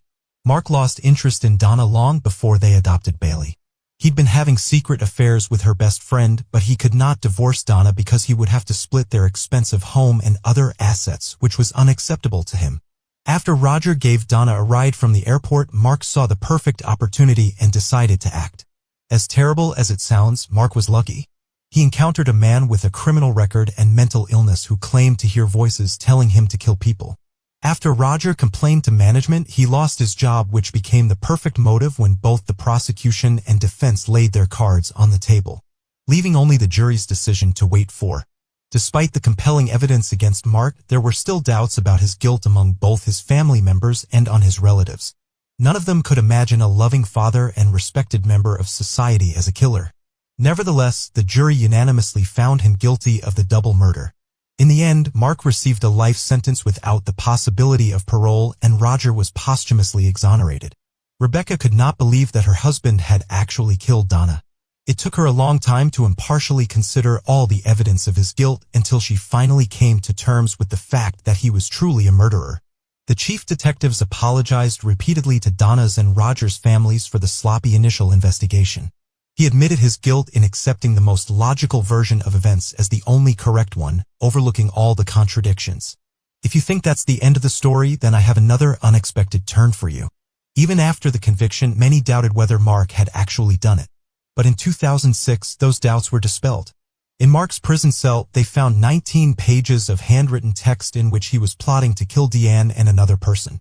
Mark wanted to hire a hitman straight from prison through other inmates or people on the outside. His desire to kill Deanne was understandable. He wanted to avenge the woman for revealing all his secrets to the police. The second person on the list was a man named Jeffrey Gelman, his childhood friend. Detectives quickly discovered the reason for such a decision. Mark asked him for $1 million bail, but the friend refused to provide such a sum. From these handwritten pages, it fell that Mark wanted to kidnap the man to get a solid ransom for him and then kill him. Why he needed money for life imprisonment was unclear. Perhaps he planned to eventually get out or escape. But in the end, the man faced another trial and received an additional 35 years in prison for planning a double murder. After that, no one doubted that Mark was the one who killed Donna. Rebecca raised 4 children alone, and they all know what kind of monster their father is. They changed their last names and do not plan to communicate with Mark. In 2019, Rebecca decided that Bailey should renew contact with Donna's relatives who had not seen her since she was 3 years old. Bailey was already 24 at the time, and she went to Florida and had a great time with them. They still communicate, and the young woman learns more about Donna from them. As for Mark, he is still in prison and denies his guilt. Perhaps he would never have been held accountable for what he did if it weren't for 2 factors that happened almost simultaneously. The first is the testimony of his former mistress. She could no longer keep this secret, especially watching how the killer creates a new family and raises children. The second factor is Mark's greed. Almost 4 years after the murder, he decided to sue his employer, Roger Harrington, for a substantial sum, even though he was earning very good money himself. He did not expect third-party experts to study the evidence much more carefully than the local detectives. Interestingly, Diane decided to turn to the police, including after learning about this lawsuit. It became one of the last draws, and the woman revealed Mark's terrible secret. Share your opinion in the comments and don't forget to like the video if you enjoyed it. The student returned home after a walk with friends. A few minutes later, she called her boyfriend with a worried voice and said that someone had come to her apartment. After that, she promised to call him back and hung up. But the call never came and he decided to go to her house. What happened next turned into a long and complicated investigation, with the final point being made. Only 26 years later, Angela Samoda was born on September 19, 1964 in Alameda, California. She was the youngest of 5 children. When she was 1 year old, her father died and her mother raised them alone. After graduating from high school in 1982, Angela enrolled at Southern Methodist University in Dallas, Texas. She chose the Department of Computer Science and Electrical Engineering, which was not the most popular direction for young women at the time. Because of this, Angela was one of the few young women in her class, but this did not prevent her from studying excellently and moving towards her chosen career. Angela also had many friends, and later she started dating a guy named Ben McCall.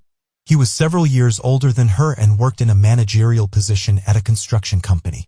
During the first few years of study, Angela lived in a dormitory, and during this time, she and her roommate, Sheila, became best friends.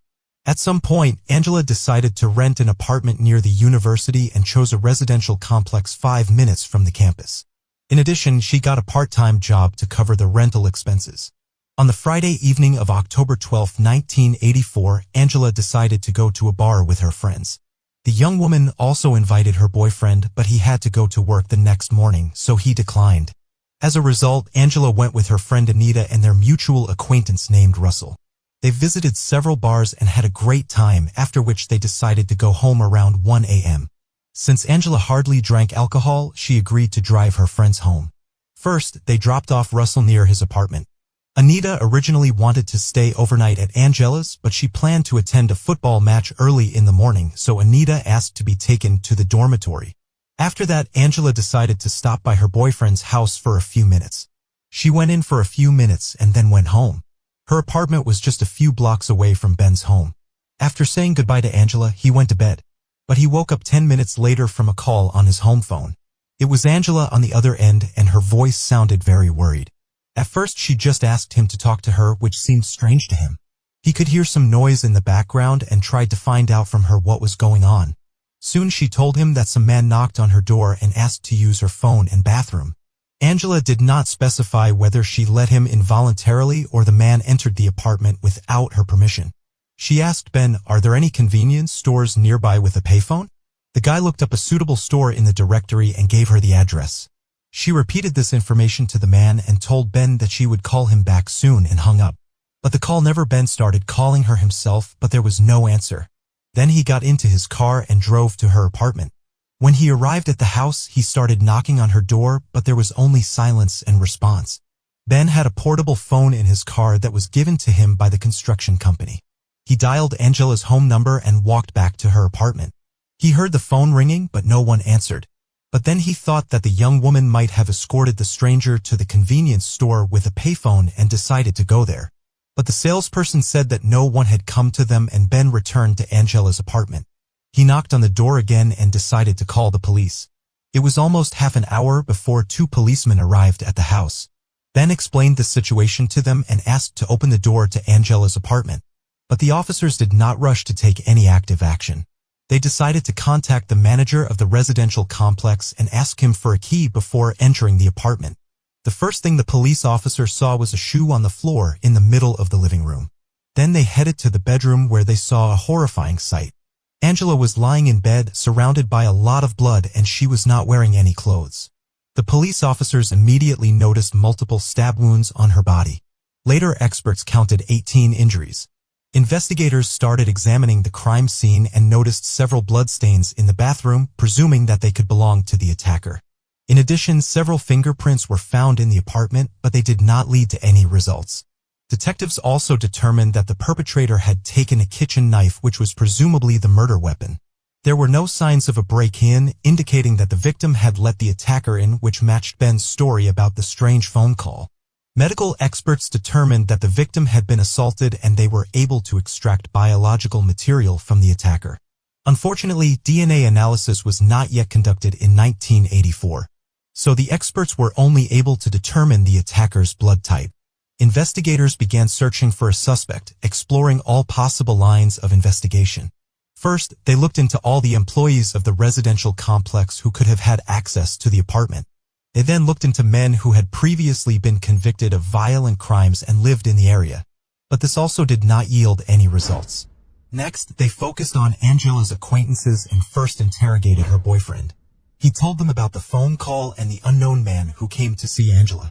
However, the detectives did not immediately believe him and considered the possibility that Ben may have killed her and made up the story. Nevertheless, the boyfriend agreed to provide his fingerprints and a blood sample. The experts determined his blood group was a fake, which did not match the killer's blood group. After talking to the victim's friends, the investigators identified another suspect, her ex-boyfriend, who she had dated in her own town. According to her friends, he sometimes behaved aggressively and once even threatened her with a knife. His blood group did not match the killer's blood group and he was no longer considered a suspect. The next suspect was Russell, who had spent time with Angela a few hours before her death. And here, the police received their first alarm. They could not locate him on the day after the murder. Digging deeper, they found out that on the morning of October 13th, Russell attended a wedding of acquaintances, after which he flew to another city to visit relatives. When he returned home the next day, he was taken to the police station for questioning. The young man insisted that he had nothing to do with the murder, but investigators doubted his sincerity. Russell lived alone and couldn't confirm that he was in his apartment that night. Additionally, detectives learned that Russell had a crush on Angela. He was several years older than her and worked as an architect. They met through mutual friends shortly before her death, and Russell tried to ask her out on a date, but she told him she had a boyfriend and they continued to communicate as friends. Detectives were also suspicious of the fact that Russell left town almost immediately after the murder. Given all of this, he quickly became the prime suspect. However, there were discrepancies in the new version of his involvement. According to Ben's story, an unfamiliar man came to Angela's. Considering the timeline of events, no one else could have killed her and left the apartment. However, detectives did not base their investigation solely on Ben's story, as they simply could not confirm it. In the following weeks, Russell was called in for questioning repeatedly, and each time investigators became more convinced of his possible involvement. Some detectives even privately spoke with near certainty that he was the killer. Sheila, Angela's best friend, was deeply affected by the news of her death. She was so afraid to be alone that she had to move in with her parents. And for the first month after the murder, she even slept in the same room as them. At the same time, she almost constantly followed the progress of the investigation, constantly calling detectives and meeting with investigators. Sheila told them about Angela's friends and acquaintances, hoping to help get to the truth. During one of these meetings, a detective told her that Russell was most likely the killer, but they didn't have enough evidence to hold him accountable. He then asked Sheila to meet with him and ask him a series of friendly questions, such as, "What were you doing a few days before and after the murder?" Match what he told them. A hidden microphone was attached to Sheila before the meeting. The young man told Sheila the same story, but the detectives didn't plan on giving up. They called him in for questioning again at the station and offered to conduct a polygraph test. Russell agreed and successfully passed it, but the investigators continued to consider him the murderer. They were so convinced of their rightness that during the interrogation they showed the boy photos of Angela's body, hoping that this gruesome sight would break him. But all of this yielded no results, and Russo continued to insist on his innocence. After 6 months of constant questioning, he hired a lawyer to investigate the case. Lawyer and refused to communicate with the police personally. After that, detectives placed him under round-the-clock surveillance, but eventually had to switch their attention to searching for other suspects. Russell left for London to receive additional education in architecture, and the investigators lost the ability to monitor him during all that time. The Angela case was actively covered in the media, and her relatives offered a reward of $10,000 for any information that could help find the killer, but this also yielded no results. During the investigation, the police had another suspect, a student at the same university as Angela. Investigators received an unconfirmed lead that this guy allegedly had a crush on the young woman and wrote her angry letters a few weeks before the murder. However, the detectives were unable to confirm any of this, and the young man had a reliable alibi. Since then, the case remained unsolved for many years, with no new leads appearing for the police and all the old leads leading nowhere. After 10 years of silence, Sheila decided to call the police station and inquire about the progress of the investigation. By that time, she had already gotten married and had 2 children. Despite the fact that her life continued, she could not forget the tragic fate of her best friend and the fact that the guilty party still had not been punished. She spoke with the detectives, but they said that there had been no developments in the case. Sheila asked, have they tried to extract DNA samples from the killer's biological material? After all, it was already 1994 and DNA analysis technology was actively used by the police. However, investigators stated that the evidence in this case had been lost and could not be recovered. Sheila was not satisfied with these answers and continued to regularly call the detectives. Over the course of several years, she made over 700 calls, but each time she received generic responses. She even tried to independently pay for DNA analysis of all remaining evidence in a private laboratory, but was not allowed to do so. The problem was that she had no connection to the police and was an ordinary citizen, so her initiative was not taken seriously. Then Sheila came up with an idea.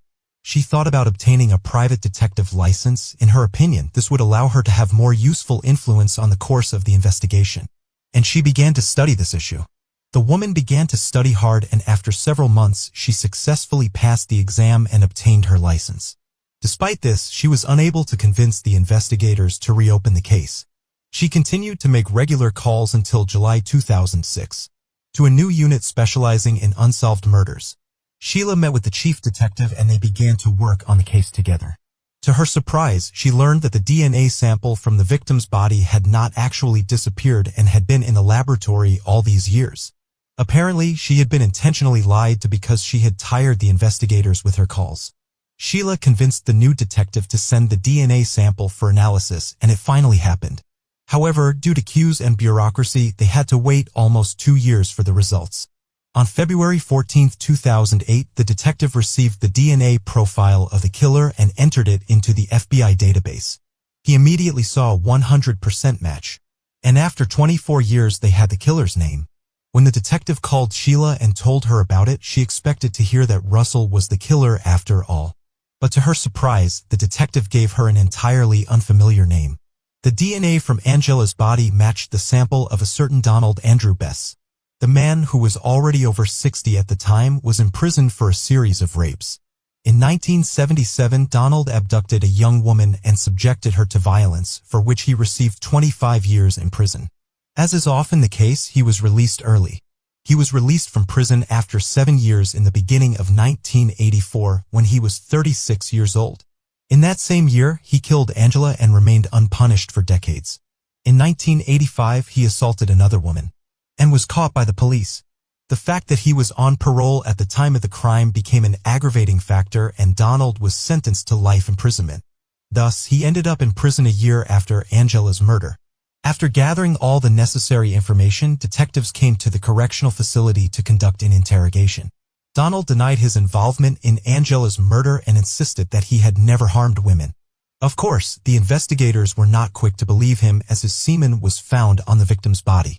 But the man was not eager to give a confession, and the case began to be prepared for trial. The start of the trial had to be postponed due to serious health problems Donald had. A few days before the hearing, he had a heart attack. As a result, the trial began only on June 2, 2010. That he had not killed anyone, but the DNA test results spoke for themselves. His lawyer tried to emphasize his health problems and good behavior in prison in order to secure a lighter sentence for Donald. The prosecution, in turn, asked for the death penalty. According to the investigators, Donald noticed Angela in one of the bars or on the street, after which he began to follow her. He knocked on her apartment door and asked to use the phone and the toilet. After the young woman called her boyfriend and hung up, Donald attacked her and assaulted her. Detectives believed that the criminal was still in Angela's apartment when her boyfriend arrived and started knocking on the door. And Donald may have been afraid that his victim would scream. So he inflicted multiple stab wounds. After waiting for her boyfriend to leave, he left the apartment. The trial was heavily covered in the news, and this led to some unexpected consequences. Several women immediately went to the police and said that Donald Bess had subjected them to violence at different times. One of them was his ex-wife, who told the court about constant beatings from Donald. He raised his hand on her even when she was pregnant with his child, and after the birth of their daughter, he continued to physically abuse her. The wife had to run away and hide, fearing for the life of her child. As a result, the jury found him guilty of the murder of Angela and he was sentenced to death. He attempted to appeal the court's decision several times, but failed. Donald spent 12 more years in prison, and during that time his execution date was never set. However, in October 2022, he died a natural death, another heart attack. Fatal. Thus, this complicated case came to an end. Investigators acknowledged that Sheila played a crucial role in moving the investigation forward by not giving up in her pursuit of the truth. After her story was publicized, relatives of other victims whose cases had gone unsolved for years began to reach out to her. As a result, Sheila decided to help these people and established a non-profit organization. Regarding Russell, the police department officially apologized to him for the months of persecution. He admitted that it had significantly affected his life and he was genuinely afraid of being convicted of a crime he did not commit. Despite this, he continued to try to help the police get to the bottom of the case. After all of these events, he became a well-known architect in Dallas. One aspect of the story that still troubles investigators is the possibility that Donald may have had many more victims even though he spent half of his life in prison. Perhaps sooner or later, they will be able to link him to other crimes. Please share your thoughts on the story in the comments, and don't forget to like this video if you enjoyed it. A woman mysteriously disappeared from her own home and her friends decided to go to the police. At first it looked as if she herself had gone somewhere, but with each new clue, the case became more and more creepy. Eventually, investigators were able to uncover the mystery and the truth turned out to be quite frightening. Mindy Schloss was born in 1955 in New York City. When she was 25, she moved to Alaska, where she graduated from a local medical university.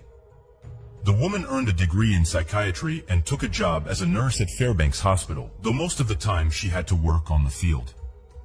Many people in remote areas of Alaska were not able to go to the hospital on their own, so Mindy and her colleagues would use all manner of transportation, including boats and airplanes, to get to them. She loved her job and took it as seriously as she could. Mindy lived about 600 kilometers from the hospital in Anchorage. She took a plane to work and stayed in a hotel all weekdays, going home on weekends. It was August 2007. Mindy, who was 52 years old at the time, returned to Anchorage for the weekend and was soon to fly back to work. During her absence, she always asked her best friend, Jerry, to stop by her house to feed her cat and give him the medicine he needed. On Saturday, August 4th, her friend called her to discuss the matter, but Mindy never came to the phone. She still hadn't been able to reach her all day, and it was strange. So Jerry contacted their mutual friend, but he too had not called Mindy that day. At first, Jerry thought Mindy had gone somewhere on business, but she didn't answer her phone the next day either. Then her friend decided to drive to her house. No one answered the door knock either, and Jerry used her spare key. At first glance, everything seemed normal. The house was in order, there were no signs of a struggle or any other evidence that something bad had happened to Mindy. It was only on the way out that Jerry noticed something strange. The doorknob of the front door was loose, and the woman decided to tighten the screws with a screwdriver. After that, she went to work without knowing where her friend had disappeared to. On Monday, August 6th, Jerry called the hospital where Mindy worked. To her surprise, the woman never showed up for work, which was completely out of character for her. Nor did she contact any of her coworkers to alert them of her absence. All this indicated that something might have happened to the woman, and Jerry decided to contact the police. The police department took a missing persons report, and Jerry and the detective went to Mindy's house again. No sign of a break-in was found. There was also nothing of value missing from the house. This ruled out the possibility that a burglar had broken into the woman's home. What's more, Mindy had some medications in her home that were only available with a doctor's prescription. Any burglar would most likely have taken them since they were in demand among people with drug addictions. Upon entering the garage, they discovered that Mindy's car was missing. It was also very strange. The woman always took a cab to the airport and only used her car to get around town. The police concluded that something really bad had happened to the woman. A forensic team examined the house, trying to find any clues, but it was inconclusive. At the time, the kidnapping theory was unlikely. The police thought Mindy might have probably had an accident. She often went to the countryside, and the terrain in those parts was quite dangerous. People could have fallen prey to wild animals or just accidentally fallen off a cliff. But this theory did not bring the police any closer to solving the case, and they decided to begin a search for suspects who, in theory, could have been involved in her disappearance. The first thing they did was check on Bob, Mindy, and Jerry's mutual friend. The men were eager to cooperate with the investigation, and the detectives quickly determined that on the day of the woman's disappearance, he was at work many miles away from her home. The police had no clear answer. The woman had not been in touch since Saturday. After examining her computer, experts determined that the last time she used it was at 1:30 a.m. that same day. With no solid leads, police decided to enlist the help of the public. They posted flyers around town with information about the missing woman and distributed the information to local TV stations. The same day, they began receiving calls from witnesses, but most of the leads led nowhere. People reported seeing Mindy in various places and even in other states. None of these leads were ever helpful. Meanwhile, Bob and his co-workers decided to comb the area where Mindy might have gone. She had been out in the countryside quite often for berries or just out for a walk. Unfortunately, the search also yielded no results. The detectives decided to go a different route and contacted the bank the woman used. They asked them to check to see if there had been any activity on her cards in recent days, and this is where a serious lead finally awaited them. Early Sunday morning, the day after Mindy went missing, someone had withdrawn $500 from her debit card, the maximum amount available for withdrawing in a 24-hour period. Police immediately obtained the ATM camera footage from the bank, and they got a disturbing sighting. It turned out that the money had been withdrawn by an unknown man. His face was covered by a bandana, so they could not identify him. He pulled down the bandana only after his face was out of the camera's field of view. As a result, the police had no choice but to wait until the man tried to use someone else's card again. Meanwhile, the detectives received another tip. They learned from Mindy's co-workers that the woman was planning to renovate her home and had hired workers. At some point, she had a conflict with their supervisor over the cost of the work. Mindy later admitted to her co-workers that she was afraid of him because he acted strangely during visits to her home. The police checked on the man, but he turned out to have an alibi for the day the woman. They also questioned another worker who came to her house on Friday around 7 p.m. The man was also uninvolved and he couldn't remember anything suspicious that night. It wasn't long before detectives had a new lead.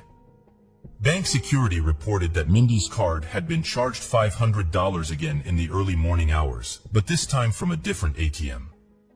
After studying the security footage, the police immediately realized it was the same man as the first time. But there was something odd on the tape. The man withdrew the money and left, but returned to the ATM a few seconds later. He walked around it for a while, pushing buttons, and eventually left again. After calling the bank, detectives found out the reason for his strange behavior. The unknown person forgot to take the card out, and the ATM then takes it away to prevent the theft. The real owner can get it back by going to the bank with his ID. Of course, this was not an option for the criminal, so he lost access to Minnie's account forever. This time, the police managed to find a witness. He drove up to the very same ATM when an unidentified man came out of there. According to the witness, he got on his bicycle and rode away. It was a significant lead since most people were traveling by car or on foot, but all that information was still not enough to get any closer to a clue, and detectives decided to interview everyone in the Mindy area. They asked people to recall any oddity or to point them to neighbors who were suspicious. To their surprise, many residents named one particular house right near Mindy's house. According to them, parties were constantly held there. The residents were always making noise and disturbing the peace. The detectives went there and found out that quite a number of people were living there, but they weren't willing to talk to the police. The detectives then went to a woman who lived directly across the street from the house. She said she did not see anything suspicious, but her demeanor showed that she was very nervous. The next day, the woman called the police station and asked the detectives to meet, but not at her house. They met at another location, and the woman shared a creepy story. Shortly before the detectives' first visit, a man who lived across the street had stopped by to see her. He said police were walking around the neighborhood and asked the woman not to tell them he lived here. When asked why, he said he was on parole. and did not want the police to know his location. At night, the woman heard someone walking on the porch of her house. She looked out the window and saw that it was the same man. He stomped around, looked in several windows and left. The woman was greatly frightened and decided to tell the police about it. Detectives learned his name was Josh Wayne, who was 27 years old at the time. After running him through the database, they found out that the guy had been convicted of murder 7 years earlier. At the time, he was accused of beating a woman to death, but a jury acquitted him. As a result, Josh was accused of tampering with evidence and sentenced to 6.5 years in prison. After spending 3 years behind bars, he was released early. Detectives immediately identified him as a prime suspect. After talking to his housemates, they found out that Josh didn't have a car and that he got around mainly by bicycle. But there was just one problem. When police began looking for him, the man had disappeared without a trace. On Thursday, August 9th, police suddenly had another lead. A local trucker called them and said he had spotted Mindy's car in a parking lot near the airport. He had seen its picture in the newspaper and immediately recognized the car. Detectives arrived on the scene and confirmed that the car was indeed Mindy's. They also noticed that a surveillance camera was pointed at the parking lot from a nearby building and requested a recording. It showed a man driving this car into the parking lot at 12:30 p.m. on August 4th. Getting out and wiping down the door handle. Apparently, he was wiping off his fingerprints. Unfortunately, the quality of the recording did not allow his face to be seen. CSI examined the car for prints or traces of DNA and were able to recover some samples. However, it took time to study them and there was no guarantee it would be useful in the case. On the passenger seat was Mindy's purse, which could indicate that the woman had been in the car with the perpetrator, alive or dead. Not getting the results they wanted from using modern analysis tools, the detectives decided to use search dogs. Few believed this idea would succeed since it had been a week since Mindy had disappeared. But for lack of other options, they still turned to film dogs. The service dog was taken to the ATMs from which the unknown man had withdrawn money, as well as Mindy's car. The dog picked up the trail and headed down the street toward the woman's house, located 3 blocks from that location. After sniffing the front door, she went straight to the very house where Josh Wayne had previously lived. The detectives, who until recently had not believed in the search dog idea, were shocked. The service dog directly pointed them to the fact that Josh was in Mindy's car, near her house and near those ATMs. The next day, the police repeated the experiment with another search dog. The result was the same. The dogs walked the entire distance and stopped at Josh's house. Though it was not an unqualified piece of evidence that would work in court, the detectives decided not to waste their time and obtained a warrant for the suspect's arrest. They went to his house, but the man hadn't been there in days. After searching the building, they found the same jacket that the unidentified man had been wearing on the cameras near the ATMs, and in the pocket was a cash withdrawal slip from Mindy's card. Next, they discovered a woman's gold watch and immediately showed it to Jerry. The woman confirmed that the watch belonged to Mindy. The experts were able to compare the DNA samples found on the steering wheel of Mindy's car samples from items from his home, and they matched. This indicated that Josh had been in the missing woman's car. This evidence was already much more serious, and the police were focused on catching the suspect. Leaflets with his name were posted all over the city, and they even rented several billboards. According to detectives, it was one of the largest manhunt operations in Alaskan history. Virtually every law enforcement officer was working on the matter, and locals reported any suspicious evidence. At one point, police released ATM camera photos and were approached almost immediately by a woman named Lisa. She said she had met Josh before and was sure he was the one in the photo. The important thing here is that the police did not name the main suspect, but what followed was the turning point in the case. Another acquaintance of Josh's came to the police with a confession. For the past week, she had been helping him get around town by transporting him in her car. One day he left his backpack in the back seat, and the young woman and her mother looked inside. There they found several more ATM receipts as well as a phone. In the gallery they found a photo in which Josh was supposedly holding a gun in his hand. For the police, this information only added to the alarm.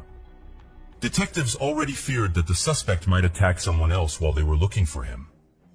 And thanks to his phone, they found out that he was also armed. The cops tried to convince his girlfriend to help them catch Josh. They wanted the young woman to take a tape recorder with her and go to meet him, where they would try to get him to talk about what he had done to Mindy. But the young woman was too scared and refused. Soon, however, she had to participate against her own will. On September 2nd, Josh came to her house and in an aggressive manner began demanding her backpack. Given that the young woman gave it to the police, she had to come up with an excuse on the fly. Realizing she didn't have the backpack, Josh asked her to take him somewhere far away from here to hide from the police, but the young woman refused. She offered to let him stay at her house, but Josh suspected something was wrong and left. The young woman realized that she would not be safe until the police caught the man. So she decided to follow him discreetly in her car, calling the detectives along the way. At some point, Josh reached his acquaintance's house and went inside. By that time, the police, SWAT, and FBI had already begun to converge on the scene. Everyone feared that the suspect would not surrender without a fight, and those fears proved to be true. Using weapons, Josh took 2 people who were in the house with him hostage. A lawyer was invited to negotiate with him, who after several hours managed to convince him to surrender. During the interrogation, he hardly spoke to the police, but the investigators were in no hurry to accuse him of killing Mindy. At that point, they already thought the woman was probably dead, but without her body, it would have been extremely difficult to prove it. So Josh was only charged with stealing Mindy's bank card and watch.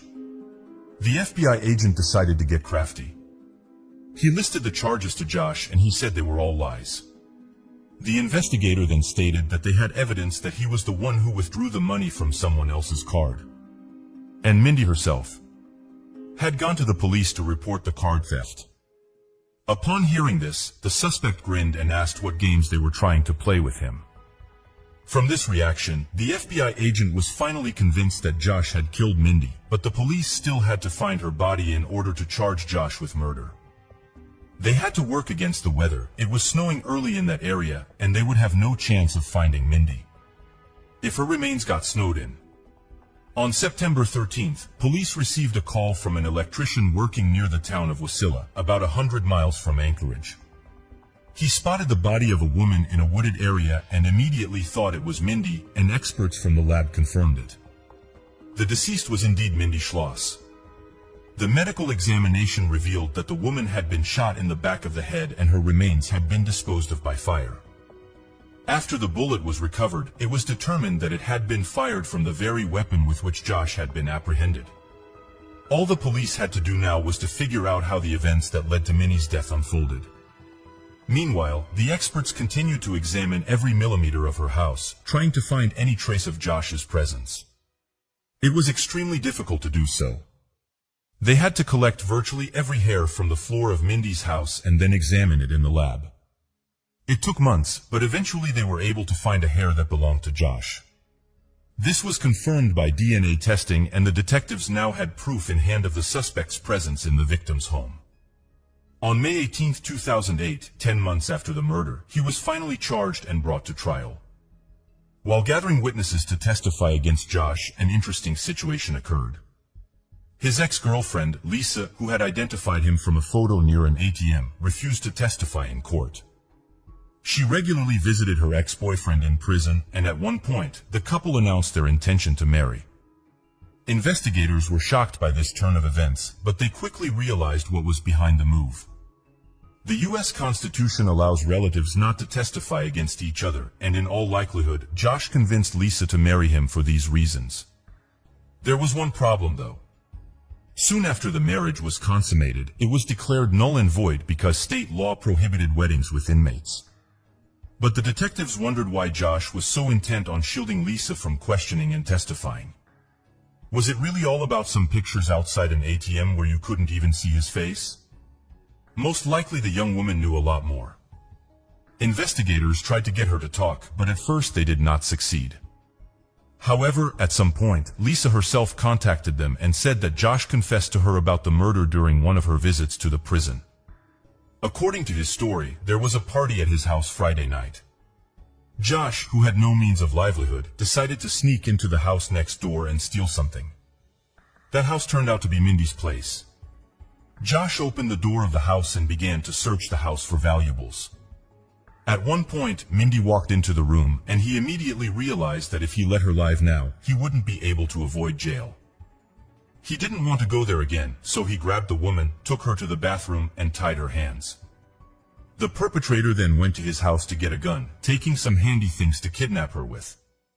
Before returning to Mindy's house, he put bags of her legs and secured them with duct tape, so as not to leave any trace. He then took the woman to the garage, put her in his own car, and drove out of town. After an hour of driving, he stopped in a wooded area and drove Mindy away from the road, where he killed her. Josh then returned to her house, cleaned, vacuumed the carpet, and left. The trial did not begin until the spring of 2009. The prosecution had offered Josh a deal. He would confess to killing Mindy and another woman 7 years earlier in exchange for waiving the death penalty. This way, the authorities hoped to close 2 high-profile cases at once, and Josh agreed. As a result, he was sentenced to 99 years in prison without parole. During the reading of the sentence, Josh cried, but at one point things heated up. When the judge called him a coward for taking the lives of 2 women, the criminal jumped up and shouted, "What about the men I killed?" At this point, his lawyers grabbed him and silenced him before he could say anything else. That shouting kept the detectives busy. For 5 long years until, in 2014, Josh himself offered authorities a new deal. He agreed to confess to the murders of 3 men if he was transferred from a local prison to a federal prison. Apparently, the conditions there were much higher. Considering that the criminal's request was insignificant, the authorities agreed. Josh said he killed 1 man in Anchorage in 1994 when he was only 14 years old. He committed the next murder in 1999, and he killed the 3rd man a year later, the same day he massacred the woman. The first 2 men have been identified, but the identity of the 3rd is still a mystery. Investigators have no doubt that Josh was indeed involved in the murders. They are more concerned about another question, whether there are no other crimes under his belt, about which he is silent. In any case, the police have managed to permanently isolate him from society and prevent other murders that would surely have followed. Share your opinion on this story in the comments, and don't forget to like it and subscribe. The 15-year-old young woman went out for a walk, promising her parents she would be back soon, but she never came home and her phone was turned off. The parents contacted the police, who began a search for the missing young woman. Detectives had no leads until they gained access to her Facebook account. It was there that the eerie clue as to what had happened to her lurked. Nicole Cable was born on August 12, 1997, in the small American town of Glenburn, Maine. Her parents divorced when she was young, and the young woman was left to live with her mother, stepfather, and 3 younger sisters. During her high school years, Nicole had a passion for music, was on the cheerleading team, and even modeled for a local company. She also had many friends who described the young woman as cheerful, helpful, and kind. She always tried to keep a positive outlook on life, even though she, like many teenagers, had her own difficulties. In the spring of 2013, when the young woman was 15 years old, she was looking forward to the approaching school vacations and her birthday. Only a few months separated her from getting the driver's license she had dreamed of for so long. Nicole lived in a tiny town where there was practically nothing but a few apartment buildings. Were larger communities where almost all of her friends lived, and there were many more distractions. Even her school was a 20-minute drive from home, and she had to wait for the bus every morning.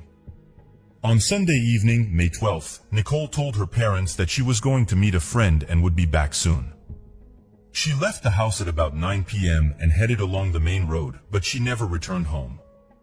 Concerned parents tried to call her, but her phone was turned off and she hadn't logged on to social media. When they contacted her friends, they learned that none of them had seen Nicole that night. After waiting until morning, her mother decided to go to the police. She had hoped to the last that Nicole had simply stayed the night at her friend's house, even though that raised serious questions. First of all, the young woman had never left home all night without her parents' permission. She would certainly have contacted her mother and told her where she was. The police immediately began a search. At first stages, they refused to stick to any one version. Investigators admitted that the young woman could have left home of her own free will, but they also did not rule out a criminal element. The first day of searching brought no results. Police interviewed friends and relatives of the young woman and began searching for her in the Glenburn area to report their daughter missing and urge the public to help find her. That same day, her friends printed and posted hundreds of flyers both inside and outside Glenburn. Police asked for volunteers to stay away from the area to avoid having service dogs pick up her trail. On the second day, the police held a press conference where Nicole's mother made an appeal. With tears in her eyes, she asked her daughter to return home if she ran away of her own free will. The mother also spoke out about a possible kidnapping and urged those responsible to let Nicole go if someone was holding her. The head of the local police added that the search operation would be expanded. The FBI and state police became involved, bringing the total number of officers involved to 45. The public soon learned one disturbing fact. Nicole's mother revealed that her daughter had been texting with a certain guy on Facebook for weeks. Police accessed Nicole's account and discovered that this young man was Brian Butterfield. Moreover, based on the correspondence on the day of her disappearance, the young woman had arranged to meet him at the edge of the street where her house was located. At first, the police declined to comment on the situation, but new details soon emerged. It turned out that Brian had gone to the same school as Nicole and knew her personally. The guy claimed he had only spoken to the young woman a few times in his life and had never corresponded with her on Facebook. Against this backdrop, another oddity was noticed. There were two Brian Butterfield Facebook accounts. Only one of them was deleted the night Nicole disappeared. Brian himself stated that he only had one account and had nothing to do with the second account. Furthermore, he was aware of the existence of this fake page, and had even complained to the police a few weeks before Nicole disappeared. It all looked really strange, and the police were in no hurry to accuse the young man of any crime. Instead, they continued to search the area around Glenburn, hoping to find some evidence. At the same time, the computer department was taking a detailed look at this suspicious Facebook account. On Friday, May 17th, the sheriff turned to the public for information. Police were looking for a black Ford Ranger pickup truck and asked for any information about the vehicle. They clarified that the driver's involvement in the young woman's disappearance has not been determined and it is too early to draw any conclusions. The sheriff also announced a 24-hour hotline for any tips on the case. They had to allocate a separate number as the number of calls had crossed several hundred. They were enlisting volunteers to search the area. They set up assembly points and put people into groups. The volunteers were to look for anything that might be relevant. And this time, the search area was greatly expanded. It extended to the two nearest towns, Bangor and Old Town. More than 500 people responded to the police call. The crowd included about 400 local residents and about 100 professional volunteers from the various counties. Were off-road vehicle and horse-drawn search parties. Given the sheer scale of the operation and the rough terrain, the authorities tried to use every resource possible. They even used aerial photography in the hope that the footage might reveal something of value to the investigation. The day after the search, exactly 1 week after Nicole's disappearance, the police issued a disappointing statement. The young woman's body was found near Old Town, not far from Road 43. They were in no hurry to release any details, specifying only that the body was covered with branches and was discovered by a service dog. Soon it was announced that the police had a homicide case, and the next day, May 20th, they reported the arrest of a suspect. It turned out to be a 20-year-old local man named Kyle Doobie. No details were known at the time, and the public was kept in the dark for some time. The next day he was formally charged with premeditated murder. At the same time, it turned out that at the time of his arrest, he was already in prison. The guy had been sentenced to 90 days in jail for eluding police and a motorcycle accident last year. Kyle began serving a sentence 3 days before Nicole's body was discovered, but had been on the outside until then. According to the young woman's friends, she had known Kyle for several months. The day before she disappeared, she complained to several friends that Kyle had tried to kiss her, and Nicole had to give him a serious fight to get him to stop. Nevertheless, the police so far had kept the evidence against the man a secret. It was known that he lived with his parents and a 4-year-old daughter, over whom he had custody. Kyle was also dating an 18-year-old young woman named Sarah and worked for a local disability care company. His attorney asked for a closed-door preliminary hearing, and the judge granted the request. Consequently, the public and the media had no access to information about the case, and the judge's decision was criticized. Nicole's funeral was held on May 26th. Beforehand, several hundred local residents gathered and honored her memory by launching balloons into the sky. A few days after the funeral, a judge, under public pressure, lifted a public disclosure ban on the case, and some disturbing facts finally came to light.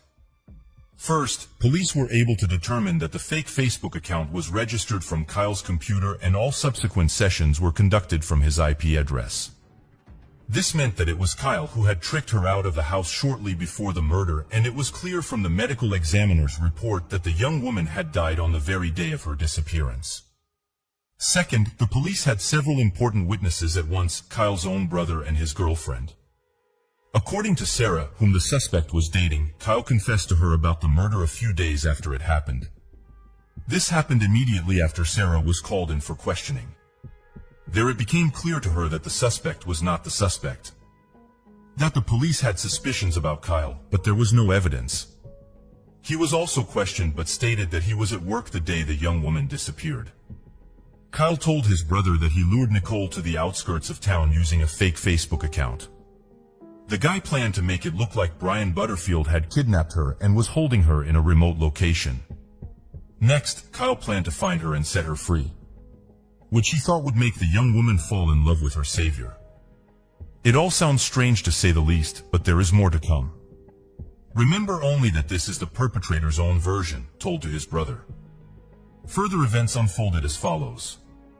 From a fake account, Kyle lured Nicole to a remote location along Hudson Road. There he was already waiting for her, lurking in the bushes. He was wearing a ski hat covering his face.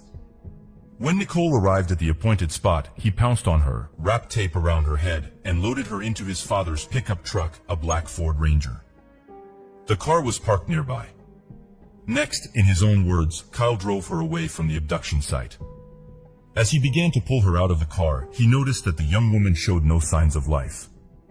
The guy realized that the duct tape made it impossible for her to breathe, and she passed away. Then, he panicked and decided to hide the body. To his girlfriend, Kyle told the same story, adding some details. He said that before he hid the body, he took off almost all of Nicole's clothes and threw her out the car window on the way back home. This was done so that the police would not find traces of his DNA. The police did find several items of clothing that belonged to the young woman. They were in virtually the same place where Kyle had attacked Nicole. The key point here was that Kyle told his girlfriend almost exactly where he had hidden the body. It was because Sarah went to the police telling the whole story that they were able to locate Nicole's body. Kyle himself refused to admit guilt, but the situation was far from in his favor. When the police uncovered all the details of the medical examination, more serious evidence emerged against the suspect. Under Nicole's fingernails, blood was found that matched Kyle's DNA sample exactly. When the boy was questioned a few days after the murder, there were deep scratches on his face. He himself attributed it to an injury he sustained at work. Also, the cause of the young woman's death was strangulation, as evidenced by the injuries to the neck. And this went against Kyle's versions of what he told his brother and the young woman. If he had taped the victim's mouth and nose, there would have been no such injuries. His lawyer requested a psychological evaluation, which caused the trial to slow down. But a few months after his arrest, something interesting happened. Kyle was charged with theft after a stolen gun was found in his home. The guy had been arrested multiple times before for robbery, but each time he got away with a fine. An examination showed Kyle to be completely sane, and a trial was set for February 2015. While awaiting trial, the defendant was in jail. Before the trial began, Kyle's attorney filed a motion to exclude certain witness statements from the case file. One of them was the correctional officer where Kyle arrived to serve a sentence for eluding police and a motorcycle accident. According to the officer, the guy was acting very nervous and even crying. When asked why he was so nervous, Kyle said something like, "It's not about the time limit, it's about what else I've done." The trial began on February 22, 2015. Kyle's lawyer stated that his client was innocent of murder and that the investigation was completely biased. According to the defense, he was at home at the time of the murder and Nicole was attacked by someone else. Kyle's girlfriend, Sarah, was named as a possible suspect. She allegedly hated Nicole because of her association with her boyfriend. The lawyer claimed that she had access to Kyle's computer, from which she could create a fake account to frame her boyfriend after the murder. This theory had no corroboration and went against the actual evidence. Kyle logged into the fake account not only from his computer, but also from his phone. What's more, he logged in through one app, changing his personal account to a fake one. Because of this, it was clearly visible when he logged out to one account and immediately logged into another. Also, there was no physical evidence against Sarah, unlike Kyle. His DNA was found not only under the victim's fingernails, but also on her clothes, which the killer threw away on his way home. The next witness was the real Brian because Brian had previously dated his girlfriend. In his opinion, this is what led Kyle to create a fake account with his name so that he could frame the young man if anything happened. The prosecution also provided screenshots of correspondence showing that Kyle was not only communicating with Nicole, but also with other underage young women. The next witness was a colleague of Kyle's who worked with him at a disability care company. The defendant's lawyer insisted that the scratches on Kyle's face appeared while he was working, but the witness denied this. According to his story, on May 11th and 12th, he and Kyle were at the home of a woman suffering from mental illness. At one time, she became aggressive and attacked Kyle, leaving several scratches on his face near his eye. Kyle went to the hospital for help, only to notice the next day, May 13th, a coworker noticed new scars on his face. This happened right after Nicole disappeared. Another coworker said that the day Nicole disappeared, Kyle left work at about 9 p.m. and did not return until 6 a.m., even though he was supposed to be on duty all night. At the same time, he asked that he not tell anyone about his absence. The court also summoned 4 inmates with whom Kyle had interacted while in jail, awaiting trial. They all said that Kyle had confessed to them about killing the young woman. To one of them, he told them he had strangled his girlfriend and made it look like an accident. To the other, he openly stated that he had originally planned to commit the crime.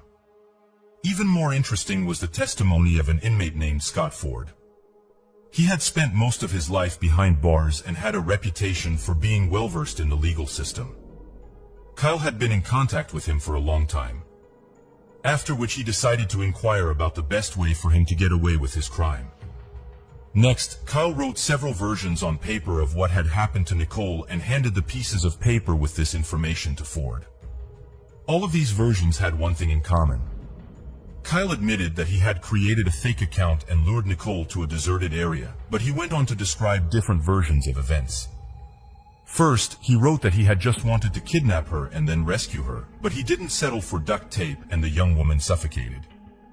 On another sheet he said that he had jumped Nicole out of the bushes and she fainted from fright. Panic, Kyle duct taped her mouth shut and drove her away from town, after which he noticed she had no pulse. Another version was that he didn't use the duct tape and the young woman died for nothing. Another version said that Kyle jumped out of the bushes and grabbed her torso, then realized that he had actually squeezed her throat, after which she lost consciousness. As we can see, all of these stories seem downright delusional, but there was something really useful in them for the investigation. Kyle described in detail the place where he attacked her, and where and how he hid the body. Moreover, he specified the exact location where he had hidden the ski mask in which he had attacked the young woman. All this information was kept secret until the beginning of the trial, so only the killer could know such details. Experts examined the sheets and found fingerprints and Kyle's DNA on them. The trial was not without its difficulties. Kyle's younger brother, who had testified against him 2 years earlier, began to deny the fact that Kyle had confessed to the murder. The problem was that the brother had written down all the details of what had happened in great detail, which he could only have learned from Kyle. The only one who didn't utter a word during the entire trial was Kyle himself. He refused to testify even in his own defense. The investigation offered him a deal in which he could expect a reduced sentence in exchange for a confession, but he refused. On March 6, 2016, the final court hearing was held at which the verdict was handed down. Kyle was found guilty of the premeditated murder of Nicole. His relatives and attorney tried to get a lenient sentence, citing his age and having a young daughter, but the court refused to make concessions. Kyle received 60 years for murder and another 30 for kidnapping. In closing arguments, the judge noted that the evidence against Kyle was overwhelming and his guilt in the case was clear. Instead of showing remorse and confessing, he made up various versions of what happened and tried his best to avoid prison. For this reason, the court refused to commute his sentence. Moreover, the judge was indicted if the perpetrator had not had the opportunity to impersonate another person online. However, people like Kyle, sooner or later, can get to the point of murder even without fake accounts. Share your opinion on this story. This creepy story happened in the middle of 2021. A young woman went on a first date with a guy to the movies, but that evening turned into a tragedy. Despite the fact that this case was fairly quickly solved, there are so many strange and shocking moments in it. In this video, we will tell you what happened to Riley Goodrich and Anthony Baraha. Riley Goodrich was born and raised in the American city of Corona, California. In school, she played volleyball and was a cheerleader, as well as had many friends. They described her as a positive, open, and fun-loving young woman with a big heart. After graduating from high school, Riley received a scholarship to Grand Canyon University in Arizona. She moved to a dormitory but tried to visit her family whenever possible. In the summer of 2021, she finished her first year and returned to Corona for the holidays.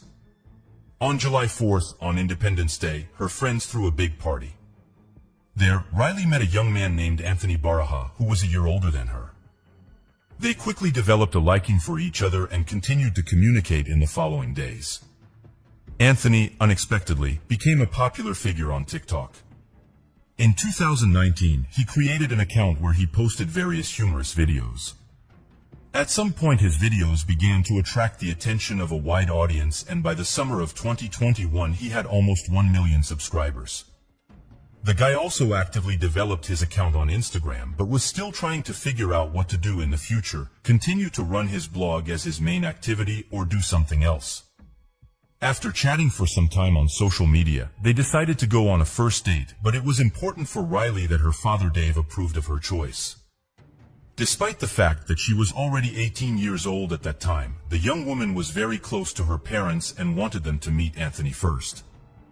At first, the young woman's father was skeptical, mostly because Anthony made a living through TikTok. It all seemed not very serious to him. However, when they met in person, Anthony made a good impression on Dave, and the father approved of his daughter's choice. The guy seemed to him kind, well-mannered, and overall a positive person.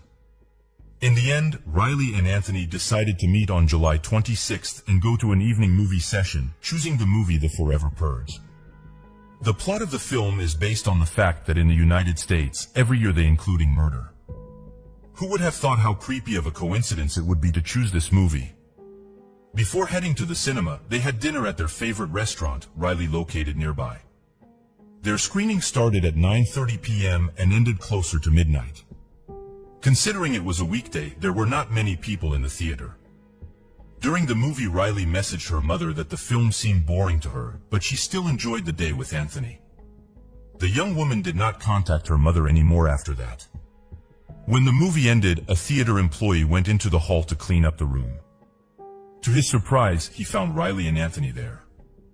From a distance, it seemed to him that the couple was just sitting or sleeping in their seats, but as soon as he took a few steps towards them, he was horrified to discover that both visitors were seriously wounded and unconscious. The police and ambulance arrived at the scene. The medics almost immediately determined that Riley had already passed away. Anthony was still alive but in a serious, unconscious condition. He was taken to the local hospital and connected to life support equipment while detectives began investigating the crime scene.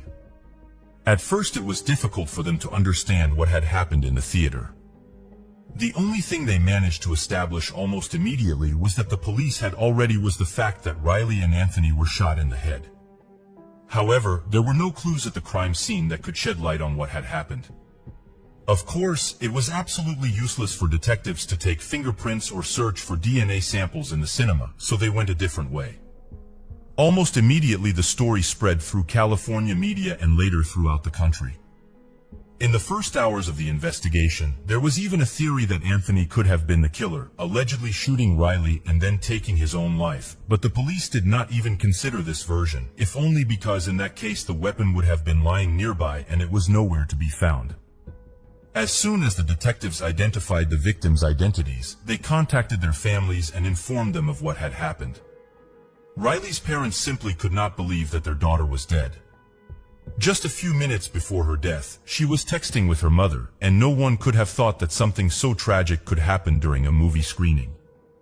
In addition, the police could not provide any details to her relatives about what had happened, as they themselves still had no idea what had happened in that theater. As for Anthony, the doctor's prognosis was bleak.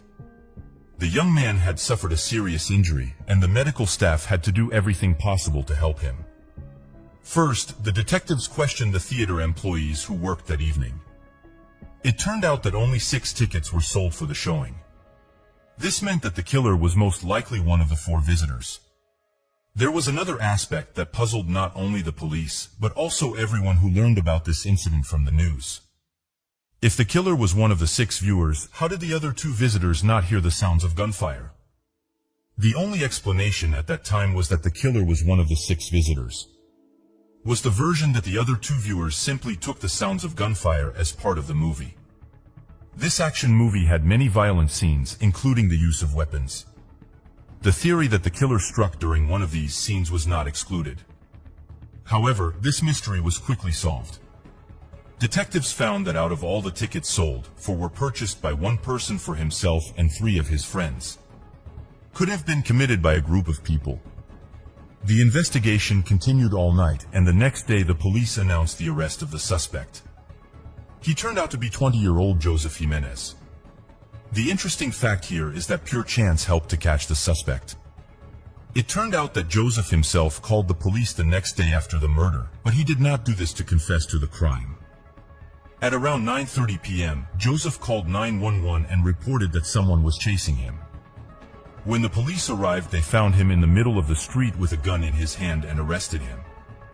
They immediately realized that the attack in the theater was carried out using a weapon of the same caliber, so they handed Joseph's gun over to the experts. Having 3 empty shells from the theater in their hands, they established that this was the same weapon. But the detectives quickly found another weighty evidence. Searching the suspect's house, they found Riley Goodrich's wallet there. Later, the police located the other 3 individuals who were at the movie theater with Joseph. It turned out that they were all friends with him, but their story truly shocked the detectives.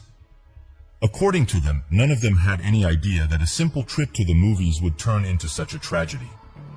They were just sitting and watching the film, but during the screening they began to notice something strange. Joseph suddenly began to behave very suspiciously. He was talking to himself and muttering something. At some point he said that he needed to go to the bathroom and left. However, instead of going to the bathroom, he went to his car, took out a gun and returned. After sitting for some time, he suddenly told his friends that he had brought a gun from his car, and they began to panic.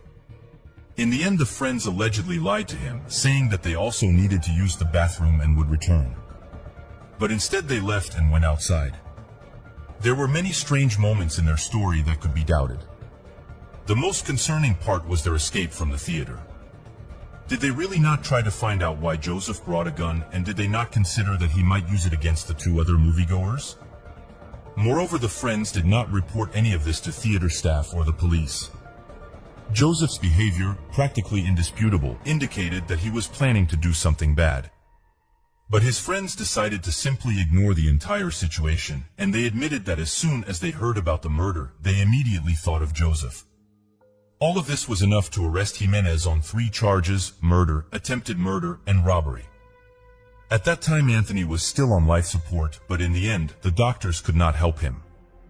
On the evening of July 31st, he passed away without regaining consciousness. In connection with this, Joseph was charged with an additional count of murder, which carried the possibility of a death sentence. While detectives tried to get any information from him, hundreds of concerned people held a farewell ceremony in memory of Riley and Anthony outside the movie theater. They lit candles and expressed words of support to the families of the victims. It was then that it became known that long before the incident, Anthony had signed papers allowing his organs to be donated to those in need in the event of his death. The young man could hardly have imagined that it would happen so soon.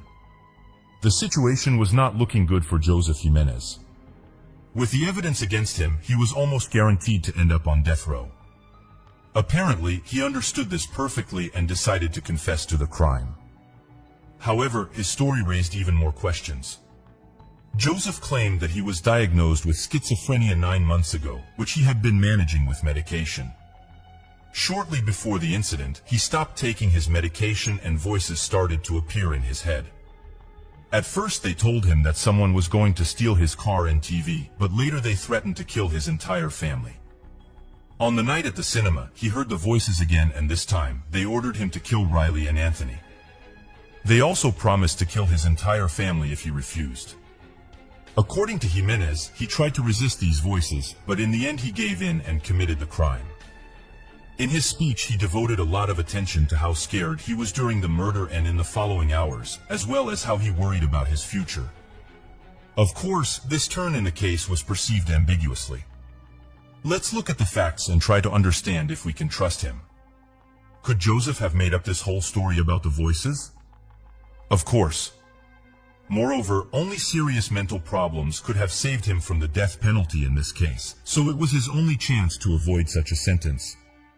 In addition, the petty theft of Riley's wallet does not fit into his story, according to which Joseph was so frightened that he immediately ran out of the cinema and got into his car after the shots. Who, in a panic, is going to steal a wallet? On the other hand, there are still many strange moments in his actions. If we believe his friends, he talked to himself and behaved suspiciously. In addition, Joseph himself called the police, saying that someone was chasing him, but in reality, he was just standing in the middle of the street with a gun. If we assume that all of this was a planned game, the plan to avoid responsibility seems too complicated. But if we still consider such an option, the situation could have developed in a completely different way. During the movie, Joseph realized that there were only 2 random people in the theater who he could rob. He went to his car to get a weapon, but something went wrong, or perhaps he truly intended to commit murder. It's possible his friends were even present at the time and didn't leave the theater. However, it's unclear why he didn't take the victims' smartphones if that was his motive, and why did he call the police the next day instead of hoping not to be caught? Additionally, Joseph had no criminal history and had never been in trouble even for minor offenses. It's hard to imagine someone without a criminal past suddenly committing double murder over a wallet, especially with such a high likelihood of being caught. In late September, the first court hearing took place, during which Joseph pleaded not guilty, citing his mental state.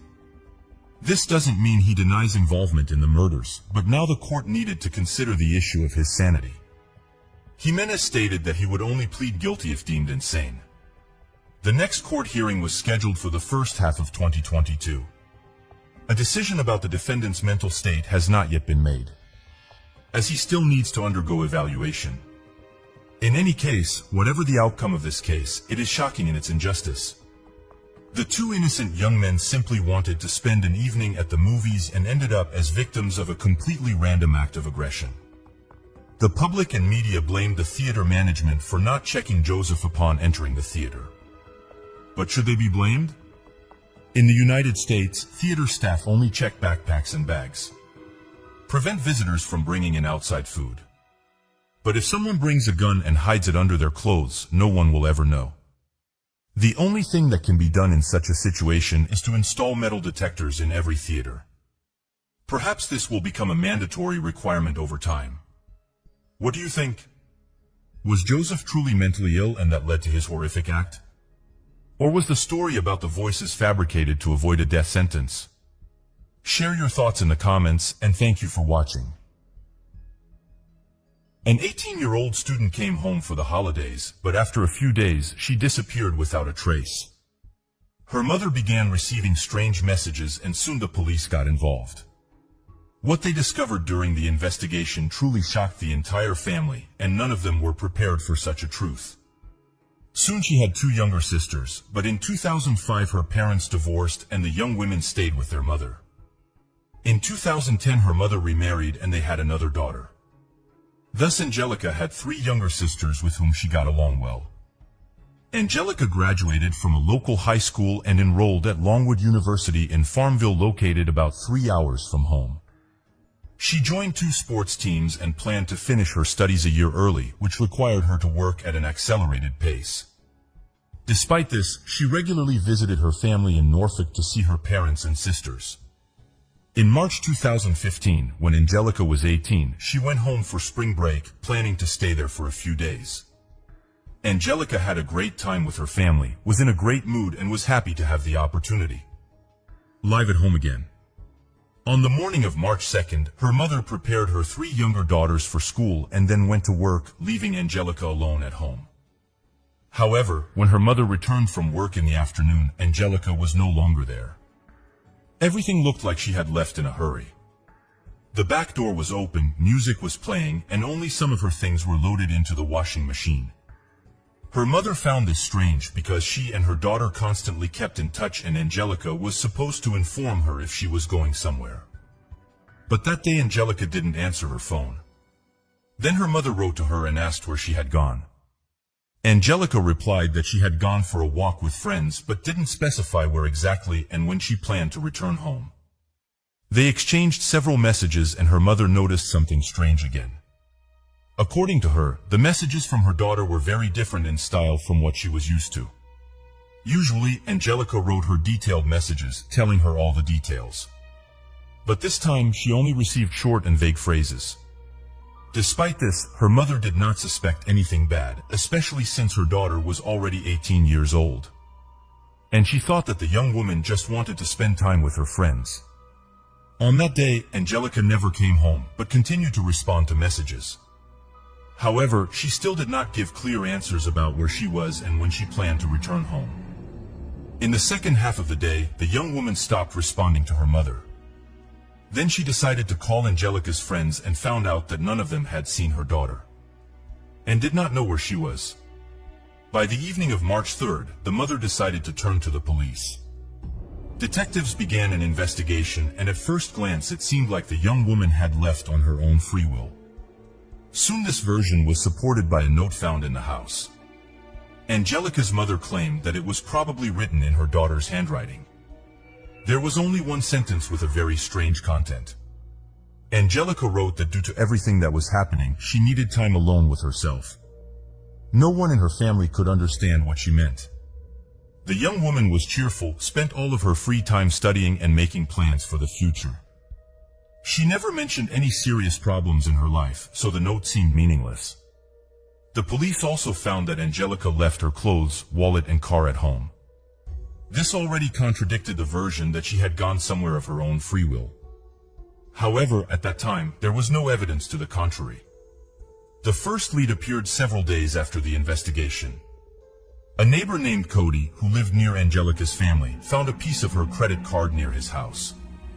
He reported this to the police and immediately became the main suspect. Detectives assumed that he could have some connection to her disappearance, so they questioned him for 12 hours.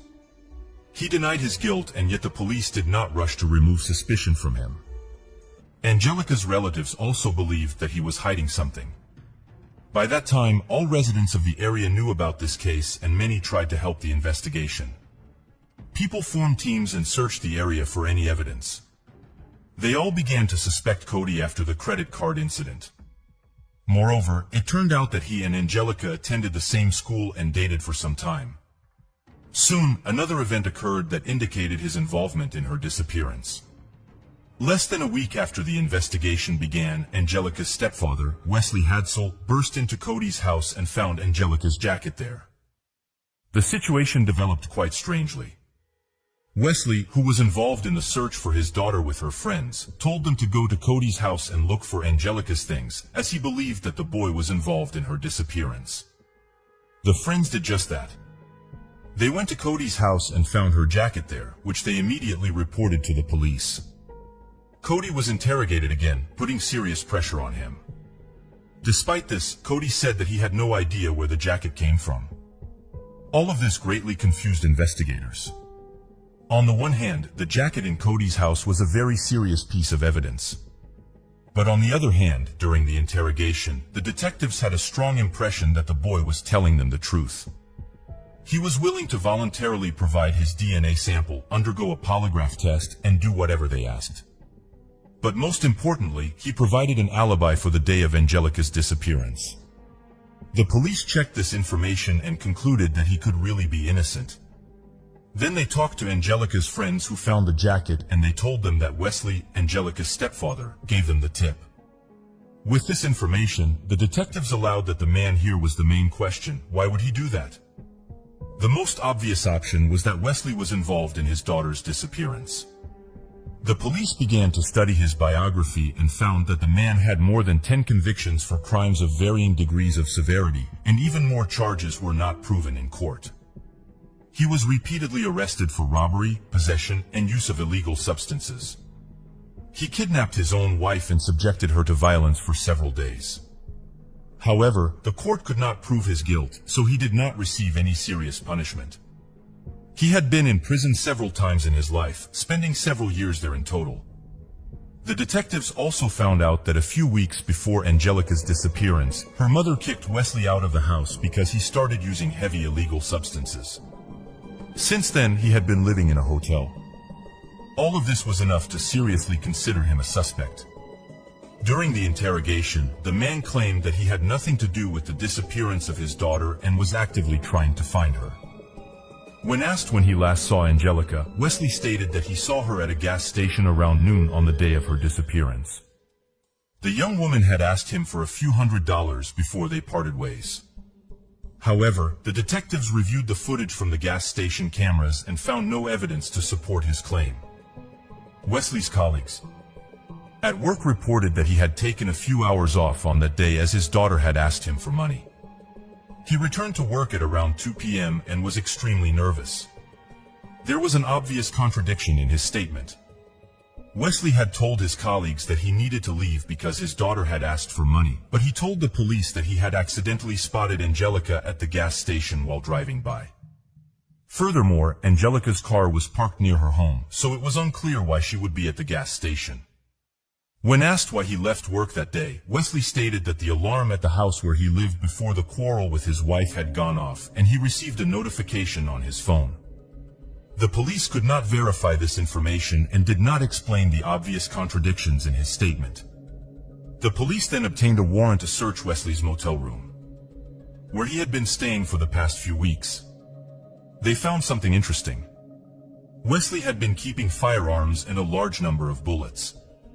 Since Wesley had several convictions, the law prohibited him from owning weapons, so he was immediately arrested. However, there was no evidence related to Angelica in his room. Thus, Wesley was charged with 3 crimes: illegal possession of a weapon, breaking into Cody's house, and tampering with evidence due to the jacket he had supposedly planted. He still insisted that he had nothing to do with his daughter's disappearance and was doing everything he could to find her. As a result, the court sentenced him to 20 years in prison, and the detectives continued to search for the young woman. They confiscated Wesley's work vehicle and found a shovel, tape, and dark gloves inside. However, the most interesting item was the GPS navigator, which they sent experts for analysis. The investigators wanted to know where Wesley had gone in the days after Angelica's disappearance. According to the data they received, on March 4th, Wesley had driven to a neighboring town, 90 kilometers away from Norfolk.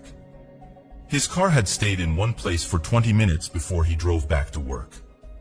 Having arrived at the location on April 9th, the detective saw that his car was parked near an abandoned house in a remote area. After searching the area, they eventually found Angelica's body in a ditch not far from the building. She was covered with a piece of plywood, but even without it, it would have been extremely difficult to find her by chance, as the area around the house was overgrown and inaccessible. So no one could have stumbled upon her. The body was sent for a medical examination, and an unexpected statement awaited all participants in the process. According to the results, a dose of prohibited substances was found in the young woman's blood, which was 3 times the lethal dose for an average person. Angelica's family was in shock. The young woman didn't even drink alcohol, was actively involved in sports, and devoted almost all her time to studying. No one could believe that she was taking prohibited substances. Medical experts decided to conduct additional tests by analyzing the hair. It is possible to determine whether a person has taken narcotic drugs in the past, and this analysis showed that Angelica had never dealt with prohibited substances before. This made the version that she suddenly took a triple dose of her own free will practically impossible. In addition, someone buried her body in the ditch and covered it with a piece of plywood. Everything indicated that the young woman could have been given these substances against her will with the sole purpose of killing her and making it look like an accident. The detectives questioned Wesley again, who was already in prison at the time. The first question they asked him was what his work car was doing near the house where Angelica's body was found. The man's version was, to put it mildly, unconvincing. He said that he could have been set up and that he didn't go there himself. At the same time, he had previously said that no one except him had access to this car. Wesley even suggested that someone could have taken the navigator from his car, driven to that house, and returned the gadget back. Meanwhile, the police collected footage from various street cameras located along the way to this house, and they did indeed manage to find several recordings that showed that on that same day, Wesley was in the city where his daughter's body was found, driving his work car. Despite all this pointing to the man's involvement in the murder, the court needed more evidence. Therefore, the police continued to work on this case for several more years, trying to find irrefutable evidence. As a result, Wesley was charged with the murder of Angelica only at the end of 2018. The main court hearings began in January 2022, according to the prosecution's version of events. On March 2nd, Wesley arrived at the house where Angelica was located with the sole purpose of kidnapping her for the purpose of committing violent acts. He took her out of the house, carried out his plan, and gave her a triple dose of prohibited substances because he initially planned to make it look like an accident. During countless interrogations, the police repeatedly found that the man carefully thought out his versions and tried in every way to divert suspicion from himself. The prosecution managed to find a witness who supported their version, a person who sold Wesley the same prohibited drugs that Angelica died from. The court also heard that the police found Angelica's phone on the street and its location data was compared with Leslie's phone data. Since the young woman's disappearance, her smartphone was next to Wesley's smartphone, even when messages were sent from her mother's account. This indicated that it was Wesley who took Angelica's phone and tried to convince her mother that everything was okay with the young woman. The defendant's lawyers insisted that their client was innocent. According to their version, the young woman was depressed and decided to end her own life, and Wesley had nothing to do with it. This version did not explain why his car was near the place where her body was found, or who buried her, covering her with a piece of plywood. All these arguments tried to explain either coincidences or attempts to frame Wesley. Interestingly, the man had said many times before that he did not believe in the overdose version and believed that Angelica was murdered. But for some reason, his opinion changed in court. It took the jury less than an hour to reach a verdict. Wesley was found guilty of murder and sentenced to life imprisonment. The man said he would appeal the verdict and theoretically, he has a high enough chance of getting it overturned. As you may have already guessed, there is not a single material evidence. Although just this person's past alone makes any of his words questionable. Considering that 10 years before the incident, he also kidnapped his wife and subjected her to violence, the prosecution's version seems more than convincing. But due to the lack of more significant evidence, lawyers may well challenge this verdict and achieve a new hearing. What do you think? Is Wesley guilty of murder, or does he have nothing to do with what happened? Share your opinion in the comments. A woman was found dead in her own apartment, and from the very beginning of the investigation the case was very strange. The only serious clue was a bite left by the attacker on the victim's body. It took the police over 20 years to finally uncover the horrifying truth, but such a turn of events caused a lot of dissatisfaction and criticism as no one expected such an outcome. Sherry Rasmussen was born on February 7, 1957 in the state of Washington. She grew up in a large and friendly family with 2 sisters and loving parents. Later they moved to the city of Tucson, Arizona, where Sherry attended the local school. She was an excellent student and even finished elementary school a year ahead of her peers. Sherry completed the entire 7th grade program on summer vacation by herself. After graduating from high school in 1973, she enrolled in a California college where her older sister was already studying. In her first year, Sherry decided to pursue a medical education and become a nurse, for which she had to take additional courses at another institution. After graduating from college in 1975, Sherry decided to get a master's degree at the University of California, Los Angeles, and also worked there as a nurse to pay for her education. After receiving her master's degree at the age of 23, her father bought her an apartment in the suburbs of Los Angeles. But Sherry did not want to live off her parents, so she wrote her father a check every month for the entire amount of the mortgage payments. She also got a job at a local hospital, heading the nursing department for caring for seriously ill people. In May 1984, when Sherry was 27 years old, she met a man named John Rutan.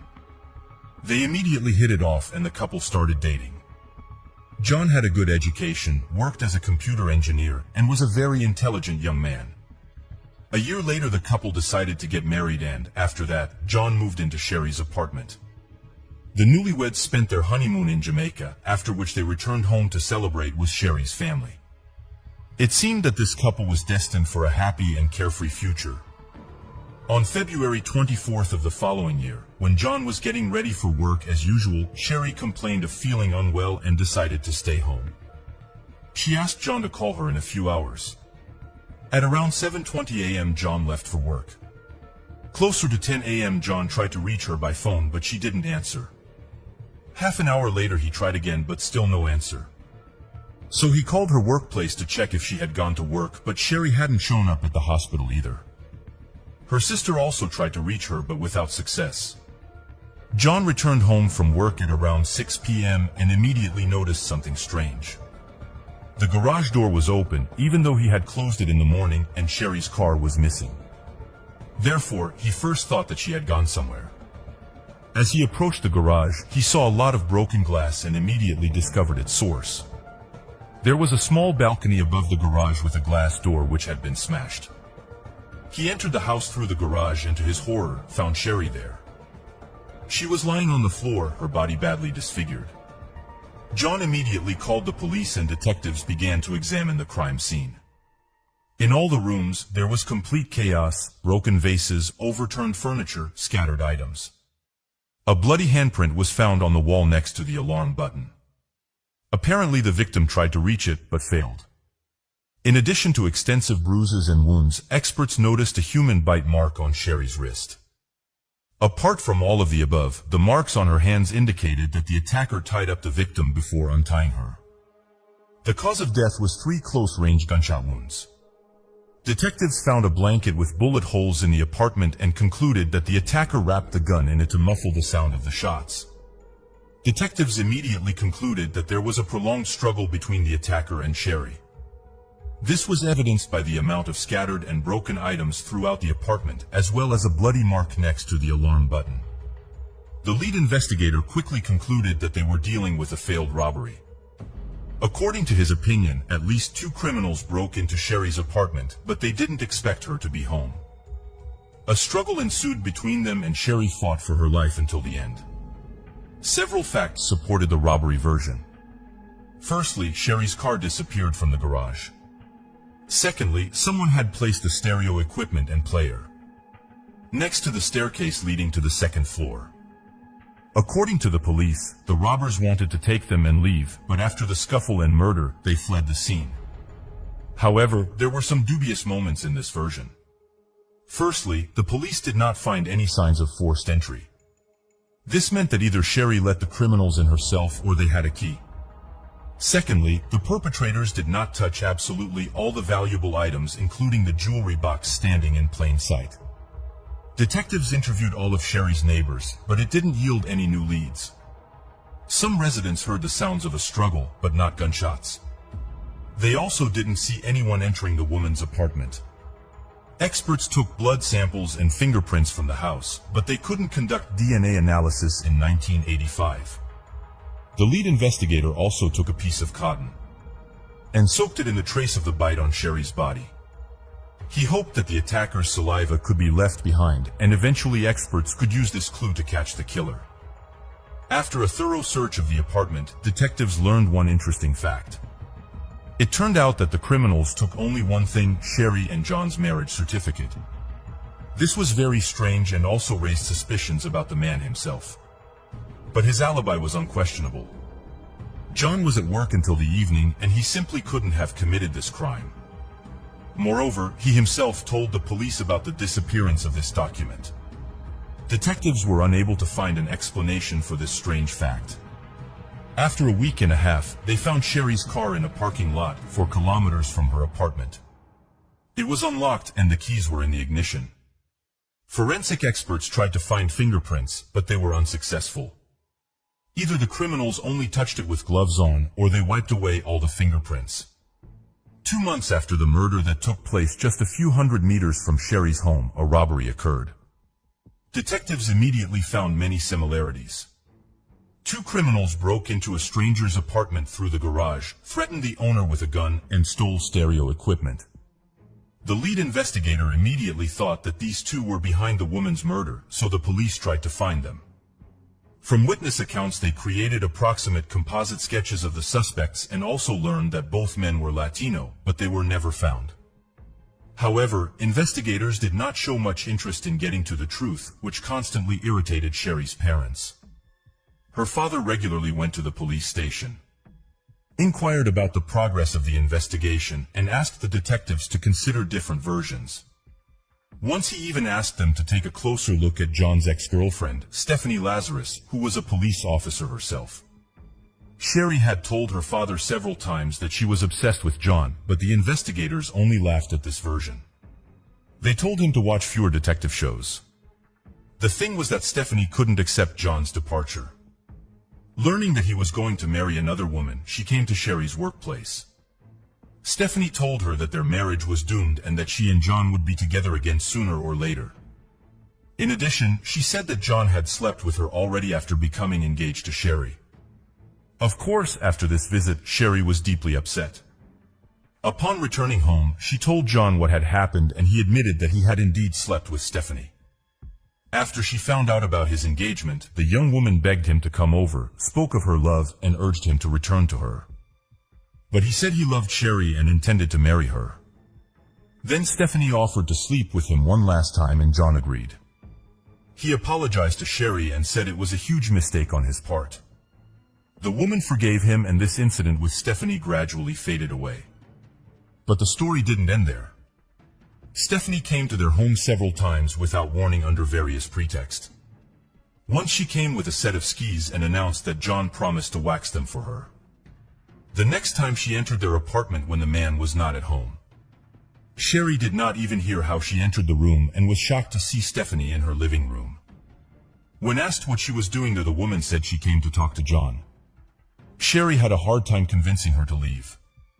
Later, she even thought of going to the police about this incident, but did not. The woman was afraid that if she told about the harassment by their own employee, they would just laugh at her. She also wondered how Stephanie managed to enter the residential complex. It was surrounded by a high fence and a special pass was required to enter. Apparently, the woman used her police badge and the security let her in.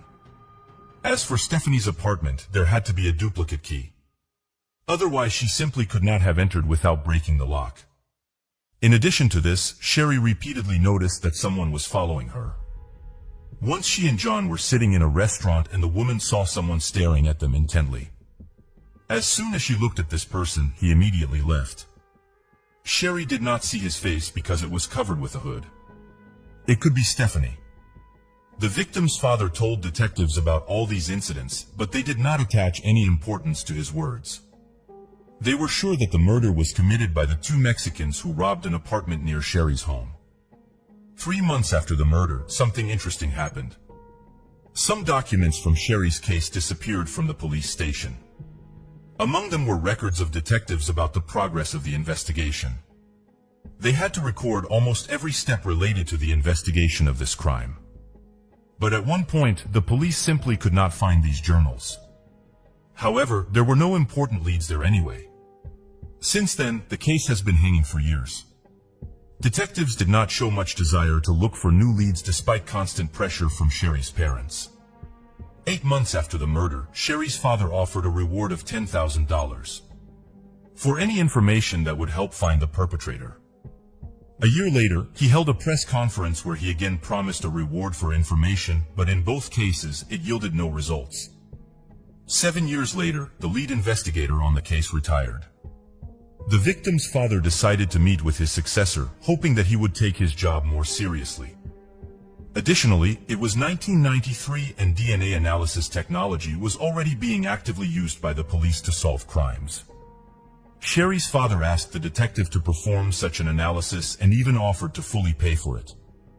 However, the detective stated that it was pointless since they did not have a single suspect with whom to compare the obtained DNA profile. Meanwhile, John started a new family, but at some point he reunited with Stephanie. They planned to go to Hawaii together, but something unusual happened before that. The man called the detective and asked if they had any new evidence indicating Stephanie's involvement in the murder. Apparently, he himself suspected that the woman might have done something like that. However, all these years, he was afraid to talk about it, although this did not prevent him from sleeping with her again. As for Stephanie herself, she was quickly climbing the career ladder in the police department. She received higher ranks, twice became Detective of the Year, and had an impeccable reputation.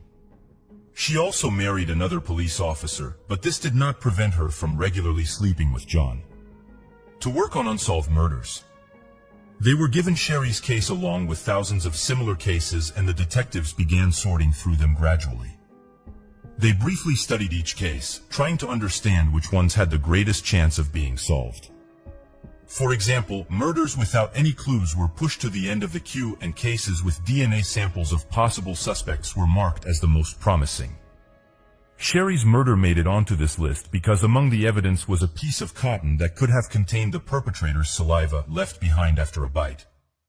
2 years later, detectives picked up the case and sent all available evidence to the laboratory.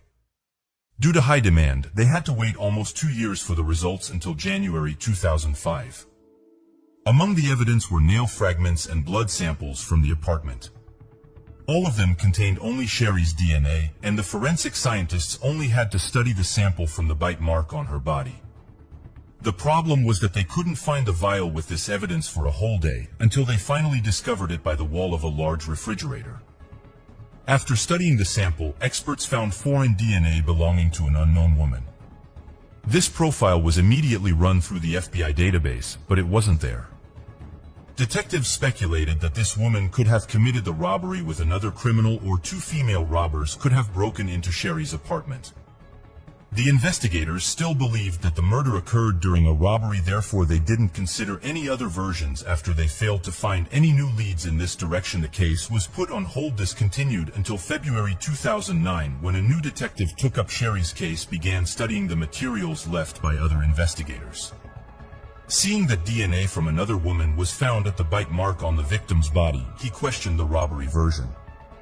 Detectives considered that the motives for this crime could be completely different, so they decided to compile a list of all the women who could potentially be related to Sherry's murder. As a result, they managed to collect 5 names. Among them was Stephanie, the victim's colleague at work, and 3 other young women. The detectives initially doubted Stephanie's involvement, considering her reputation and successful career in the police. For this reason, he first decided to check the other suspects. Together with other investigators, they fairly quickly concluded that 3 women from this list had no connection to Sherry's death. They lacked motives and had alibis. After that, they began to investigate the nurse who worked with Sherry. The case file stated that they had rather tense relations, and the police secretly obtained a sample of her DNA from the trash he threw away. Experts extracted the profile and found that it didn't match the saliva found at the bite mark location.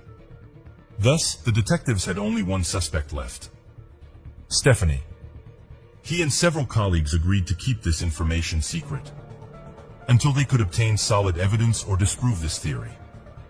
None of them wanted to accuse a police officer with an impeccable reputation of murder, and Stephanie could easily ruin their careers using her connections. They began secretly gathering information on her, trying to find any connection to the murder.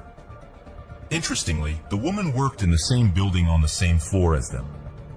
The investigators had to take many precautions and not even mention her name in their notes. Soon the detectives discovered the first interesting fact. During the years of the murder, Stephanie owned a .38 caliber revolver, the same type of gun that was used to shoot Sherry. They also learned that the victim had repeatedly complained about strange and even aggressive behavior from Stephanie. In her uniform and said rude things to her seemed suspicious. Even more suspicion was added by the fact that Stephanie had broken into Sherry's gated community and even into her apartment several times. After analyzing the reports and photos from the crime scene, the detectives concluded that the possible robbery seemed staged. Nothing was taken from the apartment, not even the valuable items that were prominently displayed. But instead only a player and stereo were taken away. Moreover, the shooter had to be well versed in how the gun worked. In extreme conditions, he was able to wrap the gun barrel with a blanket in such a way that the neighbors did not hear a single shot. It is unlikely that a low-level thief of players could possess such skills, but a trained and experienced police officer could. Another fact indicating Stephanie's involvement was a stolen marriage registration certificate found in her apartment. Why would some random burglars look for this document and take it with them, leaving a whole box of jewelry behind? But for Stephanie, it could have had a significant symbolic value. Perhaps killing Sherry was not enough for her, or she had planned to break into her apartment only for this document, but the woman caught her in the act. In the end, the detective learned that 2 weeks after the murder, Stephanie came to the police station and filed a report of theft.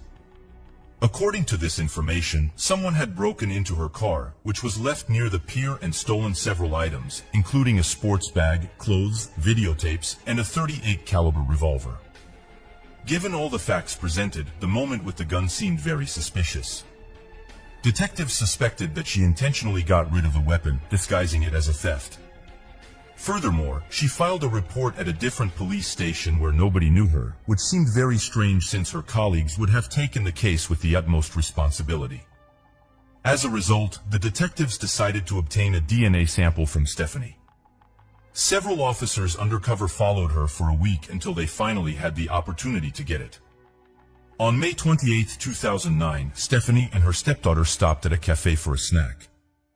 As soon as they left, the officers took the glass she drank from and sent it to the lab. The next day, the result was ready. A full match. Despite the many factors pointing to Stephanie's involvement, the detectives were still shocked. It was hard for them to believe that a high-ranking and respected police officer was connected to the murder. But the DNA results were indisputable. However, at that moment, they did not have time for these thoughts, and investigators began developing a plan to arrest her. None of them wanted to do this in the middle of the police station in front of hundreds of officers. Moreover, Stephanie had extensive connections, and the detectives decided to lure her away from prying eyes. The chief of the Los Angeles Police Department was unofficially informed that one of his subordinates was suspected of the murder. The chief ordered the detectives not to approach Stephanie while she had her service or personal weapon with her. He also considered the idea of arresting her in her own home risky, since she lived with her husband and stepdaughter. The detectives began to think about how to get the person who outranked them to surrender their weapon. And soon they had an excellent idea. In the basement of the police department, there were holding cells designed for temporary detention of criminals. So anyone entering there had to surrender their weapon. To lure her there, a legend was created. Stephanie had extensive experience working in the department that dealt with art thefts. Therefore, on June 5, 2009, 2 detectives with hidden microphones approached her and asked for help. They said they had arrested a suspect who may have some information about stolen paintings. The detectives admitted that they were not familiar with all the details and needed the help of an experienced professional. Stephanie agreed and went with them to the basement where the suspect was supposed to be held. After the woman surrendered her weapon, they went to the interrogation room, but there was no suspect there. Instead, the detectives gradually and very carefully laid out the cards on the table, asking Stephanie questions about Sherry's murder. At first, they simply said that they needed to ask her a few questions about an old case related to her ex-boyfriend. Over the course of an hour, they smoothly led the dialogue to a discussion of the murder itself, but Stephanie said that she hardly remembered Sherry as it was all a long time ago. Finally, the detectives announced that they had obtained the killer's DNA, and asked Stephanie to provide her DNA sample for comparison. At that point, the woman immediately said that she was not going to give her DNA, refused to talk further without a lawyer, and decided to leave. The detectives let her go, but several policemen with handcuffs were waiting for Stephanie at the end of the corridor. 23 years after the murder, the woman was arrested. Considering Stephanie's vast police experience, all attempts to talk to her during interrogations led to no results. She knew the situation perfectly. There was DNA evidence against her, found at the bite mark on the victim's body, and it was extremely difficult to dispute this evidence. Nevertheless, she denied her involvement and insisted on her innocence. As a result, the detectives had no choice but to prepare documents for the transfer to court. Over the next few years, Stephanie was held in a woman's prison until the first hearings began in 2012. It took the police 3 years to basically rebuild the case from scratch. Because their predecessors blindly believed in a failed robbery, it was necessary to redo all the materials and focus specifically on Stephanie. After trial, the woman continued to insist on her innocence. Her lawyer questioned the DNA test results and also pointed out that there were no suspicions against Stephanie during the initial investigation. But all these arguments turned out to be completely unconvincing. The prosecution believed that on that day, Stephanie waited for John to leave for work and entered Sherry's apartment. She went upstairs, shot Sherry once, but Sherry managed to resist and a struggle ensued, which moved downstairs. Ultimately, Stephanie killed her, staged a riot in the apartment, creating an illusion of a burglary. She then found a marriage certificate and left the scene. After her arrest, detectives discovered that Stephanie had boasted to colleagues about her lock-picking set, and they found several books on how to pick locks in her home. This could explain how she entered the apartment without leaving any traces of a break-in. A lock of not the best quality can be picked with lockpicks so that no expert will notice any traces. The trial ended on March 8, 2012. The jury found Stephanie guilty of murder. She received a sentence ranging from 27 years to life in prison, as well as an additional 2 years for using a service weapon. The judge deducted 1,000 days from her sentence, citing the time spent behind bars awaiting trial and her good behavior. Sherry's parents tried to sue the detectives who originally worked the case, despite the fact that the victim's father had been telling them to look at Stephanie from the very beginning. They ignored his words. This raises a reasonable question. Were they deliberately covering up their colleague, or did they really not believe in her involvement? In the first case, it would have been a serious crime. And in the second case, it would have been simple negligence and ignoring significant facts. Unfortunately, the statute of limitations had expired in this case, and the court refused to prosecute these police officers. As for Stephanie, she filed an appeal immediately after the trial, but it was quickly rejected. She still denies her guilt while behind bars. At present, she's 62 years old and can file a petition for early release only in 2039. Sherry's ex-husband, John, lost interest in investigating her murder. Almost immediately after it happened, he started a new family, slept with Stephanie for a while, and later moved to another city. Detectives questioned his involvement, but this version seems unlikely. Most likely, he did not know about his ex-wife's plans. Thus, this case could have been gathering dust in archives to this day if it hadn't fallen into the hands of professional detectives. Everyone who worked on it before refused to even consider the version of their colleagues' involvement. Share your opinion about this story in the comments, and don't forget to give a like if you enjoyed the video. A young woman was found dead on the floor of her own apartment. The police began an investigation and immediately uncovered several very alarming facts. It turned out that the residents of this complex had long noticed something strange and lived in fear. During the investigation, detectives learned more and more horrifying details until they finally arrived at an unexpected truth. But it was only the beginning. Stephanie Bennett was born on August 30th, 1979, in the small American town of Rocky Mount, Virginia. When she was little, her parents divorced and Stephanie stayed with her mother. However, their father lived near their home and the young woman continued to see him almost every day. Later, her father remarried and Stephanie gained a stepsister named Diana. After school, Stephanie enrolled in Roanoke College, located 350 kilometers from her home. In her final year, she met a guy named Walter and they soon started dating. After college, the couple moved to different cities, but they continued to be together. Stephanie moved to the city of Raleigh, North Carolina with her stepsister, Diana, and their mutual friend, Emily. The three of them rented an apartment in the Bridgeport residential complex, located in a quiet, peaceful area on the outskirts of the city. The young woman found a job at IBM while her boyfriend moved to Greenville, South Carolina to obtain an engineering degree. Stephanie lived in Raleigh for about a year. By that time, she and her sister and friend were planning to move to different cities. The young woman, who was only 23 at the time, was planning to move to Greenville to be with her boyfriend, and the couple had already begun looking for a place to rent. In May, Stephanie went to Greenville where she and Walter looked at several apartments and chose a suitable option for rent. When she returned to Raleigh, her friends and sister were no longer in the apartment. Emily had moved to another city and Diana had gone away for a few days to attend a funeral. On the evening of May 20th, Stephanie came home from work and spoke to Walter on the phone. Her boyfriend was planning to send her a rental agreement via fax for her to sign. They agreed that he would send it the next day when she could use her work computer. The following day, Walter tried to reach her, but Stephanie didn't answer either her work or home phone. He then called her sister Diana, who contacted Stephanie's colleagues. It turned out that Stephanie didn't show up to work that day, which was very unusual.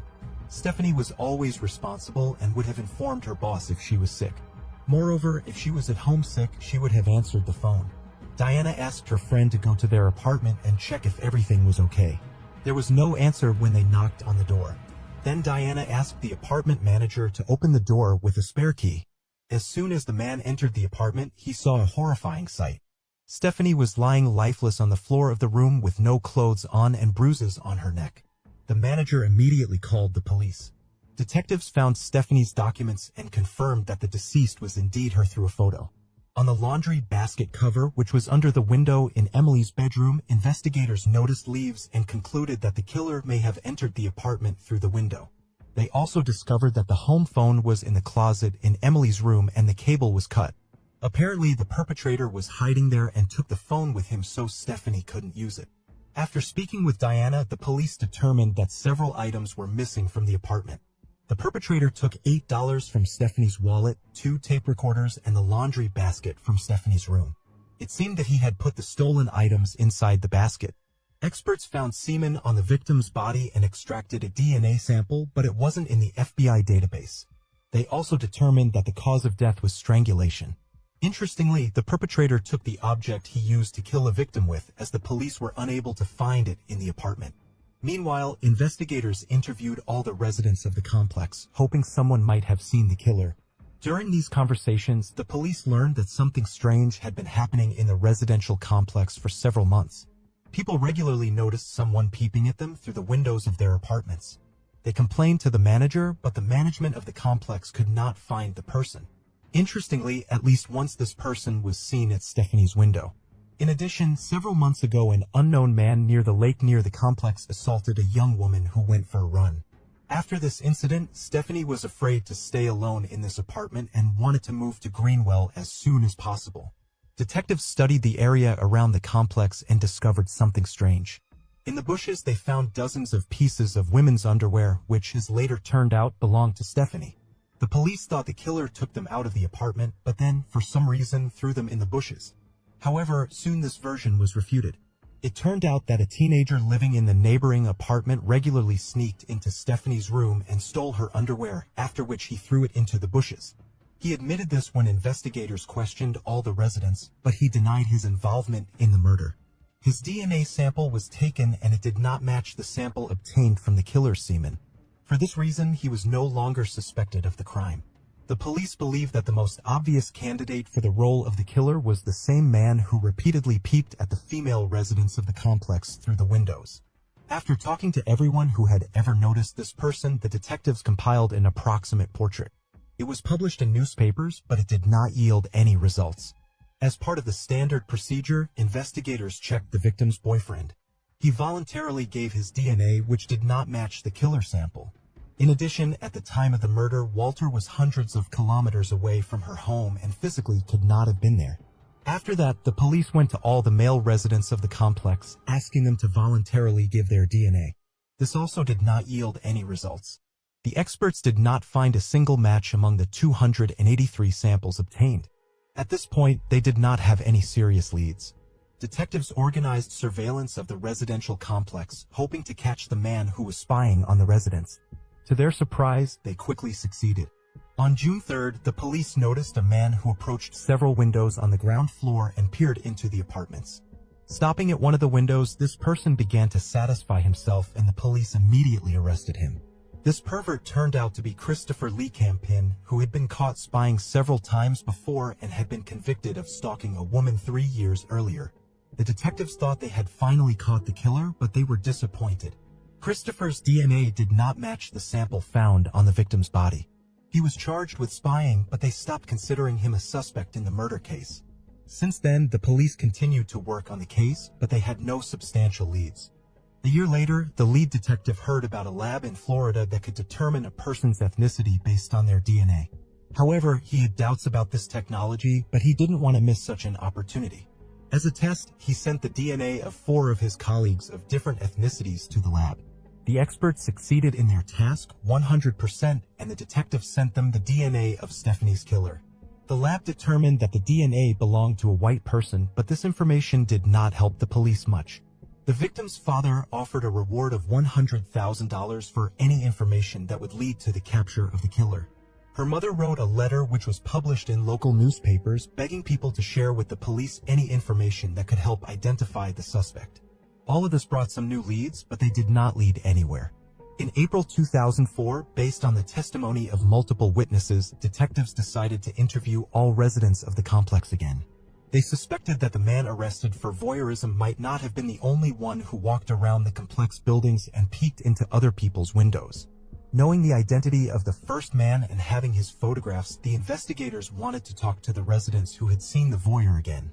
Unfortunately, none of them had ever seen his face. Most often, this man appeared at night, and he almost always wore a hood. However, some witnesses said they saw him without the hood, but could only see that he had long hair. Detectives interviewed several dozen people until they finally reached a man who saw this person right in front of Stephanie's window before her murder. His testimony was already with the police, but this time he remembered something else. The witness claimed that he saw this person a few days after the incident during daylight hours. This man was walking his dog near the wooded area behind the residential complex, and the witness recognized him by his hoodie. He watched him for a while until he disappeared behind the trees with his Labrador. Apparently, the witness simply forgot about this incident or did not think it was related to the murder. So during the initial questioning, the police did not receive this information. One thing is for sure, detectives only obtained this information 2 years after Stephanie's death. Now they knew they should be looking for a man with a Labrador. Judging by the fact that this person was walking his dog in the area, he must have lived nearby. And here the detectives noted one interesting fact. Behind the forested area where the witness saw the man, there was another residential complex. He could well have lived there. The police went there and asked the staff if there was a man with a Labrador among the complex residents. They immediately gave them the name of 35-year-old Drew Planton, as well as added a few interesting details. All the complex employees considered him somewhat strange. He hardly talked to anyone, never looked people in the eye, and was generally very unsociable. The man was very thin with long hair and always wore beige clothes. Many people thought he was trying to attract as little attention as possible. In his case, however, it worked just the opposite. The police decided to find out more about this person and talk to an elderly resident who, according to the staff, kept an eye on everything happening in the complex. And here they were in for a very unexpected turn. When they told her they were investigating the murder of Stephanie Bennett, the woman replied, "Haven't you arrested anyone yet? Everyone knows it was that guy with the big dog." The detectives were, to say the least, shocked. It took them 2 years to get to this person, and the residents of his complex initially suspected this man, but none of them deemed it necessary to share their suspicions with the police, and settled on the other side of town. The investigators decided to talk to him and came to his apartment, but no one responded to their knock on the door. They came there several more times at different times of the day and never received an answer. Either the man was never home or he intentionally did not open the door for them. While they tried to locate Drew, the police questioned his former neighbors at his old place of residence. They managed to find several witnesses who shared troubling facts. A woman living on the floor above had seen Drew in the company of a young boy a few days after Stephanie's murder. They were walking down the street and talking about something. According to the witness, Drew asked the boy to stop contacting the police and not to tell them anything. The investigators immediately concluded that the young man in question was the same teenager who had stolen underwear from the victim's apartment. Several women had reported being genuinely afraid of Drew, having spotted him during the runs or walks in secluded areas. The man would either closely observe them or even follow them. Detectives who had been unable to speak with Drew found his place of work and headed there. He was a chemist at a fertilizer production laboratory, and the investigators managed to catch him at his workplace. He immediately stated that he had not heard of Stephanie Bennett's murder, which was strange considering that he lived just a kilometer away from her complex at the time. The man clearly had no desire to talk to the police and told them he was very busy at the moment. Drew told the investigators that they could come to his home at an appointed time and he would answer all their questions. The detectives met him at his apartment and the man finally opened the door to them. During the conversation, he stated that he had never walked his dog near Stephanie's complex. However, given that the police had many witnesses who had repeatedly seen him in that area, the investigators immediately understood that he was lying. The man also claimed that he did not wear glasses, even though his driver's license indicated that he was required to wear them while driving, and several witnesses had reported that the man who was peeping into the windows of other apartments wore glasses. As expected, Drew refused to voluntarily provide a DNA sample. The detectives then decided to conduct surveillance on him, hoping to obtain a sample in a different way. However, this proved to be a very difficult task since the man did not leave behind any items that could be sent to the laboratory. For example, during lunch breaks, he would leave work, sit in his car, and just stare at one point. The man did not eat anything, so the investigators could not obtain any objects with his DNA. Once they noticed Drew throwing an empty water bottle into a garbage bin. Detectives took it and sent it to the laboratory, but experts were unable to extract a DNA sample from it. According to one version, Drew took someone else's bottle and purposely threw it on the street, knowing that he was being watched. After that, the police decided to obtain his garbage, but here too they were unsuccessful. For several days, they never saw Drew take it out. Interestingly, the man's neighbors also could not remember ever seeing him with a trash bag. Next, investigators asked Drew's boss for help. The woman agreed to help them obtain any item from his workplace that might contain Drew's DNA. She watched him for several days, but was unable to get a hold of any item. Drew rarely ate at work, never threw anything away, and she couldn't find a single hair on his desk, which seemed strange given that the man had fairly long hair. Investigators were already convinced that Drew was intentionally covering up all traces to prevent them from obtaining his DNA. One day, the boss saw him tying his hair back with a rubber band and then bending down to pick up all the hairs that fell in the process. After that, the woman decided to invite him for a lunch break at a cafe to supposedly discuss some work matters. But even there, the man was extremely cautious. He mostly ate with his hands, put all the used napkins in his pocket, and even took the straw and cup with his drink. For dessert, they ordered banana pudding, and Drew finally used a fork, but then wiped it with a damp napkin for 15 minutes, ruling out any possibility of obtaining a DNA sample from the utensil. Despite this, the investigators still took the fork and sent it to the laboratory. The experts were able to find tiny traces of DNA which showed a partial match with the DNA of Stephanie's killer. However, the result was too imprecise as more biological material was needed for a full comparison. In the end, the detectives obtained a warrant to search Drew's workplace. They hoped to find some item containing his DNA. The investigators were afraid that the man might escape if he found out about the search, so they decided to conduct it in the evening. Among the suspect's belongings, they found gloves that he had to wear when working with chemicals. The detectives understood that his DNA might be inside, so they took them and left another pair in their place. They still feared that Drew might try to run, so they kept him under surveillance for several days until the laboratory confirmed. The gloves did, in fact, contain his DNA. On October 18, 2005, police quietly surrounded the laboratory where a man worked and waited for him to come out.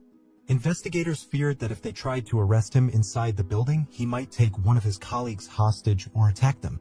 Their concerns were not unfounded. When the man emerged from the building, he was immediately apprehended. He was found to have a loaded pistol on him, and apparently knew that the police were just steps away from catching him and had no plans to surrender easily. During a 6-hour interrogation, the man, Drew, remained silent and refused food, water, and hardly moved. Eventually, detectives had to put him in a wheelchair to move him around the area. After obtaining a search warrant for his apartment, investigators found a laundry basket stolen from Stephanie's home. 2 rifles, 40 knives, a sword, and a machete. Among his belongings, detectives also found a set of lockpicks and handcuffs. They found a notebook with dozens of women's names and immediately located them to ensure they were safe. One of the women was the same resident of his complex who had complained about Jude during the investigation. She said that he had been watching her on the street and she felt uncomfortable with his gaze. Her concerns were confirmed when police found her underwear and tampons in Drew's home, as well as a copy of her high school graduation tape. It turned out that Drew had broken into her apartment, taken the tape, made a copy, and returned the original. All this time, he kept these items even after moving. In his apartment, they also found a check in the name of a woman who was killed in 1999. Investigators learned that at the time, Drew lived in her city, and moreover, the woman was shot with a fairly rare caliber gun. But exactly such a weapon was found in the man's collection during the search. Thus, Drew became a suspect in this case. But first he had to stand trial for the murder of Stephanie. A month after his arrest, the prosecution officially announced that they would seek the death penalty. The trial was supposed to begin the following year, and Drew spent that time in solitary confinement. But the trial never happened. On January 1, 2006, a man was found dead in the same cell. Despite all precautions taken, he managed to end his life. Investigators had no doubt that Drew had killed Stephanie Bennett. But after a search of his house, the inevitable question arose. How many other victims could this person have had? At the very least, he was highly likely to have been responsible for the woman's murder in 1999. But detectives were practically certain that Drew could have been involved in other crimes. After carefully studying his biography, the police discovered several interesting facts. Drew grew up in a complete family with 3 brothers. Their father constantly humiliated and beat the children until the mother fled with them to another state. As a result, Drew became a very withdrawn teenager, and this only intensified in the future. Despite this, he received a good education and got a decent job as a chemist. His colleagues said he was very smart, but his social skills were practically non-existent. He had no friends, he didn't talk to anyone at work, and always tried to keep as far away from the team as possible. Interestingly, Drew's own brother also had a criminal record. He peeped at women with a hidden camera and received a suspended sentence. In 2008, Drew's mother sued the state government, accusing the authorities of causing her son's death. However, the judge concluded that the prison staff had taken all prescribed precautions and could not stop the man.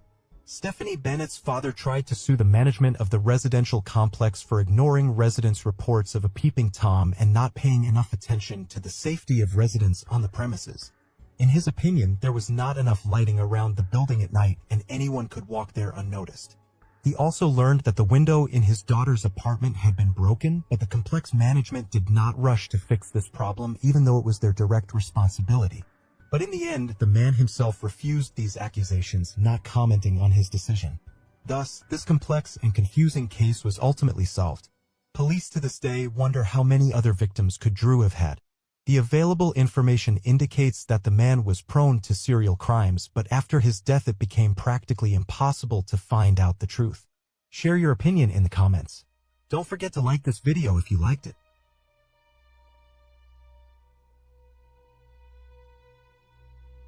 There was a booth in the park with various flyers, among which was a photo of a dead dog named Albert. The owners placed this flyer on the stand to say goodbye to their pet, but the detectives noticed a plastic bag underneath it. When they opened it, they saw a Polaroid photo of Samantha in the background with a newspaper from February 13th and a letter written on a typewriter in which the kidnapper demanded that $30,000 be deposited in her bank account. He promised to kill the young woman if these conditions were not met. The police and the FBI immediately devised a plan that could help them catch this thoughtful criminal. They told the young woman's father to top up the card in installments so that the kidnapper would have to repeatedly go to the ATMs. He did just that. First, the man deposited $5,000 and a few hours later, that money was withdrawn from one of the Anchorage ATMs. The kidnapper was caught on camera. But even here, the detectives were unsuccessful. The man was wearing a hat, a hood, glasses, and what appeared to be a false beard and mustache. It was impossible to identify him from the photograph. The police immediately arrived at the ATM, but the perpetrator had already fled. A week later, the thief withdrew another batch of money in Willcox, Arizona, the opposite end of the United States. He traveled 6,000 miles to throw off investigators, but they continued to monitor his activities. The next cash withdrawal occurred in Lordsburg, New Mexico, just an hour away from Arizona. Following that, he made 2 more withdrawals in different cities in Texas. In the meantime, police carefully examined ATM photos. They soon realized that the criminal had made a huge mistake in Willcox. He had left his car in the camera's line of sight, so the detectives now knew the model of his car. Of course, it was impossible to make out the license plates in such a picture, but now they had something to work with.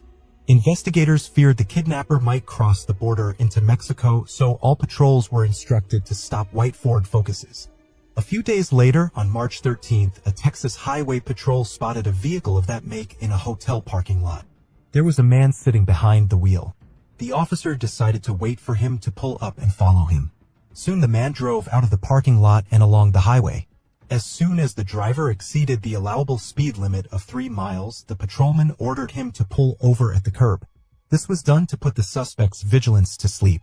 If a dangerous criminal is behind the wheel, he may be armed and ready to fight back to the last man, so the patrolman pretended that the reason for the stop was a minor infraction. The driver of the white Ford turned out to be 34-year-old Israel Keys of Anchorage. The policeman was immediately alerted and decided to search his car, calling for backup in the process. Samantha's cell phone and her boyfriend's bank card were found in the car. They also found a gun, a false mustache, a beard, and dark glasses. Police had no doubt that he was behind Samantha's kidnapping, but they were still shocked because Keys had never come to their attention. The man had a perfectly clean criminal history. He lived with his girlfriend and 10-year-old daughter and ran his small construction business successfully. He was respected and trusted among his acquaintances. Even some members of the Anchorage prosecutor's office used his repair and construction services, but one question preoccupied everyone. Where was Samantha Koenig? Under questioning, Keys was extremely calm. He joked and laughed a lot. The FBI agents kept up the dialogue in his style, and after a while, he